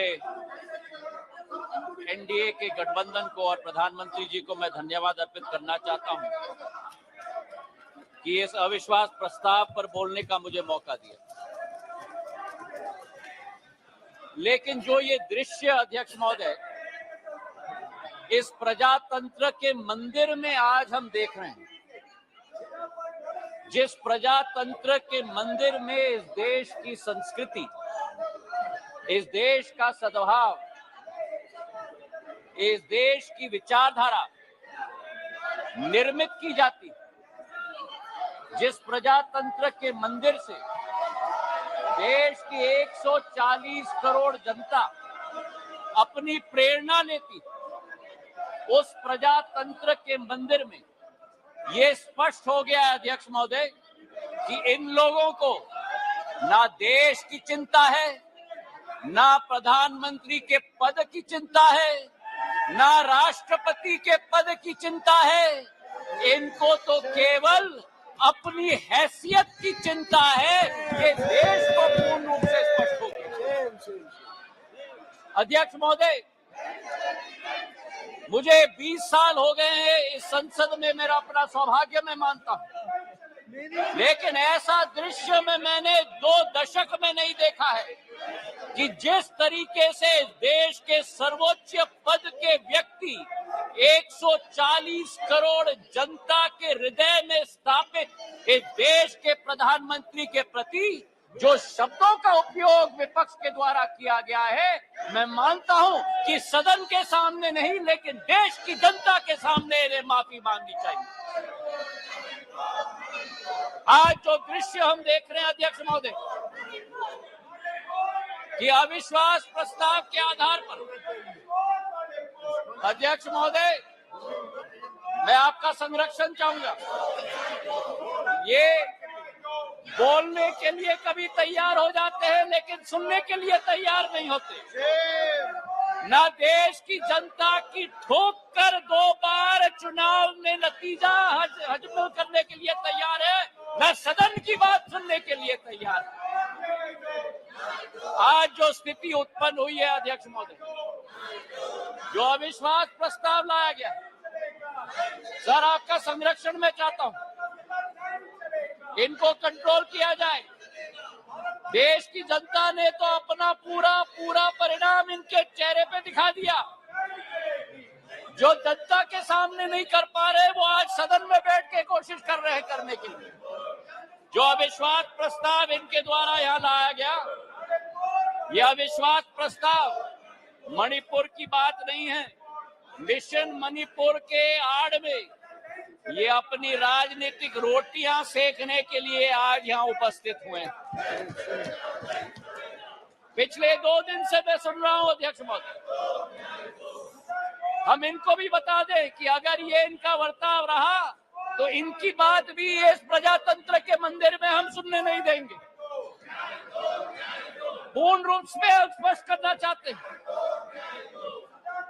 अध्यक्ष महोदय, जो इस क्षेत्र में और इस सदन में प्रस्तुतिकरण हुई है, ये वो बादल है जो गरजना चाहते हैं लेकिन बरसते नहीं।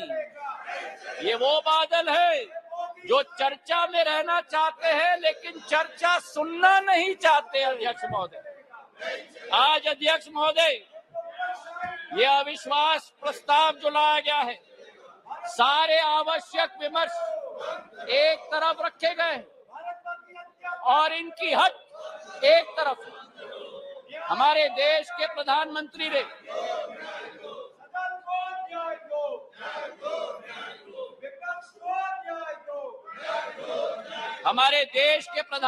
ने सभापति महोदय सदन के बाहर मणिपुर पर संवेदनशीलता के साथ बयान दिया, लेकिन इनका हट है कि बयान सदन के अंदर दे। गृह मंत्री जी ने यहाँ बैठकर दिन प्रतिदिन स्पष्ट किया कि जिस दिन जिस घंटे पे आप चर्चा करना चाहते हैं हम तैयार है करने के लिए, लेकिन 17 दिन इसी तरह ये सदन को इन्होंने चलने नहीं दिया। 17 दिन मजबूर करके स्थगित किया।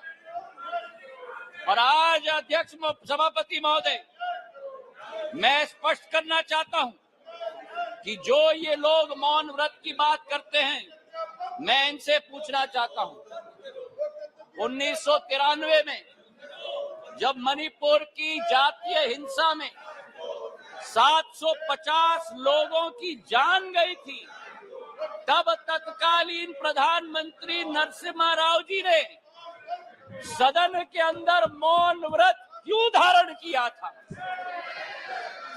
इसका जवाब ये दे। और केवल सन 1993 में नहीं, लेकिन 2011 में जब मणिपुर में 123 दिन ब्लॉकेड चला, जातीय हिंसा चली, तब उस समय में भी तत्कालीन प्रधानमंत्री मनमोहन सिंह जी ने सदन के अंदर मौन व्रत क्यों धारण किया था, इसका उत्तर भी ये लोग दें। तो सभापति महोदय, मैं आपसे पूछना चाहता हूं कि ये अगर दोगली राजनीति नहीं है, ये अगर पॉलिटिक्स ऑफ कन्वीनियंस नहीं है, तो क्या है, मैं पूछना चाहता हूं। आज सभापति महोदय, लोकतांत्रिक व्यवस्था पर मैं इनको भाषण नहीं दूंगा, लेकिन जो इनकी अवसरवादी सोच है उसका पर्दाफाश पूरे देश के जनता के समक्ष में रखना चाहता हूं। ये जो समूह है I.N.D.I.A.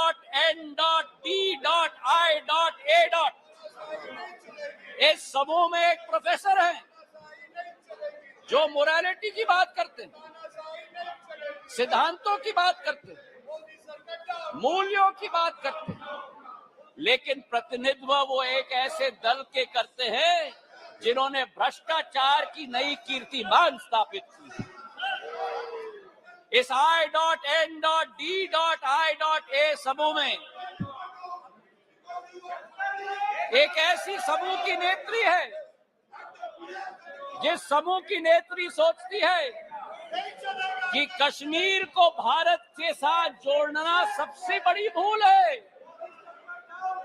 ये इनका असली चरित्र है। मुझे लगता है आप बहाना ढूंढ रहे हैं बाहर जाने का।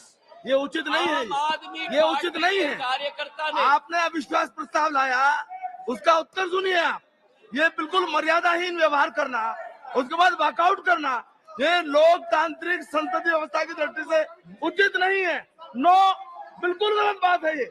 आपका इस प्रकार से बहाना लेकर के बाहर जाना, ये बिल्कुल संसदीय व्यवस्था का अपमान है। ये बात कृपा करके नोट करिए आप लोग, प्लीज। Honourable minister, please.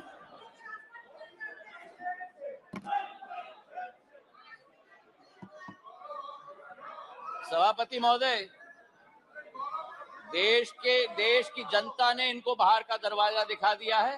अब सदन से भी स्वयं बाहर जा रहे हैं।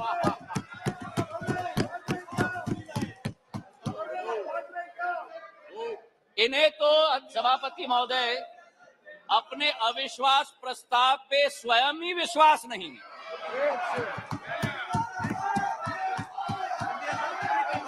सुन लो, धैर्य रखो और सुन लो। इतने उत्तेजित मत हो। जो देश की जनता ने परिणाम दिया है वो स्वीकार करो। अब सभापति महोदय, इनके जो एक समूह है I.N.D.I.A. घमंडिया समूह, उस समय में समूह में आम आदमी पार्टी के कार्यकर्ता ने स्वयं यूपीए सरकार पर 2G और कोल स्कैम का PI लगवाया, और आज कांग्रेस का हाथ आपके साथ। ये स्थिति अंदर की बात, और वही स्थिति सभापति महोदय हमारे टीएमसी के साथी यहां बैठे हुए थे, जिस टीएमसी के बारे में अधीरदा रोज इस सदन में लपक कर भ्रष्टाचार की बात करते थे, चिटफंड की बात करते थे, अपने संसदीय क्षेत्र में कार्यकर्ताओं की कत्लों की बात कर रहे थे, आज वही कांग्रेस पार्टी और वामपंथी दल हाथ में हाथ उस टीएमसी के साथ मिला रहे हैं। सभापति महोदय,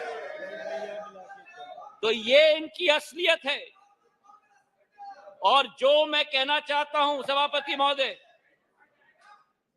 कि अगर इन लोगों को अपने गठबंधन में एक दूसरे के विरोधी होकर भी सत्ता के लालच के साथ पूरे तरीके से कुनबे की तरह साथ में आ रहे हैं। आरजेडी और जेडीयू की बात करें, लालू प्रसाद यादव जी पर जो रोजगार का आरोप लगाया था, जमीन पर रोजगार का एक्ट का आरोप लगाया था, वो जेडीयू के वर्तमान के अध्यक्ष ने स्वयं सीबीआई को सबूत अपने हाथों से दिलवाया था और आज दोनों हाथ में हाथ मिलाकर चल रहे हैं। ये संविधान बचाने की बात करते हैं सभापति महोदय, ये क्या अपना ईमान पहले बचा पाए, उसका उत्तर देश की जनता को दें। आज सभापति महोदय विचित्र स्थिति है। आगे ये नाटक कर रहे थे, आगे आपका स्वागत है, बहुत बढ़िया ड्रामा कर आपका स्वागत है। आज बड़ी विचित्र स्थिति है सभापति महोदय कि जिनके दिल नहीं मिलते वे दल मिल चुके, जिनके दिल नहीं मिलते वे दल मिल चुके हैं और जिनके इतिहास में वैचारिक या व्यवहारिक संबंध या सिद्धांतिक संबंध न हो, वो आज लोकसभा चुनाव के लिए एक साथ होकर लोकतंत्र बचाने की आवाज लेकर आज सदन में आए। जहां मणिपुर हिंसा की बात की गई सभापति महोदय, इस मणिपुर की घटना का इस्तेमाल या मैं कहूं दुरुपयोग करके अपना लॉन्च पैड बनाने की ये कोशिश कर रहे हैं। जो मणिपुर में घटना घट रही है ये निंदनीय है, घोर निंदनीय। कोई भी भारतीय नागरिक इसका सपोर्ट नहीं कर सकता। हम सबके लिए ये घोर निंदनीय घटना है। लेकिन अध्यक्ष महोदय, सभापति महोदय, अगर भारत के इतिहास के काले पन्ने पलटे तो मैं पूछना चाहता हूं, सन 1964 के बंगाल के दंगे के समय में ये मौन क्यों थे? और अगर सन 1964 की हम बात न करें तो सन 84 के सिख दंगों के समय में जब 4000 हमारे सिख भाई बहनों को जिंदा जलाया गया था, तब ये मौन क्यों थे? मेरठ के सन 87 के दंगों के समय में ये मौन क्यों थे? और सन 1990 से 30 साल जो कश्मीर में 40,000 लोगों की मौत हुई और कश्मीर जल रहा था, तब ये मौन क्यों थे?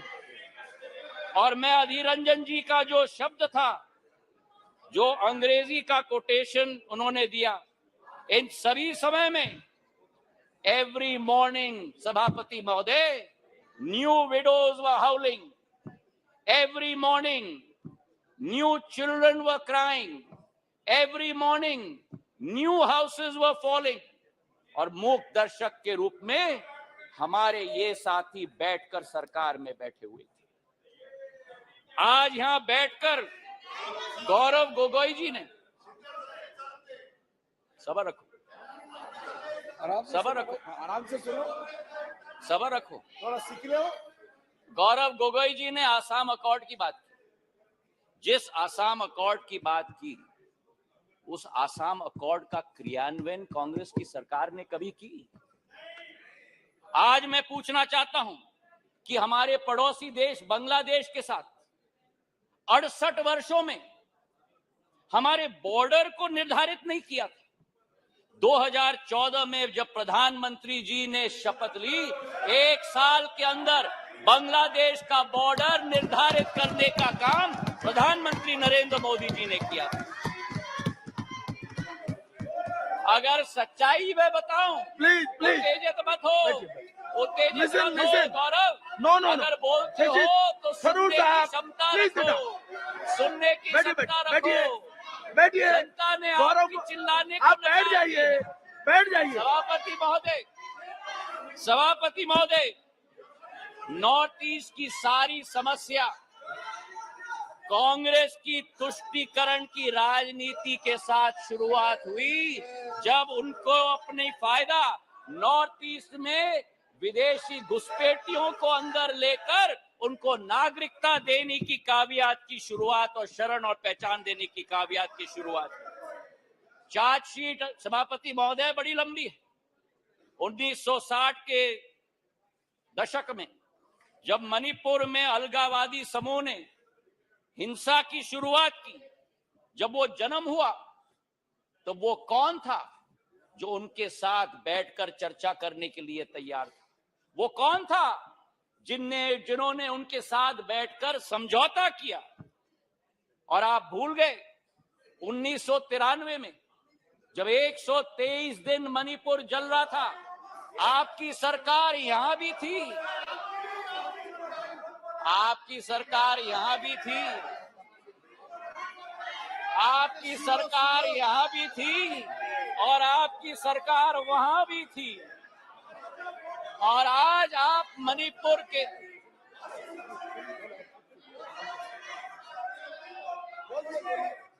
और आज सभापति महोदय अधीर दा उठकर कह रहे थे कि मणिपुर के सांसद क्यों नहीं बोले। उस समय मणिपुर का सांसद इस सदन में रोते रोते हुए उनका वक्तव्य क्या था इस संसद में मैं पूछना चाहता हूं। जब आपकी सरकार यहां भी थी और आपकी सरकार वहां भी थी, मणिपुर के सांसद ने इस संसद में 1993 में वक्तव्य दिया। उन्होंने कहा, and I quote, the state government is helpless, it has no funds, the state government cannot even afford to purchase weapons for the security persons to fight the insurgents. Please, ये सुनिएगा, please think that Manipur is a part of this country. It affects the whole nation. शायद कांग्रेस के नेता को इन शब्दों को सुनना चाहिए था कल यहाँ भाषण देने के पहले।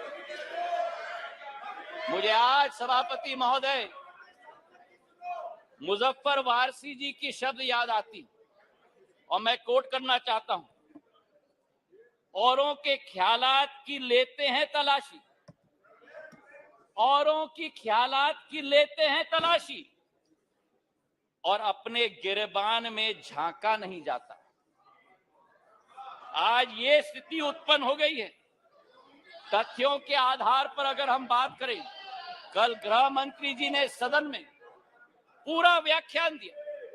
इनके मंत्री संतरी न तंत्री एक बार भी मणिपुर गए। हमारे गृह मंत्री 3 दिन वहां रात दिन बिताए हैं। हमारे राज्य मंत्री ने 23 दिन, नित्यानंद राय जी ने मणिपुर में बैठकर स्थिति का जायजा लिया।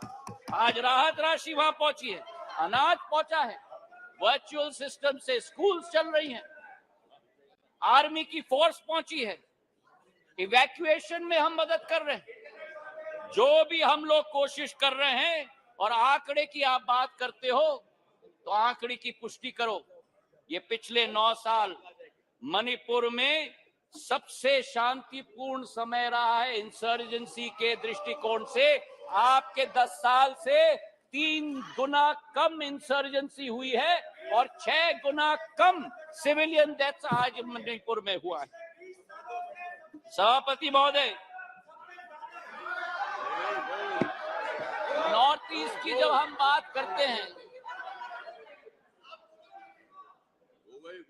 नॉर्थ ईस्ट की जब हम बात करते थे 1 दशक पहले, तो चित्र हमारे दिमाग में आता था।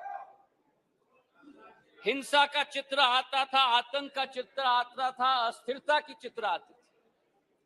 और उसके पीछे एक कारण है। उसके पीछे कारण ये है कि दशकों से जो सरकार रही थी, उनकी सोच विचारधारा थी कि अगर बॉर्डर विलेजेस में और उत्तर पूर्वी क्षेत्र में अगर विकास किया तो वहां जागरूकता उत्पन्न होगी, इसलिए उन्हें विकास से वंचित रखा जाए। हमारे प्रधानमंत्री ने 2015 में, देश के प्रधानमंत्री ने पहला कदम लिया। जो भी हिंसक संगठन थे मणिपुर के, उनके विरुद्ध सर्जिकल स्ट्राइक करके म्यांमार तक खदेड़ के भेज दिया था सभापति महोदय।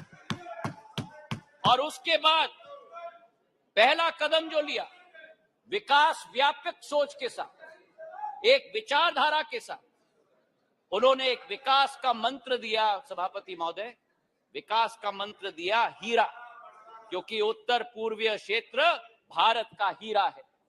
हीरा मतलब हाईवे, हीरा मतलब इंटरनेट, हीरा मतलब रेलवेज, हीरा मतलब एविएशन। और जिस उत्तर पूर्वी क्षेत्र में केवल 2,500 करोड़ का रेलवे बजट होता था, आज 10,000 करोड़ रुपए का रेलवे बजट। सभापति महोदय, आपको आश्चर्य होगा कि मेघालय जैसे राज्य को 100 साल इंतजार करना पड़ा जब तक प्रधानमंत्री नरेंद्र मोदी जी नहीं बने कि मेघालय को अपने 100 साल में पहला स्टेशन मिला जब बीजेपी और एनडीए की सरकार। नागालैंड को 100 साल बाद शोकुवी में एक रेलवे स्टेशन, दूसरा रेलवे स्टेशन मिला। और इसी के साथ साथ जब यूपीए की सरकार थी उस समय सड़क की प्रगति और विकास, गडकरी साहब यहां बैठे हुए हैं, 1.5 किलोमीटर प्रतिदिन की कछुआ चाल के आधार पर चलती।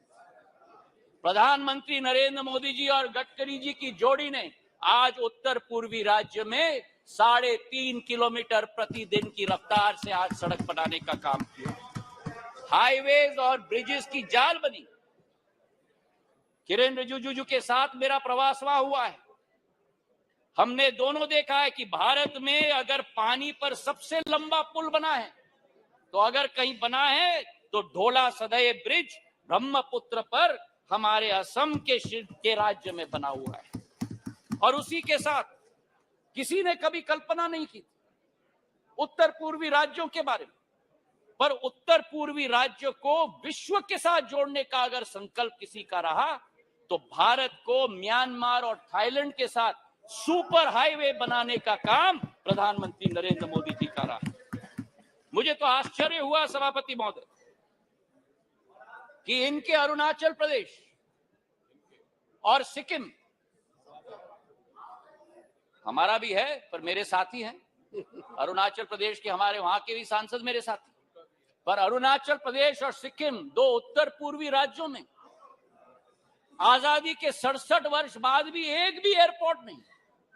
9 सालों में अरुणाचल में एक नहीं लेकिन 3 एयरपोर्ट, तेजू, पासीघाट और होलोंगी बनी है और सिक्किम में पाक्योंग। जिस अरुणाचल प्रदेश में केवल 9 हवाई अड्डे थे, आज उस अरुणाचल प्रदेश में सभापति महोदय 17 हवाई अड्डे हैं। 17 हवाई अड्डे जो 7 सिस्टर्स कहलाती थी, उस समय में ये 7 निग्लेक्टेड सिस्टर्स थी।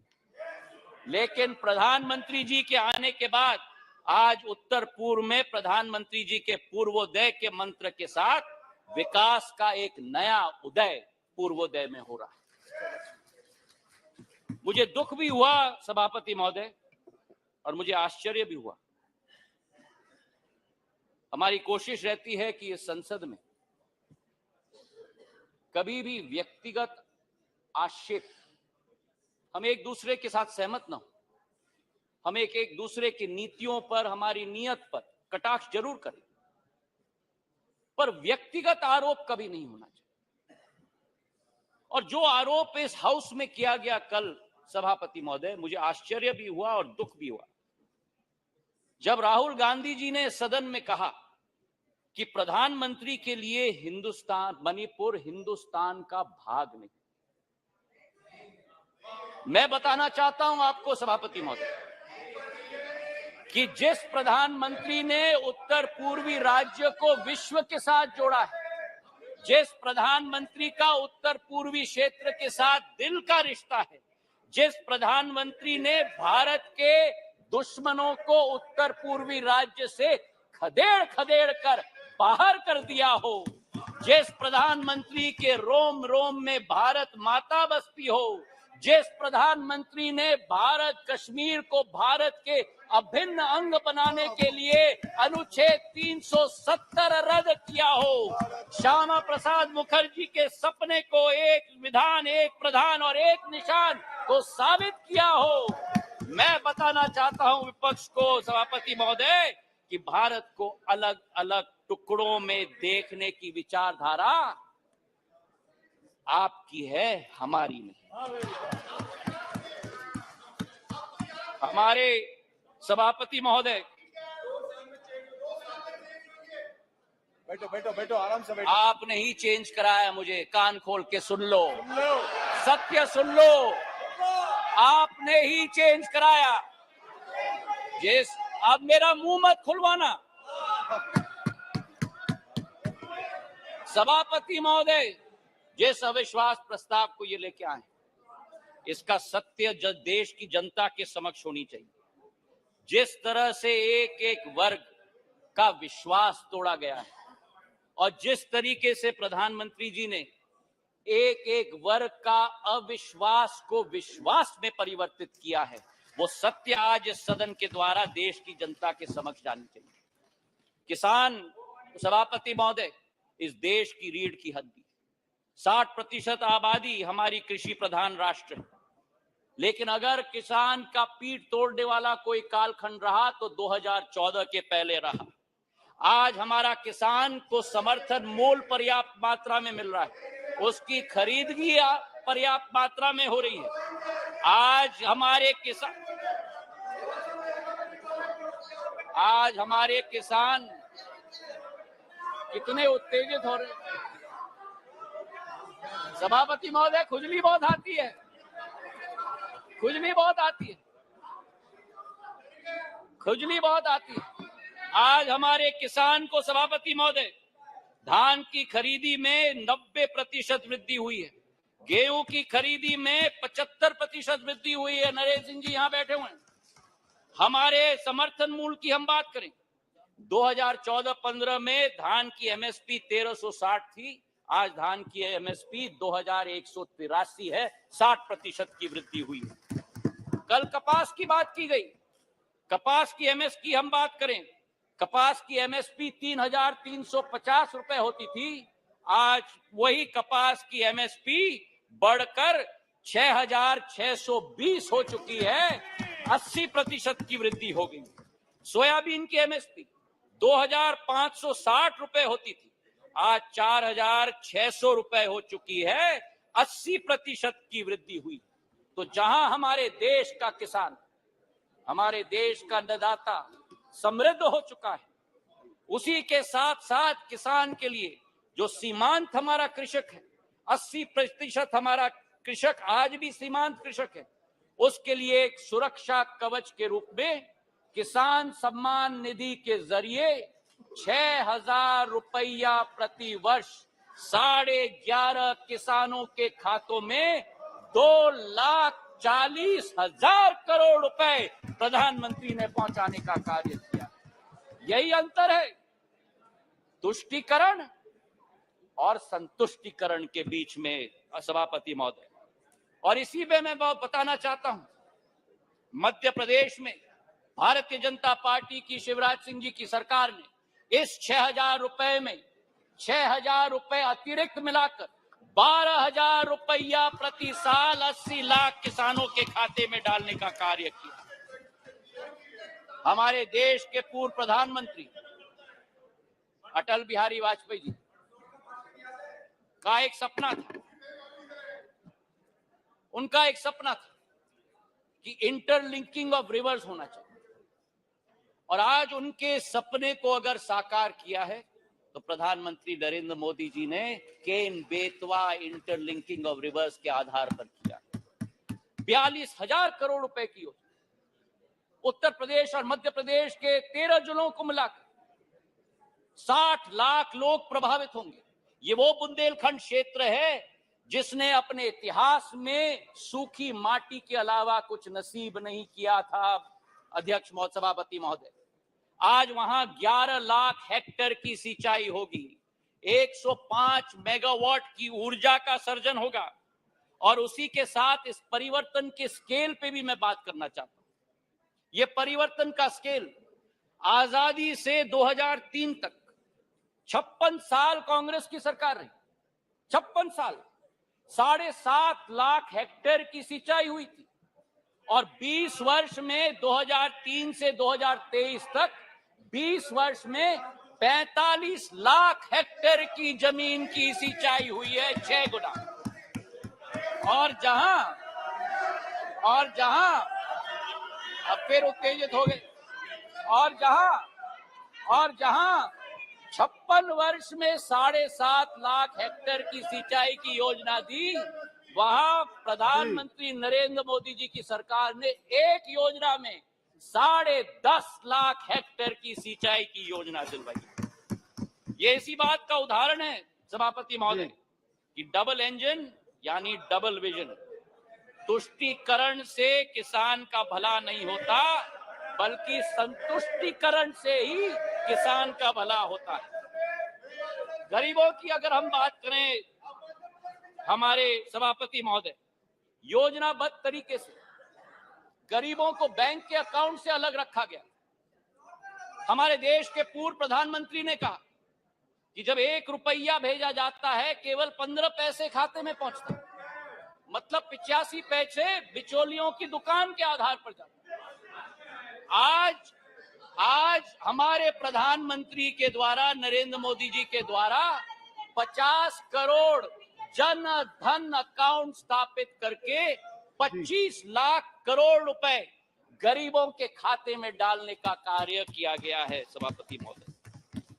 हमारे गैस के कनेक्शन उज्ज्वला महिलाओं के लिए, हमारे घरों के 3.5 करोड़, हमारे क्षेत्र, हमारे देश की जनता को उत्पन्न करने के लिए हमारे प्रधानमंत्री जी की सोच। अर्थव्यवस्था की बात हमारे वित्त मंत्री जी ने किया। मैं एक बात उनकी बात में जोड़ना चाहता हूं। स्कैम्स की लंबी लिस्ट कल गृह मंत्री जी ने पढ़ी थी। कोल का स्कैम हुआ, 2G का स्कैम हुआ, अनेक स्कैम हुए। और आज मैं बोलना चाहता हूं कि जिस राह पर इंडिया नहीं लेकिन भारत चल रहा है प्रधानमंत्री जी के नेतृत्व में, जहां कोई निजी हित नहीं होगी, केवल राष्ट्र हित होगी, उसी संकल्प के साथ हम लोग आगे चल रहे हैं। 9 साल में सभापति महोदय हम लोग 10 नंबर आर्थिक व्यवस्था के रूप से आज 5 नंबर तक पहुंचे जी। ये एक बहुत बड़ी उपलब्धि है। लेकिन आज मुझे आश्चर्य है जब कहा जाता है कांग्रेस के एक नेता के द्वारा कि इस क्षेत्र में ओवर कॉन्फिडेंस देखिए। कांग्रेस के नेता बयान देते हैं कि सरकार चाहे किसी के भी हो, लेकिन भारत को तीसरी सबसे बड़ी अर्थव्यवस्था बनना तो अरिथमेटिक इनएविटेबिलिटी है। तो ये इनएविटेबिलिटी की गारंटी आपने 9 साल पहले क्यों नहीं दी? कांग्रेस की सरकार के समय आजादी से आज तक 67 वर्षों में हम लोग केवल 12 नंबर से 10 नंबर पर पहुंचे, और जब 9 साल में 10 नंबर से हम 5 पर पहुंच जाएं तो अरिथमेटिक इनएविटेबिलिटी बन जाती है। ये दोगली नीति कहां से हुई? और आज हमारे दोस्त अमोल कोले जी ने पर कैपिटा इनकम की बात उठाई। मुझे खुशी है उन्होंने उठाई। आपको आश्चर्य होगा सभापति महोदय ये सुनते हुए कि भारत 67 सालों में भी सब साउथ अफ्रीका की पर कैपिटा इनकम को हमने पार नहीं किया जब इनकी सरकार होती थी। 9 साल में पर कैपिटा इनकम आज डबल हो चुका है सभापति महोदय। हमारी सोच और विचारधारा, बैंकिंग सेक्टर की हम बात करें, बैंकिंग सेक्टर देश की रीढ़ की हड्डी होती है और लोन्स तो इनके समय में बच्चों का खेल हो गया। एक कहावत थी कि फोन पर लोन, ये स्थिति हो गई थी। 5.5 लाख करोड़ से ज्यादा एनपीए का पहाड़ छोड़ के गए। आज उसकी सफाई अरुण जेटली जी ने और निर्मला सीतारमण जी ने करके देश को आगे बढ़ने के लिए कैपेक्स की एक नई रचना की शुरुआत की। कभी हम कल्पना कर सकते थे कि भारत में 10 लाख करोड़ रुपए का कैपेक्स का प्रोग्राम होगा और इंफ्रास्ट्रक्चर का कैपेक्स का प्रोग्राम भी ऐसे कि 10 साल में 15,000 किलोमीटर की रेलवे लाइन बनी और एनडीए सरकार के समय में 26,000 किलोमीटर की रेलवे लाइन बनी।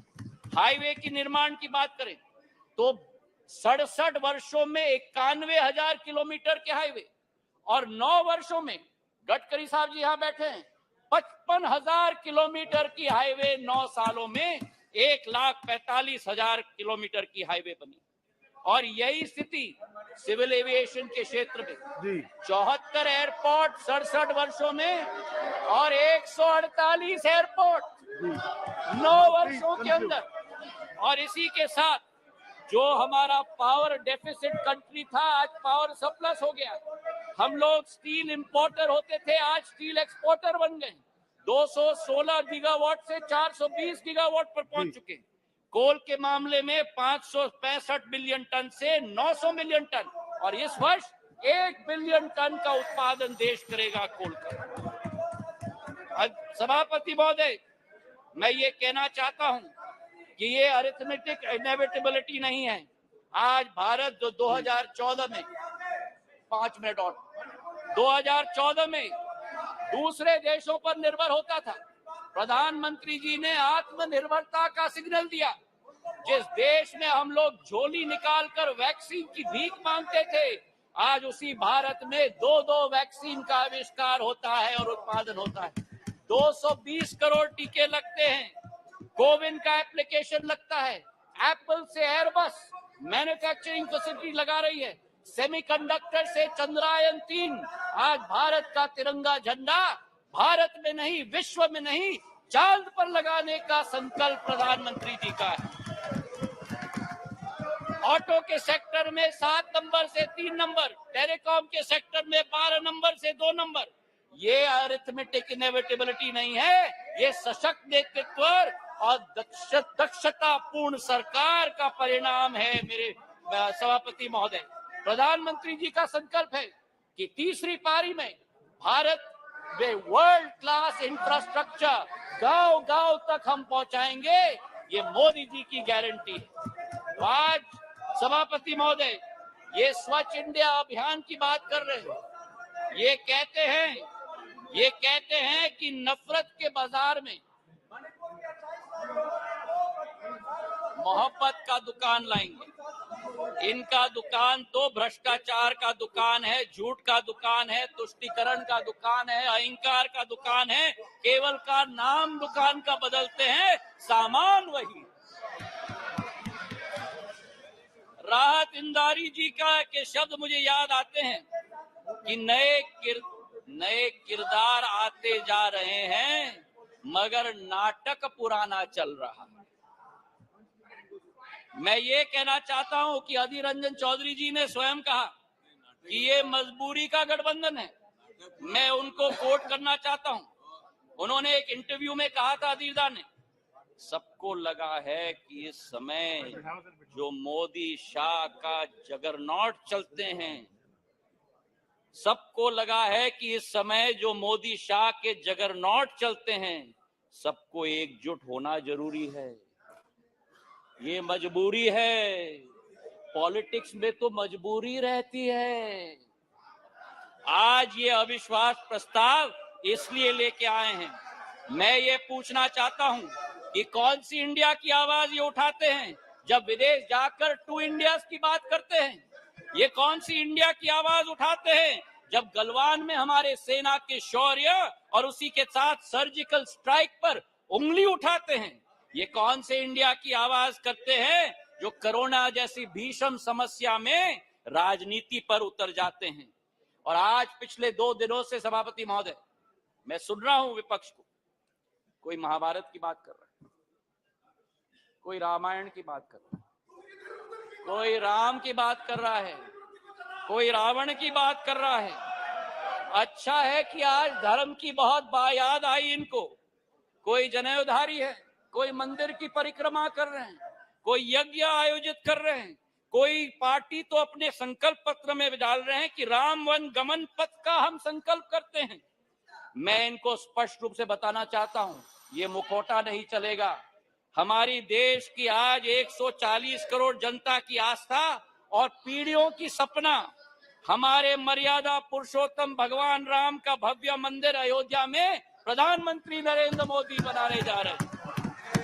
तो आज इनको मैं कहना चाहता हूं कि तीसरी बार भी, 2 बार आपको रिजेक्ट किया है, तीसरी बार भी प्रचंड बहुमत के साथ एनडीए की सरकार यहां स्थापित होगी। जी धन्यवाद।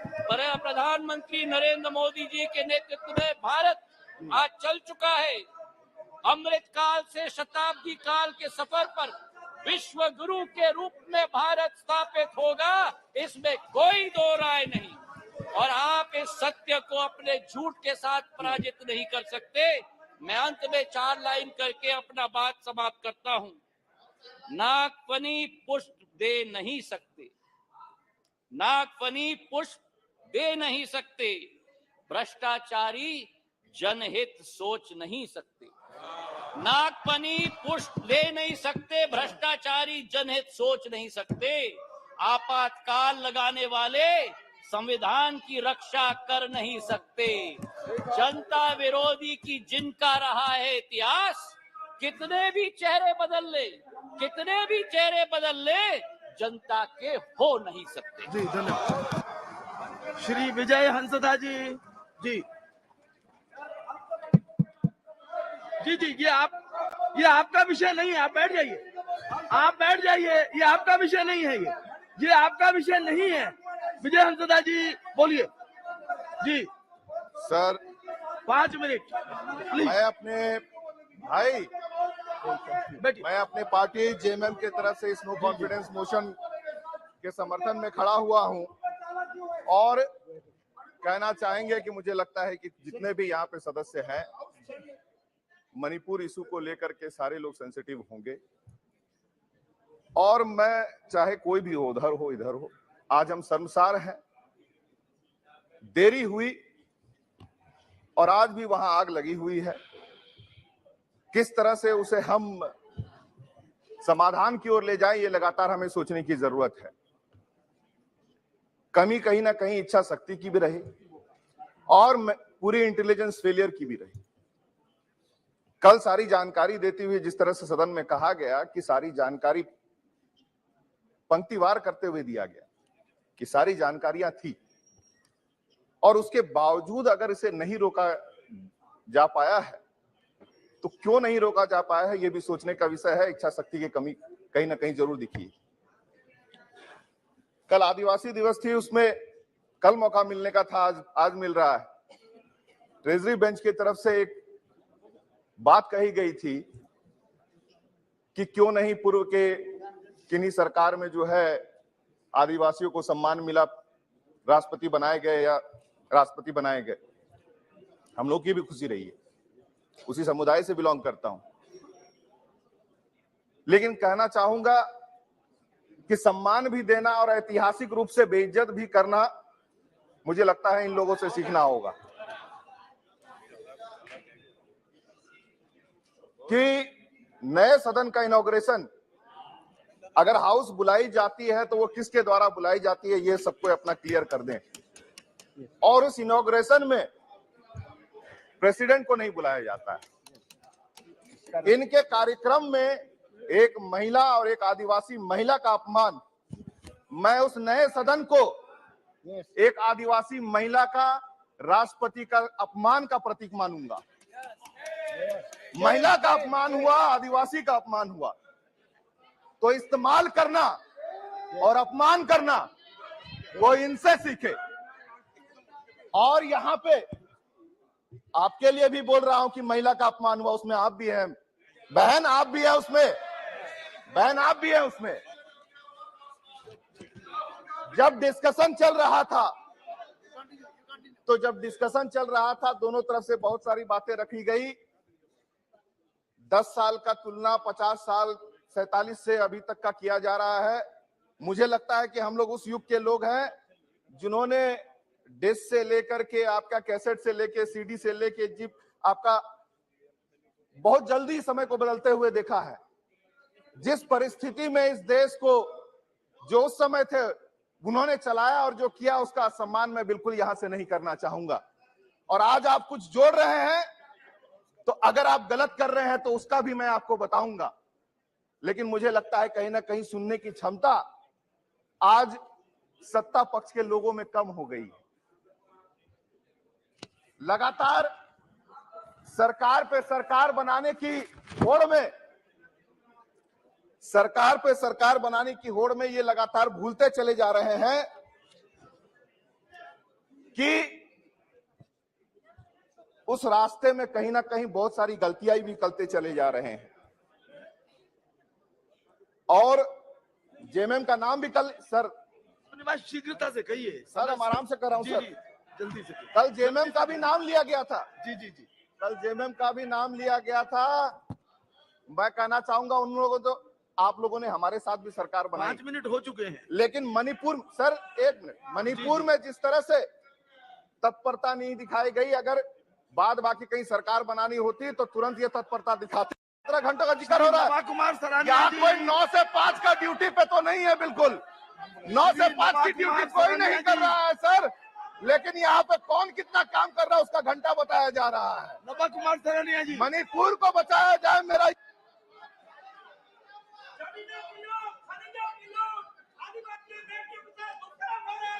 प्लीज बैठ जाइए। Thank you seven sir. 3 minute में बात कीजिए। 3 मिनट में बात थैंक यू पूरी सेवन कीजिए। Sir. 3 minutes only please. Thank you seven sir, आपने मुझे बोलने का मौका दिया। पहला है, हम ये जो नो कॉन्फिडेंस मोशन है, ना मैं सपोर्ट करता हूँ ना मैं विरोध करता हूँ, ना मैं इंडिया में हूँ ना मैं इंडिया हूँ। लेकिन जो मणिपुर का इश्यू है, मणिपुर में जो हो रहे हैं, उसके लिए मैं मानता हूँ ये सेंट्रल गवर्नमेंट को जैसे इसको डील करना से डील नहीं कर पाया, तो इसलिए मैं खुले में बोलता हूँ इसके लिए जिम्मेदार लेकर सेंट्रल गवर्नमेंट को कम से कम मोदी जी को पदत्याग करना चाहिए। और दूसरा बात है सर, ये जो मणिपुर है ये मेरा क्षेत्र भी ऐसा ही था। यह लगभग 3 महीना चल रहा था। मेरा कोकराझार में बदलाव को मांग करके 30 साल लड़ाई चला था। हजारों लोग मारा गया, लाखों लोग बेघर हो गया, लाखों लोग को प्रॉपर्टी खत्म हो गया। लेकिन आज एक अच्छा हो गया जो हम 2014 में यहाँ आ गया पार्लियामेंट में, तो इसे धीरे धीरे खत्म हो गया।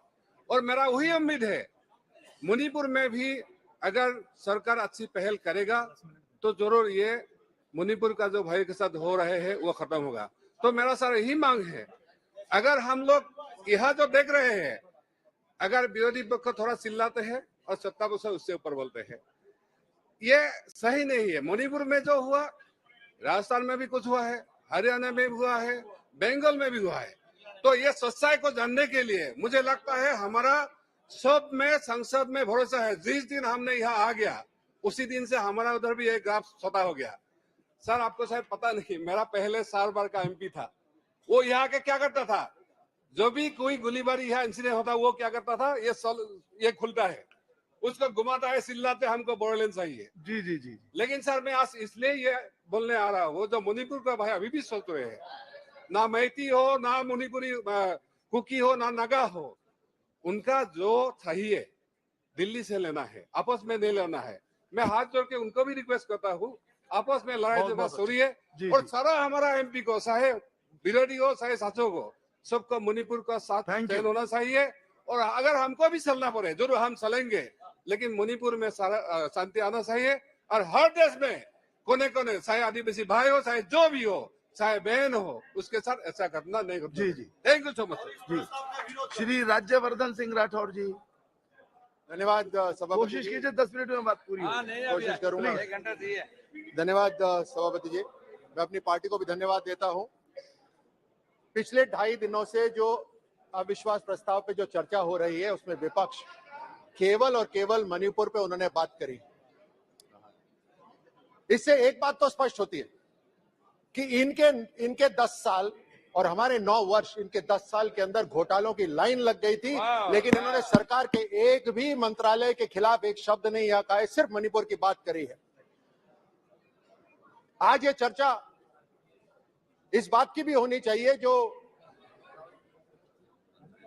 मूल जड़ है। ये बार बार मणिपुर की बात करते हैं, ये भी बोलते हैं कि हम वहां पर गए थे कुछ लोगों से मिलने के लिए, एक वीआईपी विजिट इनकी हुई थी। यहां पर एजेंसियों की खबर भी है और मैं अपने विपक्षियों को यह भी बताना चाहता हूं कि सदन में कुछ ऐसे भी लोग हैं जिन्होंने मणिपुर का एक एक नाला, एक एक पहाड़ी के ऊपर ऑपरेशंस भी करे हुए हैं। मणिपुर की जो जिम्मेदारी नॉर्थ ईस्ट के अंदर जो पिछले 40 साल से जो हिंसा चल रही है उसकी जिम्मेदारी कांग्रेस की है। ये कश्मीर के अंदर जो हो रहा है उसकी जिम्मेदारी कांग्रेस की है। उसी तरह पंजाब के अंदर भी जो मिलिटेंसी हुई है उसकी की भी जिम्मेदारी पूरी की पूरी कांग्रेस के ऊपर है। लेकिन आज चर्चा विश्वास और अविश्वास की हो रही है, तो मैं हरिशंकर परसाई जी की उस पंक्ति से बात कहना चाहता हूं कि आत्मविश्वास कई प्रकार का होता है, धन का, बल का, ज्ञान का, लेकिन मूर्खता का आत्मविश्वास सर्वोपरि होता है जो इन्होंने दिखाया।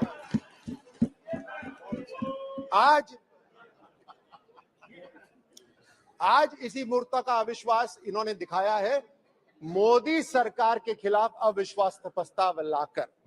मूर्ता इसलिए भी क्योंकि इन्होंने अविश्वास और अविश्वसनीय में ये अंतर भी नहीं जानते। इनके 60 वर्ष के अंदर जो ये नहीं कर पाए देश के लिए, प्रधानमंत्री मोदी जी ने पिछले 9 वर्ष में उससे कई गुना विकास करके दिखाया है। मैं सीधे, क्योंकि समय कम है, मैं सीधे आता हूं जो ये बार बार बात करते हैं देश को तोड़ने की, जोड़ने की। इन्होंने एक यात्रा भी निकाली, भारत जोड़ो यात्रा करके। मैं 2008 में बीजिंग ओलंपिक्स के अंदर वहां पर था और हमें खबर लगी कि साहब सोनिया गांधी जी, राहुल गांधी जी आपसे मिलने आ रहे हैं। ये हमसे मिलने वहां पर नहीं आए थे और ना ही कोई मुलाकात हुई, क्योंकि इनकी थालियां तो कम्युनिस्ट पार्टी ऑफ चाइना ने बिछा रखी थी। इनकी मुलाकात कम्युनिस्ट पार्टी ऑफ चाइना से हुई। ये रिमोट कंट्रोल से सरकार चलाते थे। अगर कोई सैनिक ये कार्रवाई करे तो उसके खिलाफ गद्दारी का मुकदमा चलता है। ये उस समय सरकार चला रहे थे। They should be tried for treason. गद्दारी के ऊपर इनके ऊपर मुकदमा होना चाहिए, क्योंकि ये चाइना के साथ इनके साथ हो रहा था। 2018 के अंदर, 2018 में यही अविश्वास प्रस्ताव आया था। उस अविश्वास प्रस्ताव के अंदर जैसे इस बार राहुल गांधी ने चिल्ला चिल्लाकर यहां पर बात रखी, उसी तरह उस समय भी इन्होंने जोर जोर से कहा कि हिंदुस्तान पहली बार इतिहास के अंदर असुरक्षित है। ये बात बार बार कही कि हिंदुस्तान पहली बार इतिहास में असुरक्षित है। हिंदुस्तान के लिए तो वो लागू नहीं हुआ, लेकिन राजस्थान के लिए वो जरूर लागू हो गया। राजस्थान आज इतिहास में पहली बार असुरक्षित है, अपराधों में नंबर 1 है, भ्रष्टाचार में आज नंबर 1 है। यहां पर खड़े होकर बड़े इमोशनल तरीके से राहुल गांधी बोल रहे थे। मैं जा रहा था, मेरी जुबान भी नहीं खुल रही थी। वो महिला आई, उसने ऐसे पूरी रात अपने बच्चे के साथ बिताई। राजस्थान को भूल गए बिल्कुल। वहां से तो यात्रा भी निकाली थी। 14 साल की वो मासूम बच्ची जिसने इस दुनिया को भी नहीं देखा था, उसके साथ सामूहिक दुष्कर्म हुआ, जिंदा को काटा गया, उसको भट्टी में, कोयले की भट्टी में डाला गया। लेकिन इनकी तरफ से एक ट्वीट नहीं, एक कोई शब्द नहीं। ये शर्म आनी चाहिए इनको। डूंगरपुर कम नहीं है, डूंगरपुर के अंदर एक 9वीं क्लास की शिक्षक के साथ 5 लोगों ने दुष्कर्म करा, लेकिन इनके जू भी नहीं रखती। करौली के अंदर एक 21 साल की लड़की, आप बात करते हैं अगर इमोशन, अगर आप किसी के पिता है तो इस बात को समझिए। 21 साल की लड़की को पहले अगवा करा गया। और यहां पर आप ही की सरकार के जो मुख्यमंत्री है वो कहते हैं कि राजस्थान के अंदर तो अपराध ज्यादा इसलिए हो रहे हैं क्योंकि हम FIR तुरंत दर्ज करा देते हैं। वो भी झूठ है, क्योंकि जब उसको अगवा करा गया, उसके माता पिता तुरंत पुलिस स्टेशन गए कि हमारी बेटी को बचा लो। कोई FIR नहीं हुई, उन्हें धक्के मार के बाहर निकाला गया। अगले दिन उसके साथ दुष्कर्म हुआ, उसको गोली मारी गई, और गोली से नहीं मरी तो उसके ऊपर एसिड फेंका गया। एसिड से नहीं मरी तो उसको कुएं में डाला गया। शर्म आनी चाहिए इनको। यहां पर इनकी, यहां पर बात खत्म नहीं होती, यहां बात खत्म नहीं होती। इनके मुख्यमंत्री कहते हैं, इनकी पार्टी के ये इतनी जो संवेदनशीलता दिखा रहे हैं, कि ढोंग रच रहे हैं, इनके मुख्यमंत्री कहते हैं ये जितने भी रेप विक्टिम्स हैं आधे तो झूठ हैं। ये इनके मुख्यमंत्री कहते हैं। वो बोलते हैं बाकी आधे जो हैं वो उनके रिश्तेदारों ने कराए। यानी पीड़िता के ऊपर एक और आरोप लगा दो झूठ बोलने का। यही नहीं, इनके मंत्री सदन के अंदर खड़े होकर ये बोलते हैं कि हाँ, राजस्थान रेप्स में नंबर 1 है, और फिर मुड़ के बोलते हैं क्योंकि राजस्थान मर्दों का प्रदेश है। और उसमें उनके विधायक ठहाके लगा के हंसते हैं। ये है कांग्रेस का असली चेहरा। ये 17 बलात्कार हर रोज राजस्थान के अंदर होते हैं, 7 हत्याएं हर रोज होती हैं। आप कहां मणिपुर की बात कर रहे हैं? आप ही के मंत्री ने वहां सदन में खड़े होकर यह बोला कि मणिपुर की तरफ नहीं, अपने गरेबान में झांकिए। उसका मंत्री पद छीन लिया गया, उसको वहां सदन में मारा गया। ये इनकी असलियत है कांग्रेस की। ये इनके, आपको असलियत बताता हूं कांग्रेस की असलियत। और ये आंकड़े हैं, ये मैं नहीं कह रहा। इनके विधायकों के बेटे, विधायकों के भतीजे, विधायकों के PA, उनके ऊपर दुष्कर्म की FIR हो रखी है। ये है असलियत इनकी, लेकिन उनके ऊपर कोई कार्रवाई नहीं हो रही। गर्भवती महिलाओं के ऊपर ये जो पैसे बनाते हैं, वो इससे ये अपनी जेब भराई कर रहे हैं। तुष्टीकरण का उदाहरण तो राजस्थान के अंदर इतना भद्दा हो रहा है, शायद ही किसी भी प्रदेश भारत के किसी भी प्रदेश में हो रहा हो। ये 4 साल के अंदर 10 पुजारियों की हत्या हुई है। धार्मिक स्थल बचाने के लिए संतों ने अपना आत्मदाह करा है। राजस्थान के अंदर 300 साल पुराना शिव मंदिर तोड़ा जाता है, उसके ऊपर बुलडोजर चलता है। सालासर के अंदर दरबार का बुलडोजर चलता है, उसको तोड़ा जाता है। ये है इनका तुष्टीकरण। एक खास समुदाय के लिए इनकी सरकार वहां पर एक आदेश पारित करती है। सुनिए, एक आदेश पारित करती है इनकी राज्य सरकार कि एक खास समुदाय के लिए बिजली कटौती नहीं होगी क्योंकि उनका एक त्योहार है, हमें उनसे कोई परेशानी नहीं। लेकिन उसी समय वहां पर हिंदुओं का भी त्योहार था, रामनवमी मनाई जा रही थी, उस पे डीजे के ऊपर बैन लगाए गए, पोस्टर्स के ऊपर बैन लगाए गए, धारा 144 लगाई गई। और यही नहीं, भजन कौन से बजेंगे उसकी अनुमति भी कांग्रेस देगी। ये असलियत है कांग्रेस की तुष्टीकरण की। उदयपुर के अंदर कन्हैया लाल की हत्या हुई, न जाने कितने कन्हैया मारे गए हैं, वो तो उनका वीडियो नहीं बना। ये है असलियत राजस्थान की, लेकिन इन्होंने कोई एक्शन नहीं लिया। इन्होंने माहौल ऐसा बना दिया है वहां पर, सभापति जी, ऐसा माहौल बना दिया है कि एक खास समुदाय के लोग पुलिस थाने के अंदर खड़े होकर वो खुलेआम हिंदुओं को धमकी देते हैं, लेकिन इनकी सरकार कुछ नहीं करती। पीएफआई बैंड है, यहाँ पर गृह मंत्री जी ने कल बताया पीएफआई पूरे राष्ट्र के अंदर बैंड है, लेकिन पीएफआई राजस्थान के अंदर पुलिस प्रोटेक्शन के साथ मार्च करती है। यह है असलियत इनके चेहरे। कहीं ना कहीं इन बाहर की कोई ना कोई एजेंसी, कोई ना कोई संगठन, बाहर की कोई ना कोई एजेंसी कहीं ना कहीं इनके साथ मिली हुई है। मैं तो वापस उसी पे जाता हूं, क्या एमओयू हुआ था उस समय चाइना के साथ जो आज तक भारत को नहीं पता। कहीं ना कहीं इन्होंने भारत को तोड़ने के लिए सुपारी उठाई हुई है, भारत को ये तोड़ना चाहते हैं हर तरह से। राजस्थान के अंदर दलितों के ऊपर अत्याचार हो रहा है। पिछले 4 साल के अंदर 60% दलितों पर अत्याचार बढ़ा है। बीकानेर के अंदर दलित महिला के साथ दुष्कर्म होता है और उसकी हत्या कर दी जाती है। जालौर जिले के अंदर एक 9 साल के दलित लड़के को मार दिया जाता है क्योंकि वो पानी पीने गया था। जम्बा रामगढ़, मेरे अपने संसदीय क्षेत्र के अंदर एक महिला टीचर, मतलब टीचर तक को भी नहीं छोड़ा, एक महिला टीचर को जिंदा जलाया गया वहां पर। यह दलितों के ऊपर अत्याचार ये कर रहे हैं। इन्होंने हर तरह से धोखा दिया है। मैं घोषणा पत्र पर आता हूं, इन्होंने घोषणा पत्र में भी धोखा दिया है। ये तो अविश्वास लायक भी नहीं है। ये अविश्वास प्रस्ताव हमारी सरकार के खिलाफ लाए हैं, लेकिन पर ये अविश्वास लायक भी नहीं है। इन्होंने राजस्थान के साथ विश्वासघात करा है। ये है असलियत इनकी। घोषणा पत्र के अंदर ये कहते हैं कि हम हस्तशिल्प कला और हथकरघा निदेशालय का गठन करेंगे, नहीं करा। यहाँ पत्रकार बैठे हैं, राजस्थान के पत्रकारों को इन्होंने बेवकूफ बनाया। बोलते हैं हम आपकी सुरक्षा के लिए एक अधिनियम लेकर आएंगे। 4.5 साल हो गए, एक भी अधिनियम नहीं आया। इन्होंने हर तरह से राजस्थान के साथ विश्वासघात करा है। और अविश्वास प्रस्ताव किसके लिए लेकर आए? एक ऐसी पार्टी जिसने जो कहा वो करा, एक ऐसी पार्टी जिसने बोला धारा 370 हटाएंगे तो हमने हटाया, हमने बोला राम मंदिर बनाएंगे तो हमने बनाया, हमने बोला आतंकवाद को मुंह तोड़ जवाब देंगे तो हमने दिया। हर तरह से उस सरकार के खिलाफ ये अविश्वास प्रस्ताव लेकर आए हैं। मैं इनसे आग्रह करता हूं, अगली बार यह घोषणा पत्र दें तो उसमें एक स्टार लगाएं। वो स्टार लगा के बोले टर्म्स एंड कंडीशंस अप्लाई, क्योंकि ये झूठ बोलते हैं, झूठ बोलने वाले। मैं अभी खत्म करता हूं, अपनी बात खत्म करता हूं ये कहकर कि जब जीत न सके बाजी वे हाथ मलने लगे, जब जीत न सके बाजी वो हाथ मलने लगे। आसमां सी ऊंचाई, प्रधानमंत्री मोदी जी और मोदी सरकार के लिए बोल रहा हूं, आसमां सी ऊंचाई देख वो जलने लगे। अभी तो बहुत कुछ तमन्ना है 56 इंच के सीने में। अरे रुकिए, बैठिए, अभी से आपस में क्यों लड़ने लगे? ये इनके असलियत। बहुत बहुत धन्यवाद। श्री सी Thomas ji,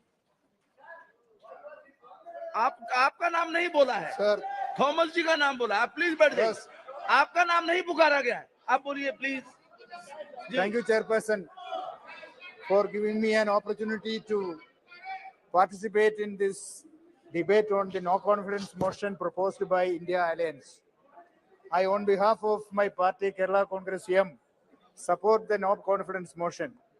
The prolonged clash between two groups, Meiteis and Kukis, has led to widespread violence, death and displacement in Manipur. Sir, not only in Manipur, in the country at large also is witnessing tensions, violence against women, marginalized sections of the society, and also minorities. These communal tensions and violence are initiated by certain forces to create communal polarization and to take political advantage out of it. The recent developments in Haryana is another example.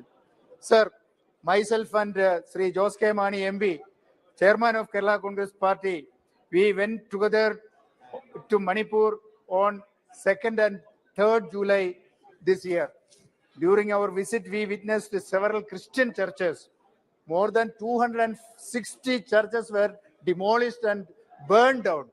Sir, we were completely, these churches were completely destroyed and burned. The scenes we saw there was devastating and painful. The Christian tribal communities feel that there has been a clear bias in the way matter has been reported. Also, they are very much afraid of the way the chief minister has made a statement in the press conference that 40 Kuki terrorists were killed by security forces. Sir, this shows that the government, the state government is biased.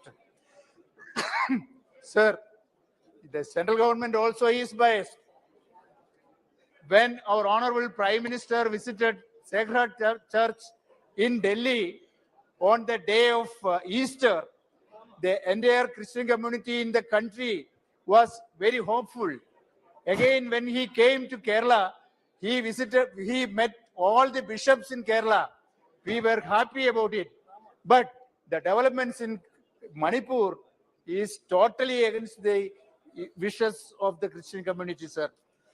Sir, despite the Honorable Home Minister's visit to the state, it continues to be in a state of shocking violence.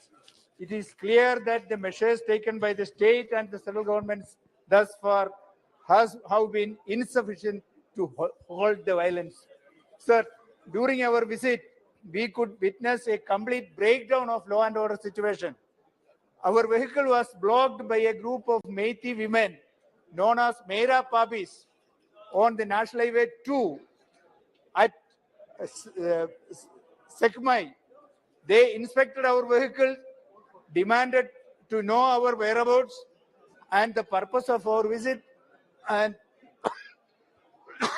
all this happened while the army as well as the police personnel were looking on. Sir, the signs of complete breakdown of law and order situation were manifested in a viral video, which is already known to all over the world, where the women, two women cookies were stripped, paraded naked, and sexually assaulted. It is a matter of collective shame for this house and the entire country that our sisters are being treated with such humiliation. Sir, the human rights violation in Manipur have brought our country to a total disgrace globally. It is quite astonishing that in spite of all these violence and human rights violation, our Honorable Prime Minister has not bothered to visit Manipur so far or take any steps to bring peace in that state. Sir, more than the violence, the silence of the Prime Minister is shocking. Sir, from the part of Kerala Congress M, we demand the following matters. One, the Honorable Prime Minister should visit Manipur and announce a special package to the state for bringing peace over there. The Chief Minister Biren Singh, who failed to deliver his constitutional duties, be removed without further delay. A joint parliamentary committee be constituted to visit and study the reasons behind the conflict and also to propose some suggestions for making changes there. Sir, compensation should be paid to all the victims and their rehabilitation should be ensured in a time-bound manner. Above all the places of worship, destroyed during the violence should be rebuilt by the government. Thank you, sir. Thank you. Thank you. Have some butter, please. Shri Vijay Baghel ji. धन्यवाद सभापति महोदय। सभापति महोदय, मैं उस राज्य से आता हूं, छत्तीसगढ़ राज्य, जो भगवान राम जी की पूज्य माता जी कौशल्या माँ की मंदिर है। और हमारे छत्तीसगढ़ के लोग बहुत भोले भाले, बहुत सीधे सरल हैं। आदिवासी बहुल, ओबीसी का क्षेत्र और एससी का भी बहुलता के साथ वहाँ जनसंख्या है। और प्यार से हम अपनी बोली से छत्तीसगढ़िया सबसे बढ़िया ये शब्द के साथ हमको नमाया जाता है। और मैं गौरवान्वित हूँ, एक लोकसभा के मंदिर में मुझे अपने छत्तीसगढ़ के बारे में बोलने का अवसर हुआ है। माननीय सभापति महोदय, मेरा मन अभी दुखी भी है बोलते हुए, और मैं अपने मन में खुशी भी महसूस कर रहा हूँ। दुखी इसलिए कि जिस छत्तीसगढ़ से मैं आता हूँ, आज उस पवित्र भूमि को कलंकित करने का काम अगर किसी से किया है तो कांग्रेस पार्टी के मुख्यमंत्री ने किया है। अपने भ्रष्टाचार के कारण, अपने भ्रष्टाचारियों के कारण किया है। आज जो भी बेशकीमती समय हमारे पक्ष साथियों ने बर्बाद किया, इतना अमूल्य समय हमें मिलता है, लेकिन इनके कारण आज समय बर्बाद हुआ है। और खुशी इसलिए भी है कि मुझे माननीय मोदी जी के द्वारा और हमारी सरकार के द्वारा जो अनगिनत कार्य किए हैं, और जिसके कारण पूरा देश सम्मानित हुआ है। जिस देश को घृणा की दृष्टि से देखते थे, आज सिर्फ हिंदुस्तान के लोग ये गर्व महसूस करते हैं कि पूरे विश्व में हमारा नाम है, हमारे मोदी जी का नाम है। मैं आजादी के दीवानों ने और महापुरुषों ने जो सपने देखे थे, उन सपनों को साकार करने का और उन्हें आकार देने का काम अगर किसी ने किया है तो माननीय नरेंद्र मोदी जी ने किया है।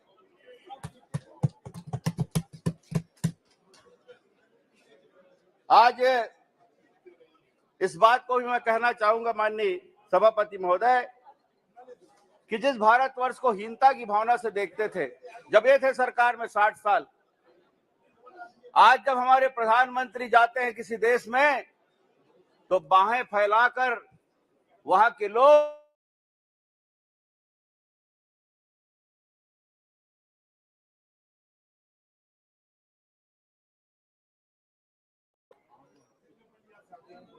हमारे राहुल गांधी जी गए थे वहां पर, आदिवासी क्षेत्र में गए थे, और क्या हालत है वहां पर। हमारे सांसद भाई बैठे हैं, दीपक भाई जी, जो प्रदेश कांग्रेस कमेटी के अध्यक्ष भी हैं, क्या हालत है वहां। मणिपुर की बात कर रहे थे, पूरा काला चिट्ठा इनका खोल दिया मणिपुर के हमारे गृह मंत्री जी ने। पहले क्या हुआ था, अब क्या हुआ है, और मणिपुर के लिए हमने किस किस स्तर पर काम किया है, वो सारी बातें यहां बताई। आज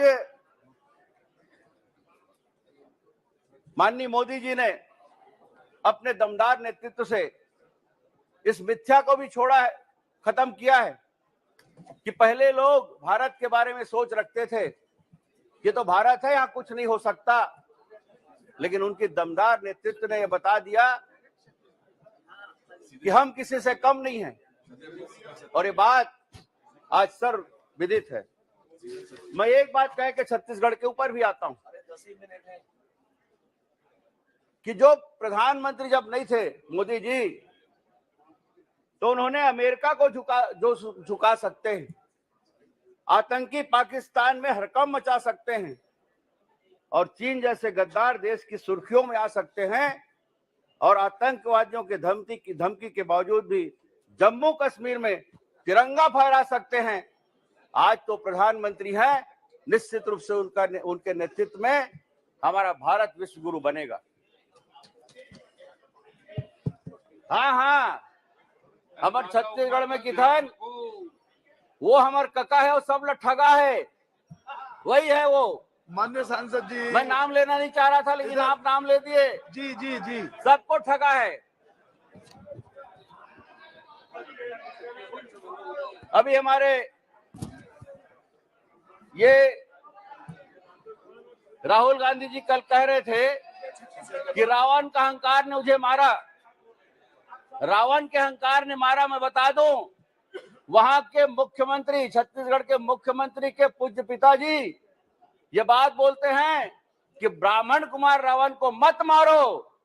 ऐसे वहां के मुख्यमंत्री के पिताजी हैं। दीपक बैद जी उस बात को जान चुके हैं।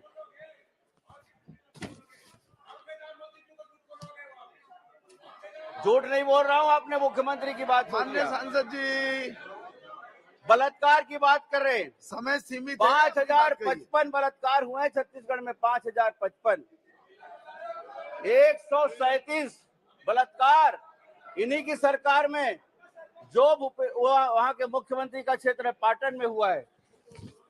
और आपको मैं ले जाता हूं आपके क्षेत्र में दीपक जी, कि जो वहां पर कोटा केविन है, सरकारी आवासीय विद्यालय, वहां की मासूम आदिवासी समाज की बच्ची, 5 साल की बच्ची को के साथ बलात्कार हुआ है। एर्राबोर का हॉस्टल इन्हीं का क्षेत्र आता है। और वहां पर आबकारी मंत्री का भी क्षेत्र है वो। वहां 5 साल, अभी 2 महीना भी नहीं बीता है माननीय सभापति महोदय, 15 दिन बीता है, आप वहां गए भी नहीं है। बैठो दीपक, बैठो। 5 साल की बच्ची के साथ मन सिहर जाता है, मन दुखी हो जाता है, दिल दहल जाता है। ऐसे वाकया वहां हो रहे हैं और उनके ऊपर कार्रवाई भी नहीं होती। जब जाके वहां आंदोलन हुआ, सर्ववादी समाज गया, भारतीय जनता पार्टी के नेतागण गए, तब उस पर कार्रवाई हुई है। आप क्या बात करेंगे यहाँ पर खड़ा होके? मैं बता दूं कि आप माननीय सभापति महोदय, एक गांव है वहां पर, आदिवासी बहुल गांव, जिसको महामहिम राष्ट्रपति जी ने गोद लिया है। उस गांव का नाम है, कलाम जी ने उसने गोद लिया था। ग्राम पंचायत साबरबार के झुमरी डुमर गांव, 2 महीने तक राशन नहीं पहुंचा वहां। और एक चार सदस्यीय एक परिवार भूख के कारण आत्महत्या करने को मजबूर हो गया। आत्महत्या कर मर गए वो लोग। और ये बताएंगे हमको, ये है हालत छत्तीसगढ़ की, भ्रष्टाचारियों का। और ये तो कांग्रेस के एटीएम बने। अभी कह रहे थे हमारे राज्यवर्धन जी, अगर राज्यवर्धन जी के मुख्यमंत्री और हमारे मुख्यमंत्री के ऊपर कॉम्पिटिशन कराने ना, तो हमारा मुख्यमंत्री पहलाएगा भ्रष्टाचारियों में। मैं दावे के साथ कहना चाहता हूं, हर महीने पैसा पहुंचता है। कांग्रेस कमेटी अगर चल रही है तो वहां के मुख्यमंत्री के बदौलत चल रही है। शराब में घोटाला, रेत में घोटाला, कोयला में घोटाला, मुरम में घोटाला, सीमेंट में घोटाला, क्या क्या घोटाला नहीं, डीएमएफ के फंड में घोटाला। और ये भी बता दूं, घोटाला हुआ करता था सभापति महोदय, अब तो गोबर घोटाला भी हो गया, गौमूत्र में भी घोटाला हो गया। गोबर खरीद रहा हूं करके वाहवाही लूट रहे हैं, पूरे विश्व में नंबर 1 है। लेकिन मैं थोड़ा सा समय चाह रहा हूं, आपसे निवेदन कर रहा हूं, थोड़ा सा समय, बहुत देर से इंतजार कर रहा था मैं ये बता रहा हूं जी, गोबर घोटाला, गौ माता के गोबर में घोटाला, इतना बड़ा घोटाला, गौमूत्र में घोटाला।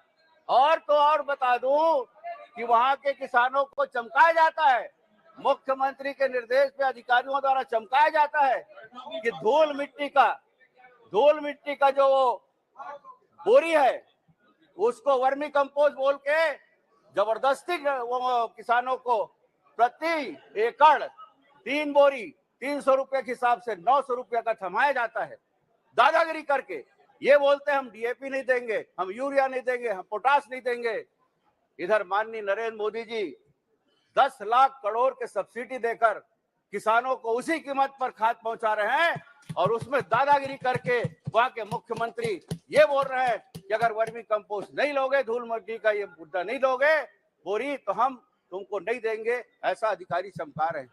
और ये किसान विरोधी हैं, मजदूर विरोधी हैं, आदिवासी विरोधी हैं, कलंकित कर दिए हैं, नौटंकीबाज है। और पिछड़ा वर्ग के लिए जो मोदी जी ने किया है ना, ये 3 जन्म में भी नहीं कर सकते, 10 जन्म में नहीं कर सकते। और मैं बता दूं कि 27%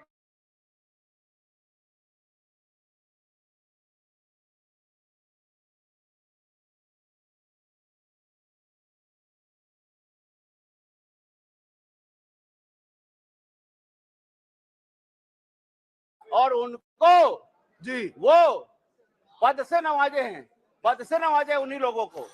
ऐसा वहां षड्यंत्रकारी मुख्यमंत्री है। Thank you. मैं धन्यवाद।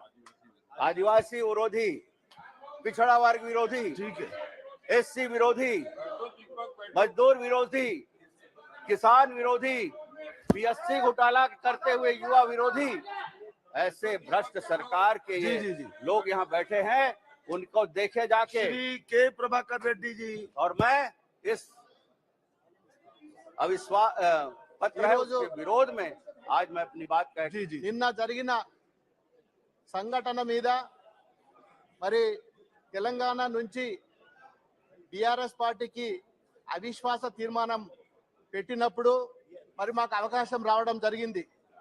మరి ముఖ్యంగా 3 విషయాల గురించి మాట్లాడాలనుకుంటున్నాం. మొట్టమొదటిది, మా నాయకుడు పార్లమెంట్లో మాట్లాడినప్పుడు మరి కాళేశ్వరం ప్రాజెక్టు మీద, మరి ముఖ్యంగా కాళేశ్వరం ప్రాజెక్టు మరి తెలంగాణ రాష్ట్రంలో దేశంలో ఎక్కడ లేని విధంగా ప్రపంచంలోనే ఒక ప్రతిష్టాత్మకమైన ప్రాజెక్టు ఈ రోజు తెలంగాణ రాష్ట్రంలో ఉన్నది. మా గౌరవ ముఖ్యమంత్రి గారు మరి మేము ఆ 16వ లోక్సభలో 17వ లోక్సభలో చాలా సందర్భాలలో మరి ఈ కాళేశ్వరం ప్రాజెక్టుకు జాతీయ హోదా కావాలని చెప్పి ఎన్నో సార్లు అడగడం జరిగింది. మా గౌరవ ముఖ్యమంత్రి గారు కూడా ఎన్నో సందర్భాలలో మరి ముఖ్య ప్రధానమంత్రిని మరి గృహమంత్రిని ఎన్నో సందర్భాల్లో కూడా అడగడం జరిగింది. ఒక్క నయా పైసా కూడా ఇవ్వలేదు. నిన్న మా ఫ్లోర్ లీడర్ మాట్లాడేటప్పుడు మైకు కట్ చేసి మేము కాళేశ్వరం ప్రాజెక్టుకు 86,000 కోట్లు ఇచ్చినామని చెప్పి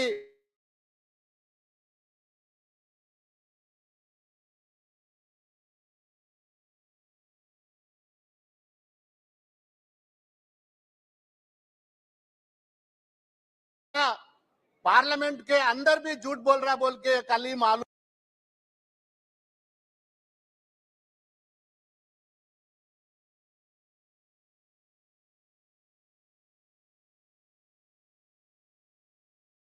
हो गया हमारे को। ये पूरा सारे दुनिया देख रहे 86,000 करोड़ कहां से दिया, कब दिया, ये पूरा सभा के अंदर पूरा मालूम होना चाहिए। మరి ఈ రోజు తెలంగాణ రాష్ట్రంలో చేసే అభివృద్ధి పనులు దేశమంతటా కూడా చూస్తుంది. దేశంలో యావత్ ప్రజలు చూస్తున్నారు. ఇలా తెలంగాణలో జరిగే పనులు ఏదైతున్నాయో మరి మీ డబుల్ ఇంజన్ సర్కార్ సంబంధించిన వేరే రాష్ట్రాల నుంచి కూడా అధికారులు గాని మరి ముఖ్యమంత్రులు గాని నాయకులు గాని ఈ రోజు తెలంగాణకు వచ్చి తెలంగాణలో చేసే పథకాలు చూసి మరి కేసీఆర్ గారు మీరు చాలా గొప్పగా చేస్తున్నారు, మేము కూడా మా రాష్ట్రంలో మీ పథకాలను అవలంబిస్తామని చెప్పి చాలా మంది వచ్చి చూసిపోవడం జరుగుతున్నది. ముఖ్యంగా ఈ రోజు తెలంగాణలో జరిగే కాళేశ్వరం ప్రాజెక్టు, ఇది నా నియోజకవర్గంలో ఉన్న ప్రాజెక్టు కాళేశ్వరం ప్రాజెక్టు. దాని కింద 4 ప్రాజెక్టులు ఉన్నాయి. మల్లన్న సాగర్, రంగనాయక సాగర్, అనంతగిరి సాగర్. ఇది గోదావరి మీద మరి దాదాపు మొత్తం గోదావరిలో ఉన్న మొత్తం పై నుంచి కింది నుంచి పై వరకు రివర్స్ పంపింగ్ ప్రాజెక్టు. ఇంత గొప్ప ప్రాజెక్టు కడితే మరి మీ బీజేపీ ప్రభుత్వం, యూనియన్ ప్రభుత్వం మరి మాకెన్నడూ కూడా సహాయం చేయలేదు. మరి దానికి అబద్ధంగా మరి 86,000 కోట్లు ఇవ్వడం అనేది చాలా దారుణం. మరి మా లీడర్లు ఉన్నారు, బీజేపీ ఎంపీలు ఉన్నారు, మరి లోకల్ నాయకులు ఉన్నారు, ఒక్క పైసా కూడా ఎప్పుడు కూడా మాట్లాడలేదు. మరి గల్లీలో ఎక్కడ కూడా మాట్లాడలేదు, పార్లమెంట్ కూడా మాట్లాడలేదు, ఎప్పుడు కూడా మాట్లాడలేదు. గల్లీలో అయ్యాల తెలంగాణలో అత్యధికంగా అవార్డ్స్ వస్తున్నాయి అంటే అన్ని డిపార్ట్మెంట్లలో కూడా ఇవాళ తెలంగాణకు వచ్చినాయి. 1 रुपए नहीं दिया, 1 पैसा भी नहीं दिया, ये गलत है। सेंथिल कुमार जी, आई तो बता देना, प्लीज, 1 नया पैसा भी नहीं दिया।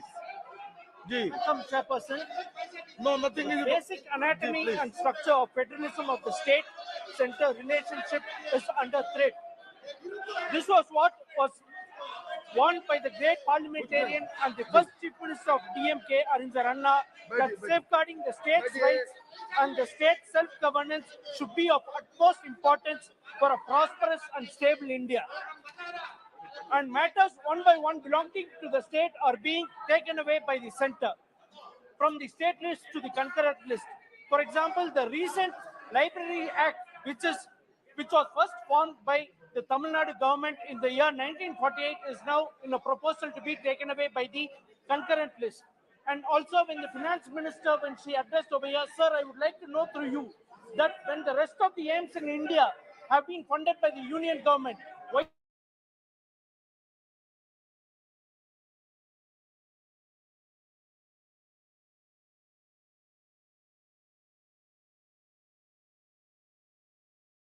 with the buildings and infrastructure which have been started after the mother aims? Why is it that now that it is still that the adjoining district only they are going for a course, and when they come back after 5 years, still they wouldn't have stepped into the AIMS college in Madurai? What a shameful act that is. And sir, talking about the which they very boastfully say of the double engine sarkar which they have failed. Sir, I would like to say that even all states in India are double engine because they have a non-elected, nominated engine driver in the name of a governor.